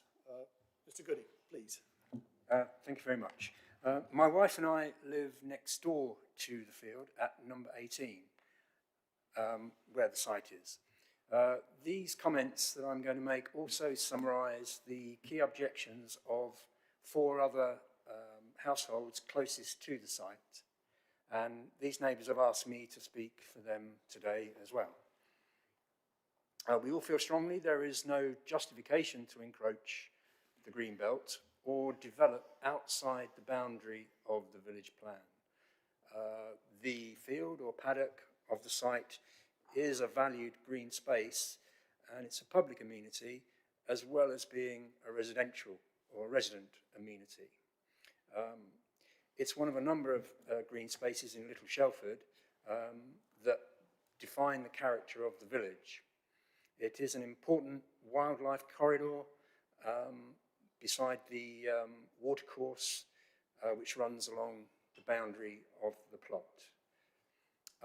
We don't consider this to be a small amount of infill, but a concentrated development that actually doubles the number of houses currently scattered along the soft edge of the village along Newton Road. The indicative plan in the application includes a central access to the paddock and field behind the plot, and we feel that this opening could easily include a 5-metre wide access road, which would open the rear of the plot to further development and fear of a second phase. Also, the fact that the application has a lot of reserved items and therefore is more of an outline, we feel that the threat to the Greenbelt and to the character of the village is even more under threat, because we have seen earlier today where an original plan for 20 houses on a plot has resulted in approval for 27, and so we feel that the serious doubts about the green belt and the green space and the amenity would take, would rule the decision today. The Little Shelford Design Guide. Draw your remarks to a conclusion, I will do. please. Thank you. The Shelford Design Guide certainly recognises the Greenbelt encirclement as important, and we also have the East-West Rail looming, where the traffic on the road will increase regardless of the level crossing decision, and it's already quite a dangerous road where there's a lot of speeding and serious traffic build-up. Thank you. Thank you very much. Members, we can ask questions of clarification to officers on that. Any questions of clarification? Our next speaker then is Tim Waller, who's the agent for the applicants. Mr. Waller, if you'd like to come forward and take a place. I think you know the procedure here. You have 3 minutes. When you're ready, the floor is yours. Thank you, Chair. Good afternoon, everyone. This application proposes 6 houses on land within Little Shelford, which is currently used for grazing horses. It would not result in any significant change to the character of the village, with the opportunity to position houses behind the hedgerow on the road frontage. It would be a natural addition to the village, which would be surrounded by existing houses, and the site will in time also be further enclosed by the new East-West Rail Bridge. I note the Officers' Committee report finds proposals to be accepted on matters of detail, such as in relation to highway access, ecology, flood risk and drainage. And it also emphasises that design matters are reserved for consideration at the reserved matters stage. However, officers object to the development on the basis they don't consider it would constitute infilling within a village. They claim this is because 6 houses would be too many for the village to accommodate and are too remote from facilities. And they also draw attention to the site's location outside the development framework boundary. And they argue non-compliance with the definition of infilling within policies NH9 and S11 is determinative in this case. But matters such as accessibility of facilities and compliance or otherwise with the policies mentioned has nothing to do with whether this constitutes infilling within a village as permitted by national policy. The local plan is based on the 2012 version of the MPPF, which is now long out of date. The current 2024 version allows for a limited infilling in villages within the Greenbelt. National policy doesn't defer to local plans in this regard. So, where a local plan is inconsistent with it, as is the case here, the MPPF takes precedent. An illustration of this is the Council's emerging local plan, which just simply defers to the MPPF with regard to the development that's acceptable within the Greenbelt. So these proposals wouldn't conflict with the emerging local plan. We've provided written advice from leading counsel, which is appended to our planning statement, which I hope you've read. This sets out the correct legal approach on the interpretation of local and national policies. The advice from officers confuses different issues and it would not stand up to scrutiny and appeal. However, officers do accept the site is considered, this is a quote from the report, the site's considered to have physical characteristics of being in the village, notwithstanding that it's located outside the development framework. As far as national policy is concerned, this is all that matters. The advice from King's Council comments, the proposal would be bounded by houses within the same road frontage, the east and west, and further housing would be located on the opposite side of the road to the south. The proposal would infill a gap in a built frontage. The site would properly fall to be considered as within it. In my view, the proposed 6 dwellings would constitute limited infilling in villages. As limited infilling in a village, it's not necessary to demonstrate very special circumstances or consider the impact on openness. As for the proposed second reason for refusal relating to agricultural land, the site isn't in an agricultural use. It's actually too small to be farmed. One of the applicants is actually a farmer, so we speak with authority here. I don't consider there are any reasons which would justify the refusal of the application, and I respectfully request the committee approve it. Thank you. Thank you very much, and perfect timing. Any questions on that presentation? Councillor Heather-Williams. Questions for officers, please. So reference was made about the emerging local plan, but to be clarified, that does not carry any weight yet. Reference was made to the MPPF, and my understanding is that any updates that would have been taken into consideration by officers when drafting this. There was a suggestion that it hadn't been, but I'm pretty sure officers know the job. And also that any decision we make based on what's in front of us and not with any threats of appeal.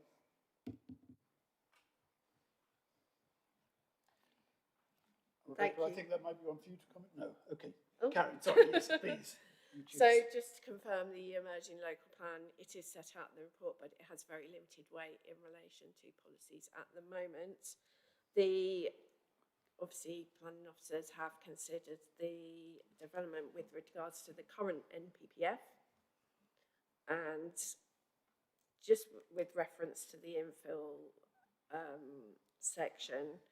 So the NPPF does not have a definition of a limited infilling in villages. It does not give a number, and obviously it says we've referred to various sort of planning resources which say that that should be taken into account with regards to court cases and the local plan definitions. We've obviously got to the local plan definitions, and we have also looked at court cases to determine whether this impact is acceptable in relation to the specific village of Little Shelford and its size and character. And sorry, don't want you to thank you for your response. Yeah. Thank you, Karen. Thanks. Councillor Rickson. Thank you, Chair. My question is, the applicant's agent stated that the site is currently a grazing field, and obviously the application, or the outline application is for 6 houses. They stated it would not be a significant change from grazing field to residential use of 6 houses, as the houses will be hidden behind a hedge. What is the officer's view? Is is the presence of a hedge to hide the development, will that reduce the significance of the change? Is that correct? Or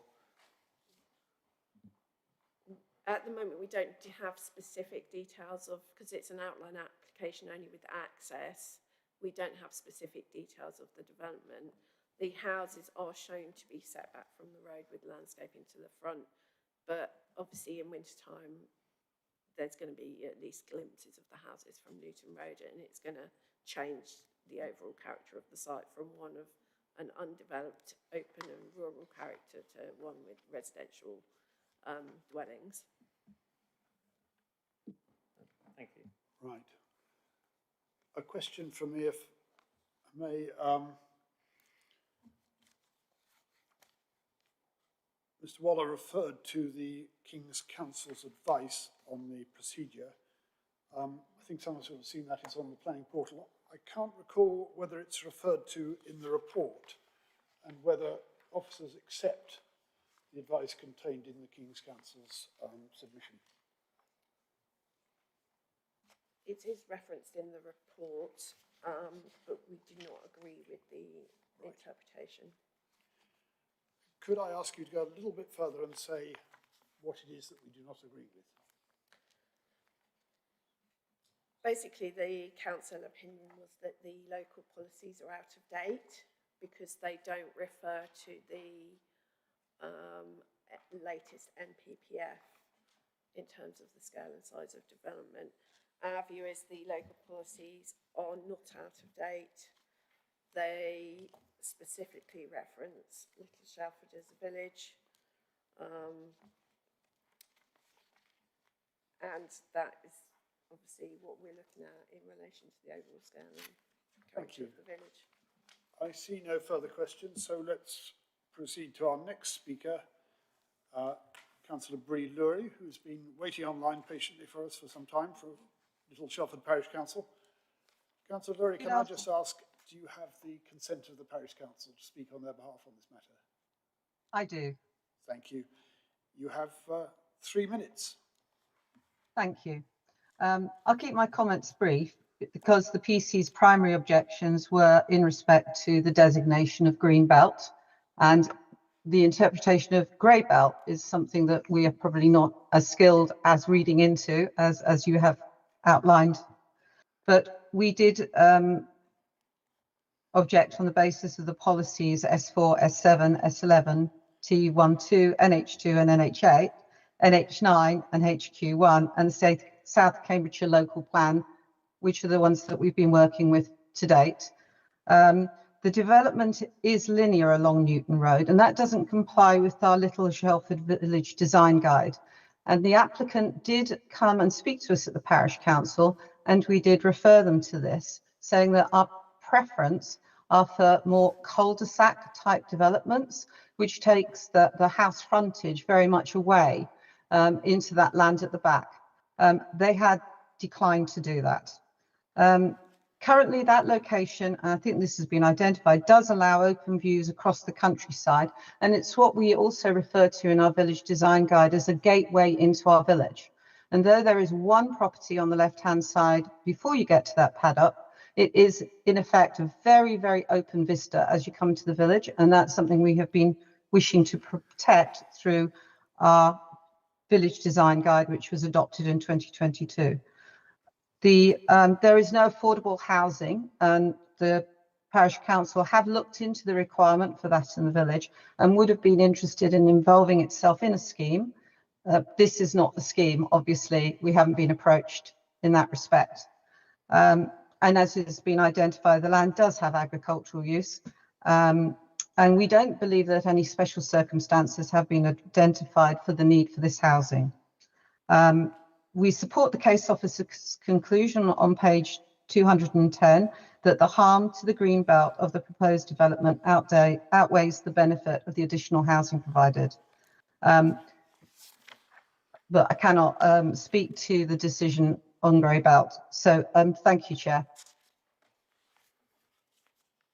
Thank you very much. Members, again, an opportunity to question officers on what's been said to us there. Any questions? No, I think then I missed Councillor Hawkins, please. Sorry, my brain was a bit slow. I think there was reference to the village design guide, but there's no specific policies that, unless I missed it, maybe this isn't complying with. Is that correct? So it's a village design guide, it doesn't have specific policies, but yeah, basically it was, I think the preferences for cul-de-sac type developments, Okay. and this is a linear development. Is it linear? Okay. Can I just ask on that, you say this is a linear development, but this is of course an outline, so the design would be at a later stage. The linear development is presumably indicative at this stage, is it? That's correct, yes, it's And we're on the deciding on the indicative principle plan, of it's a development linear on the site, development, please. yeah. Thank you. Right, let's move to the debate, members. Who would like to lead off the debate? Councillor Rickson first, and then I'll come to Councillor Heather Williams. Thank you, Chair. I felt like it was my turn to volunteer. I think Councillor Williams has done a lot of the heavy lifting and leading the debate so far. So, yeah, I don't really see any real reason to go against the officer's recommendation for refusal in this instance. I guess given consistency, we've just looked at an application where the site was within the development boundary, and we were minded to refuse that. I mean, I appreciate we look at every application on its own merits, but this site is outside the development boundary, is in the green belt, and it's in, development within the green belt, and I've seen nothing in the information that's been presented for me to warrant voting against the officer's recommendation to refuse. So I would be supporting that. Thank you. Councillor Heather Williams. Thank you, Chair. So I see absolutely no reason at all why we would not accept the officer's recommendation and support it. Planning balance is in front, and it's quite hefty on the side of refusal. I'd also draw members' attention to the Housing Strategy Team's objection, page 190, paragraph 614, stating quite clearly, due to its location outside the development framework, the site should come forward as a rural exception site, providing 100% affordable housing. So there are policies in place that support development when those special circumstances can be established, and they're called rural exception sites. And that is something that, if we allow things like this to just go through, we will never get the other. And we have our policies, they've been hard, it was hard to get things over the line, but they are in place. Yes, we have new NPPF and new national policies, and I have full confidence that that has been taken into consideration by the officers and everybody here. So with that in mind, I feel I've heard absolutely nothing at all today that would incline me to go against the officer recommendation on this application, and I will very much be supporting the refusal. Thank you. I think I'll then comment on this myself. The planning balance on the screen, and also page 209, refers to this as development which would be by definition harmful to the green belt in policy terms. I think we established earlier that the purpose of the green belt which would be met by this land is as covered by paragraph 143C of the NPPF, which means it is by definition to be treated as grey belt. And if it is grey belt, then as stated at page 196, para 1120, then it is not to be regarded as inappropriate where the development would utilise grey belt land. Now, in that case, of course, the question then arises whether it meets the terms of the golden rules, which are set out at the bottom of page 197. The golden rules do not apply in this case, i.e. no requirement for affordable housing, because it is not a major application. Not more than 10 houses, I think, is the threshold there.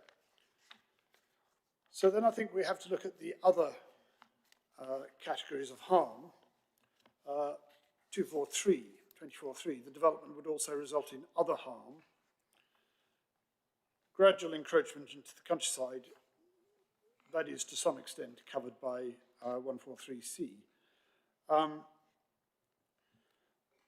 loss of a proportion of the best and most fertile agricultural land, yes.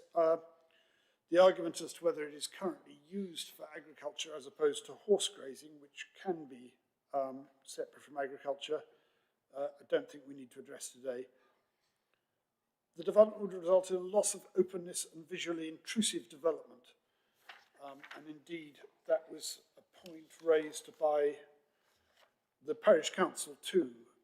Councillor Brie-Lurie referred to the open vistas. As I think we saw from the photographs, is actually quite a high hedge. Now, of course, it is possible that some of that hedge would be lost for access. So when we look at the material considerations for refusal, I would take some persuading this is inappropriate development in the greenbelt if it is not by definition greenbelt. Gradual encroachment to the countryside, that again is a 143C issue. A loss of proportion of the best and most versatile agricultural land, that is indeed a factor. This is quite a small area of land currently used for horse grazing. The loss of openness and visually intrusive development,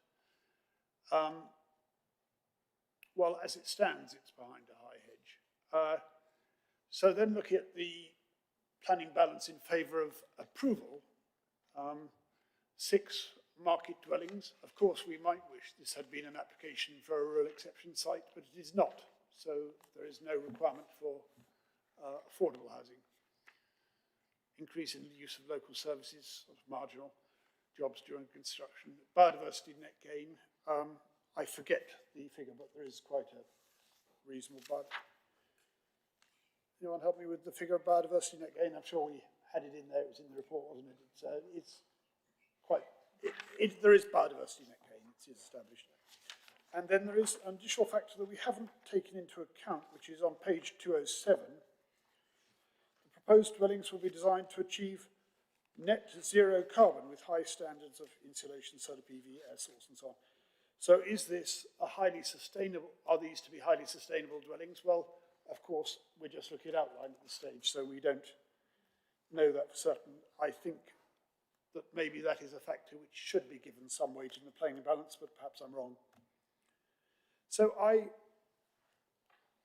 sympathise with members who say that we should support the officer's recommendation and refuse this, but I'm finding the criteria and the reasons for doing so rather difficult to stand up. So I'm not actually persuaded of that myself at the moment. Now, does anyone else want to contribute to the debate on this before we come to a view? I think we should then ask, yes, please. Karen Pelcoggen is going to respond, I think, to what I've just said. That'll be helpful. Thank you. Just in terms of paragraph 155, so when you look at Greenbelt, you look first of all in paragraph 154 of the NPPF. You then look at paragraph 1, you can also look at paragraph 155 of the NPPF in terms of grey belt. But there's actually 4 criteria in that policy. So part A is whether it would be grey belt land.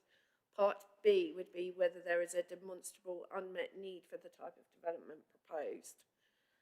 Part C is whether it would be in a sustainable location. And then part D is whether it meets the golden rules, if applicable. That's all I wanted to say. So the key point there is part B.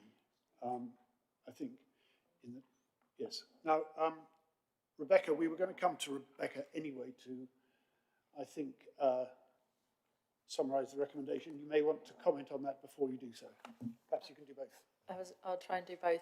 I was just going to reiterate that you'd said part B, the demonstrable unmet need section, but also there's C about it being in a sustainable location to bear in mind. So officer recommendation is as set out on page 210 of your agendas, which is recommending refusal for the 2 reasons set out in that section, together with minor amendments to the reasons to be delegated to officers. Thank you, Chair. Right. Do I have a proposal from a member of the committee? Vice Chair, you're proposing that we support the officer's recommendation. Good. Do I have a seconder to that? Councillor Toomey Hawkins. Forgive me, Councillor. So I suggest we move to an electronic vote on that. Obviously, if you support the officer's recommendation, Greens. If you think that the application should be approved, you vote red. If you abstain, you vote yellow. We have 1, 2, 3, 4, 5, 6, 7 of us left. So, Sarah. Chair, that is 6 votes in favour of the officer recommendation of refusal, none against and 1 abstention. So, members, that application is refused in line with the officer recommendation. We then move on to, do we need to take a short break? I think we can conclude this if members... Yeah, okay, we'll take a short break. So if we could meet again at 15:25.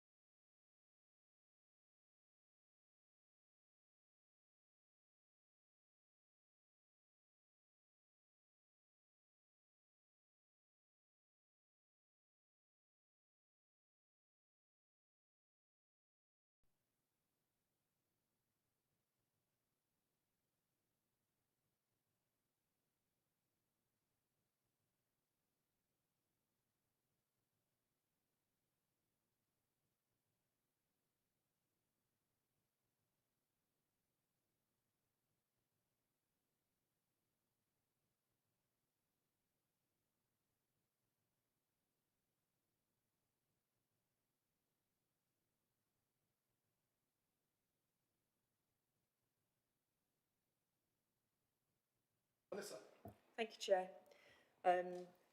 As just set out, the application is for 4 two-storey dwellings with 2 bedrooms, associated car parking, cycle parking and bin storage at the former garden land at Church Close, Great Wilbraham. This is, oh, let me change my pointer, bear me a sec. So this land would have been the gardens to 16 and 18 High Street, Great Wilbraham. The conservation area comes up to the boundary of the site. You've got the allotments in here, just north of the site, and then you've got the garden to 20 High Street in here, and then you've got single-storey terrace bungalows around amenity grassed areas to the west. The site is accessed via a little lane that serves the car parking area and the allotments just to the northwest corner of the site. Members did visit the site last week, so I've spared you lots of photographs. There isn't really much planning history for the site other than the car parking area to the north that I just mentioned that serves the allotments. There's 6 approved parking spaces there. So the application has been amended a couple of times during the course of its life with us. Initially, we received a preliminary ecological appraisal, and we've also received a revised site layout plan and a plan that shows the turning can be achieved within the site. And then more recently, we've had a complete set of side elevation plans, not because anything particularly changed in those, other than changing a first floor side door in each of the plots to windows, because we were concerned about people being able to use the green roofs, just for clarity, because we didn't have a full set. So this is the existing site plan. I apologise, it's not super clear, but it is basically garden land with a grassed area in the middle. There is a TPO there's actually 2 TPOs, area TPOs that cover this part of the site here. Was served in 1968 and confirmed in 1970, and there's another one on land at 20 High Street, to the south. It's a bit easier to see in the Google Earth images. So where the red star is the centre of the site. This is the boundary with the gardens to 16 and 18. This is the boundary to 20 High Street. There's quite a big belt of trees along here that are mature trees which would be retained. But these actually aren't in the conservation area or part of the TPO, so they're not protected, but this section of trees are. There's a section of trees, mainly conifers, which have been cut back quite badly along the allotment boundary here. And as I've mentioned, this is the car parking area here, bungalows here. So this is the proposed site layout plan. It's 4 linked detached houses, 2 bedrooms, accessed from Church Close. It would remove 1 car parking space to create the access into the site, and there'd be a turning in this north-eastern corner. There's a reprovision of a parking space within the site adjacent to this unit here where my cursor is at the moment, so the net loss would be 1 parking space rather than 2. Bin storage in here, and then each property has its own bin and cycle stores within the carport area. Okay, so we've got floor plans, got car parking within the properties. These are the green roofs that I mentioned previously. These are the elevations. So they are quite modern elevations, asymmetrical roofs. The upper parts are to be tile hung and the bottom parts would be brick, so quite modern in character, but bearing in mind that Church Close is a 1960s development and it's not in the conservation area. Officers weren't too concerned and the conservation officer hasn't objected, notwithstanding there are listed buildings neighbouring the site. These are the side elevations of Unit 1. This elevation here is of particular interest because it faces down the gardens of numbers 14 to 18 High Street, get my numbers right. So these would be obscure glazed windows on this particular plot, which is why it's got its own elevations. These are the elevations to the other plots. These were to be doors, these windows, but they've been changed to windows. Got roof, so these are solar PV. You can see the sections through with the carports. So that's the proposal. I'd say in a nutshell, but I feel like I've gone on for a while. Material considerations, the principle of development. We are in the development framework for Great Wilbraham, so the principle of development is acceptable. It provides housing in a relatively sustainable location. Great Wilbraham's not one of the biggest, but not one of the smallest. It's middle of the road in terms of its status. Design, layout, scale and landscaping. We'll just mention this is an outline planning application, so all matters are to be considered apart from the landscaping, which would have to be a reserved matter. I've mentioned there are trees, I've mentioned that there are heritage assets in the vicinity of the area. The County Council's archaeological unit has commented and they've requested a planning condition to secure an archaeological investigation because of the wider known archaeological interests within the village. Carbon reduction and sustainable design, biodiversity, water management and flood risk, highway safety and transport impact. There's a lot of concerns about car and cycle parking within the representations that we've received, amenity and generally just the planning balance, which I'll move on to now. So in favour of the application is that it makes use of former garden land within the development framework. It's a high quality, we consider it to be a high quality modern design and materials with a simple layout. It does respect neighbouring amenity and it seeks to retain trees as much as possible. So some trees will be removed, but some will be retained, and the ones that are retained, the report that we've received indicates will thrive as a consequence of having a bit more space. It delivers 4 market homes in a sustainable location. In terms of refusal, material considerations, there is some harm to the heritage potentially in terms of archaeology, but that can be satisfied through a condition as recommended by the County Council. Carbon reduction and water efficiency requirements haven't been clearly set out but can be overcome through planning conditions. Drainage, we have got a plan, but the drainage officers asked for detailed schemes that can be overcome through conditions. Similarly, biodiversity, trees. I noted in the report, and the amendment sheet was circulated, I'd incorrectly noted that the tree officer didn't object, but actually when I reread it, he's asking for more information. So we have already recommended planning conditions to secure that information, which is a fairly standard condition, but important to note. So there are a couple of places in the report that the wording's just changed slightly. And then the other issue is the parking in the area. Church Close is quite a tight road, and the access into that parking area is less than 5 metres wide.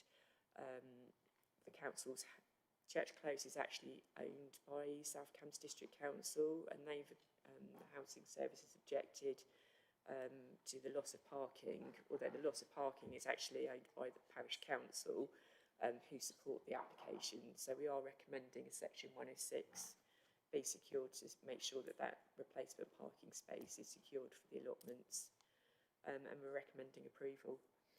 Thank you, Chair.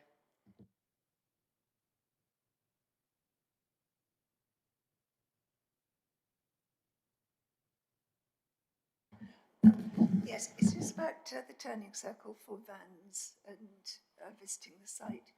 Is there enough space? I see it's a bit wider, the courtyard on the east side. But just wonder whether you could comment on that. Sorry, the turning within the site. Within the site. Yeah, there is a specific plan. I didn't put it up because it's amalgamated into that site plan, but we have got a site plan that shows that there is space to turn vehicles at the end of the access road. Just go back to So the turning is in this area here. It's not, you can see it on that plan, it's not very clear. There is a better site layout plan. So we're satisfied that cars will be able to turn in and out of that area. Lorries or vans. Sorry, yes, and vans. Small vans, not big vans. Right. Members, Toomey Hawkins. Thank you. Just to clarify, it's still the same thing on the diagram on the screen. There's a section to the right, which apparently is in the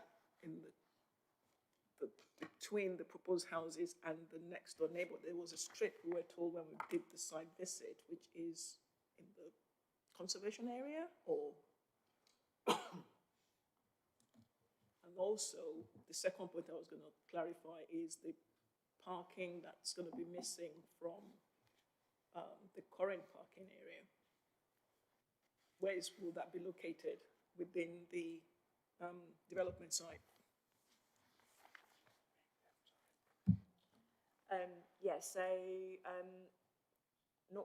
So the conservation area stops here on this boundary of the site. So the site itself is adjacent to the conservation area, but not in it. And then this area here, adjacent to the side elevation of this property in Church Close, there's a green in here, and this is a grassed area that comes around the side of that property within it. Yeah, no, sorry, just when we were on site, there was a discussion about the fact that there's a strip on the right-hand side.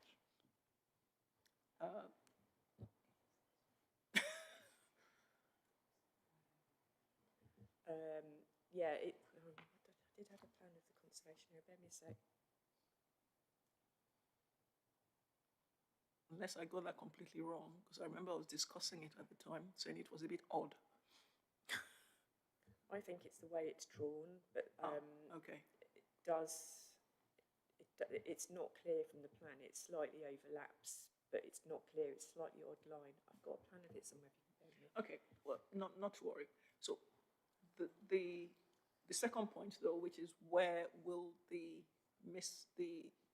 parking space that will be affected by this development, for which we're seeking section 106, where will it be put in the development area? If that makes sense. Apologies, I didn't hear your last question. I'm so sorry. Try again. Right. The access to this development is going to cause the loss of one parking space, apparently. And there's a section 106 that's been agreed to replace that. We're proposing a section 106 would be required to secure this parking space, because it would be replacing parish council parking spaces for the allotments within the site, which is privately owned. So we want to make sure that that privately owned space actually is available publicly to the allotment. Okay, so it's going to be placed within this development? Yeah. I think I know what you're getting at, Councillor Hawkins. So you can see on the plan that's on the screen at the minute that the access road goes over what I think is number 4 on the parking spaces, and then to the left, because I haven't got a north arrow, I'm not sure which way it is, to the left of the terrace of properties, there's a greyed out hatched little box. Yes. That's where the proposed parking space is to be relocated, but we did want to ensure that happens, which is why there's a section 106 agreement. Okay. It's just, I was just looking at the pros and the cons, and loss of parking, but that's been mitigated. Yeah. Right. And I think Mel's just got another map she was going to show where the conservation area boundary is.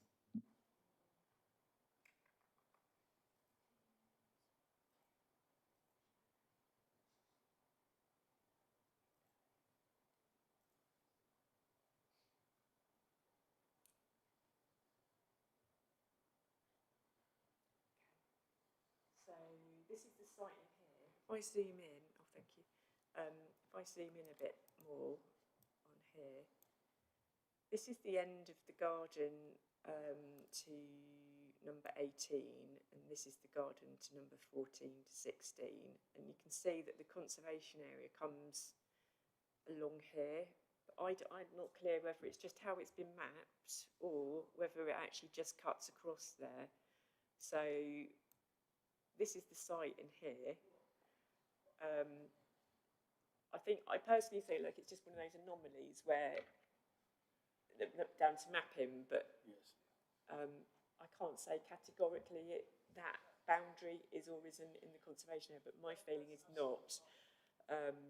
Right. I'm keen to move on to our public speakers. It seems to me that is not a significant impact. It's a mapping issue. Let's write it off as that. So we have some public speakers who've been very patient with us. Actually, I think Nigel Start has submitted written statement 4. Possibly shouldn't have mentioned his name, which is on page 11 of our letter of 9th of February. And then on page 13, I think that must be, is that written statement 5 on page 13? I think it is. In any case, we don't have any objectors speaking today. No, that's in relation to a different property, isn't it? So we then come to, I don't have anyone speaking for the applicants in this case. Am I right? No. It's very good to see you here, and I just wanted to check that you were not here for that purpose. So we move to Great Wilbraham Parish Council. Councillor Hilary Burton, thank you very much for joining us. Can I assume that you have the consent of your parish council to speak for them? Yes. I do have the consent of the parish council, though not their unanimous agreement at our discussion. We had one abstention. So I'd like first to declare an interest. The parish council owns the allotment which join the site, including the land from which the site will be accessed, and this includes the parking spaces that we've talked about for the allotment holders. My comments relate to our understanding of the housing and other needs of the village, which we've debated in the parish council, and which also are rehearsed in our response to the draft Cambridge local plan. Some of our information is based on a housing needs assessment which was undertaken, although this was actually in 2014. Our perception is that the situation has, if anything, got worse. Great Wilbraham has a population of around 660. Our age profile is a higher proportion of older people, a lower proportion of young adults, and a high number of two-person households. Although we do have some amenities in the village, we're a group village, and we do now have an hourly bus service. These are all increasingly precarious because of the static and ageing population. In point, a smaller than desired school roll, a shop that is struggling to have enough custom, and community organisations and clubs such as the Memorial Hall, which find it impossible to recruit new volunteers. Our total housing stock is just under 300, and only a handful of houses, probably around 12, have been built in the last 10 to 20 years. There are fewer than average smaller two-bedroomed properties. The cost of houses is higher than average, and the current houses gradually all increase in size as people extend rather than move. There is very little movement into the village. People like to stay in the village once here, especially older people, but often, if they can, they move between different properties. And for older people, downsizing is often a preferred option as their needs change. The parish council thus believes that there is a real need for a few high-quality but small houses. However, when we look at the possibilities for this, we find that the defined development extent and the green belt are drawn so tightly around the village that there are now almost no available plots, even small ones. This development provides a rare opportunity representing a small plot in the centre of the village and within these two allowed zones. The parish council has looked at the proposed development closely with the architects, and we feel that it helps to fulfil the village's need for a few high-quality housing that might be suitable for older couples downsizing, young adults or small families to stay in the village or to come from outside. The parish council therefore supports this development and hope that planning permission will be granted. Thank you. Thank you very much. Any questions to officers on that? I think not. Let's progress directly to the debate. Anyone like to kick off the debate? Councillor Hawkins. Yeah, it was quite good to actually see the site and be able to clarify some of the issues, that we saw. Now, it wasn't easy to find it to begin with, if I recall, but we did find it. Yeah, I think as far as the missing parking space goes, I'm satisfied that that is being mitigated. And it is good to see an application come forward fully supported by the parish council. So thank you very much. I know you've been here all day. Yes. So thank you for your patience. I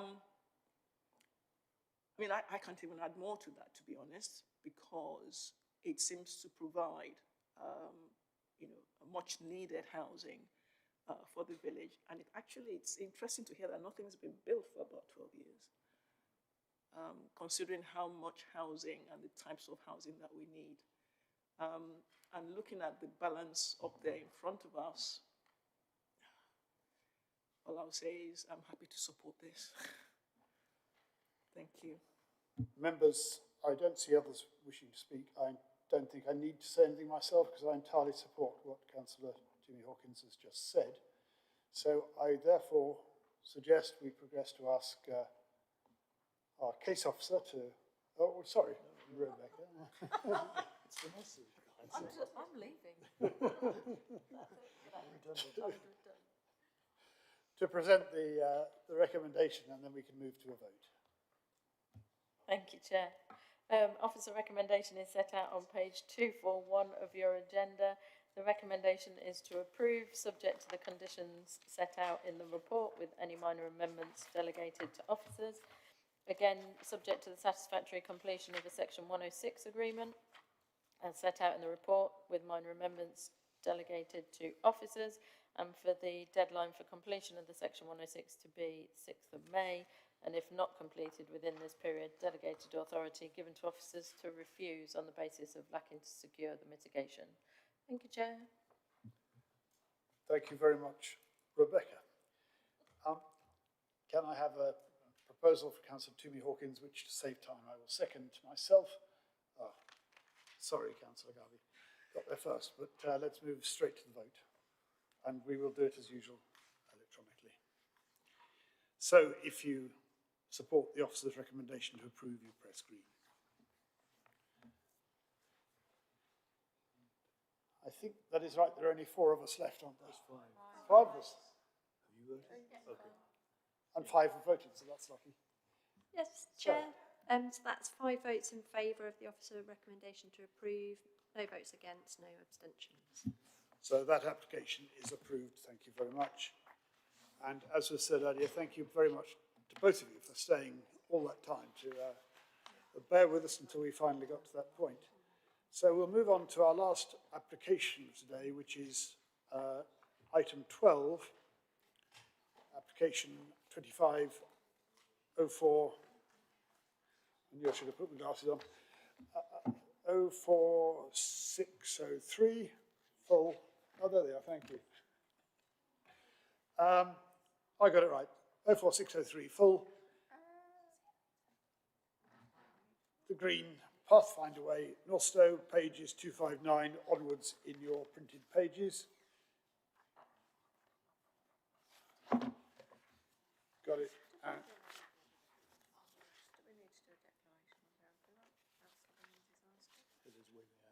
I think we have a declaration of interest before we start on this one. Councillor Williams.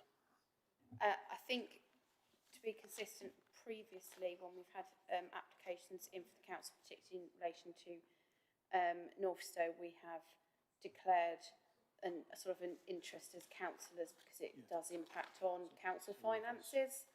However, we are okay to determine, but I just thought, don't think we did that at the start of the meeting, but it does feel so long ago, Chair, that perhaps we did, but I don't think we did. Members, I think that declaration will do for all of us. So we have all declared that, subject to legal advice, which I'm about to receive.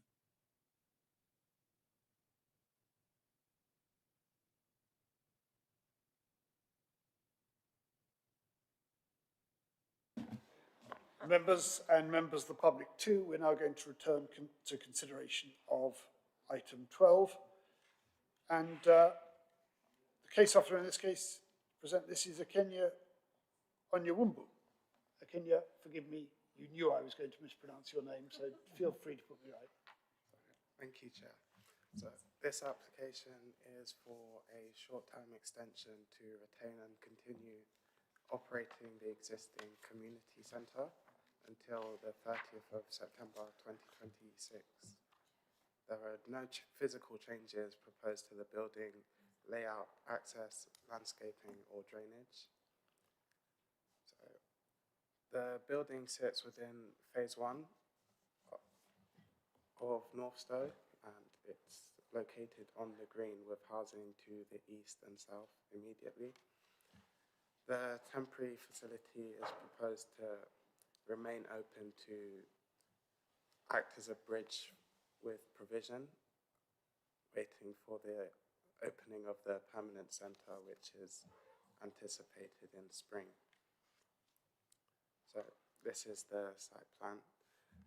In red is the current modular temporary community centre, and green is where the permanent community centre will be, which should open in spring.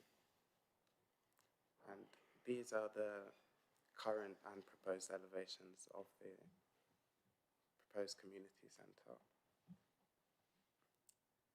This is the floor plan of the community centre. There's office space, NHS space, a cafe, and mixed-use rooms.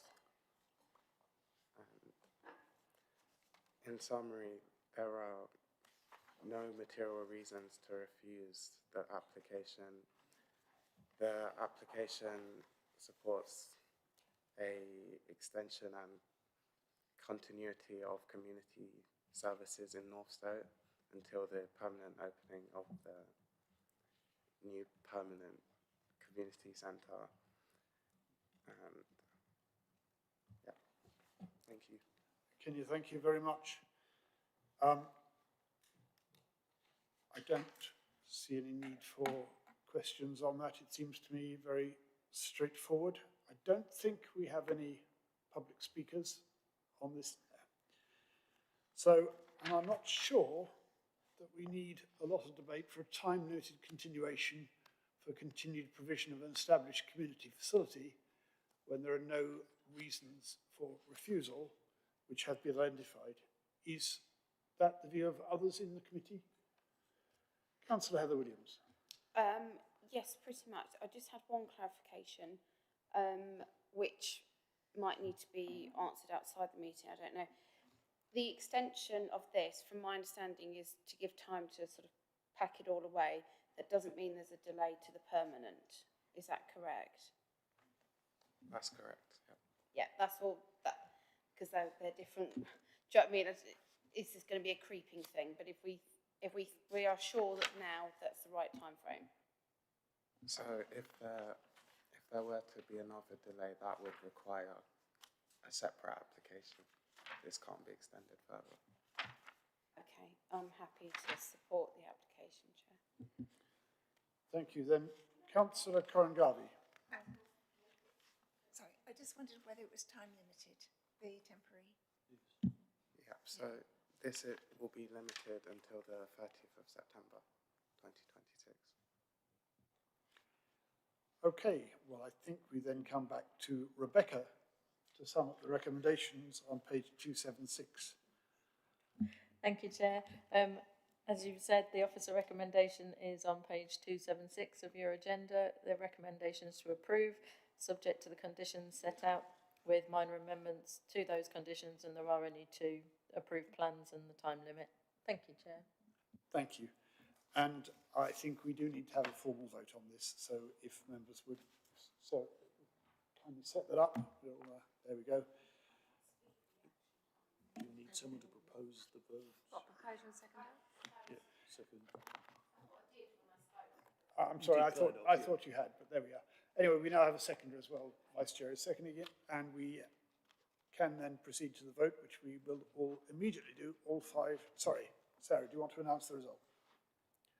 Yes, Chair, so that's 5 votes in favour of the officer recommendation to approve, none against and no abstentions. That is Approved. Thank you. Right. Thank you. I think we are just still quorate, so we now need to take a proposal. Would somebody like to propose that we continue after 4 hours? I can still propose it. Yeah, okay. Only if you sit down for a moment. And Jimmy Hawkins has seconded it, and that one we're going to take by affirmation, all right? Good. Right, so we then come to item 13, appeals against planning decisions and enforcement action. Rebecca appeals. Said my name so many times today. It's great. Thank you, Chair. So I will be short and sweet. There are actually only 2 appeal decisions that are included in this, both of which are against enforcement notices, both of which appeals were dismissed and the enforcement notices upheld. And then there's only, the next is details of appeals received. There's only 1, and then just the next few pages where we're still waiting decisions. If anybody has any questions on any of the specific appeals, please do feel free to contact me. Thank you, Chair. Thank you very much. And sorry. a question from you, please. I'll be Vanessa for this bit. Rebecca, do you just want to update on those costs we got for Sheer Fen? Yay. Or I can do it. I can do it, yeah. So as part of the Sheer Fen public inquiry that was held last year, which was appeal against a planning application, a certificate of lawfulness application and an enforcement notice, the appeal was dismissed. Planning permission was granted. However, the council were awarded partial costs, and we have received those costs this week. Thank you. Thank you very much. The local plan policy summary on page 285 onwards is just for our information, and I'm sure we're all familiar with that. So that brings this meeting of the Planning Committee to a close, and I declare it closed at exactly 1600 hours. Thank you all very much.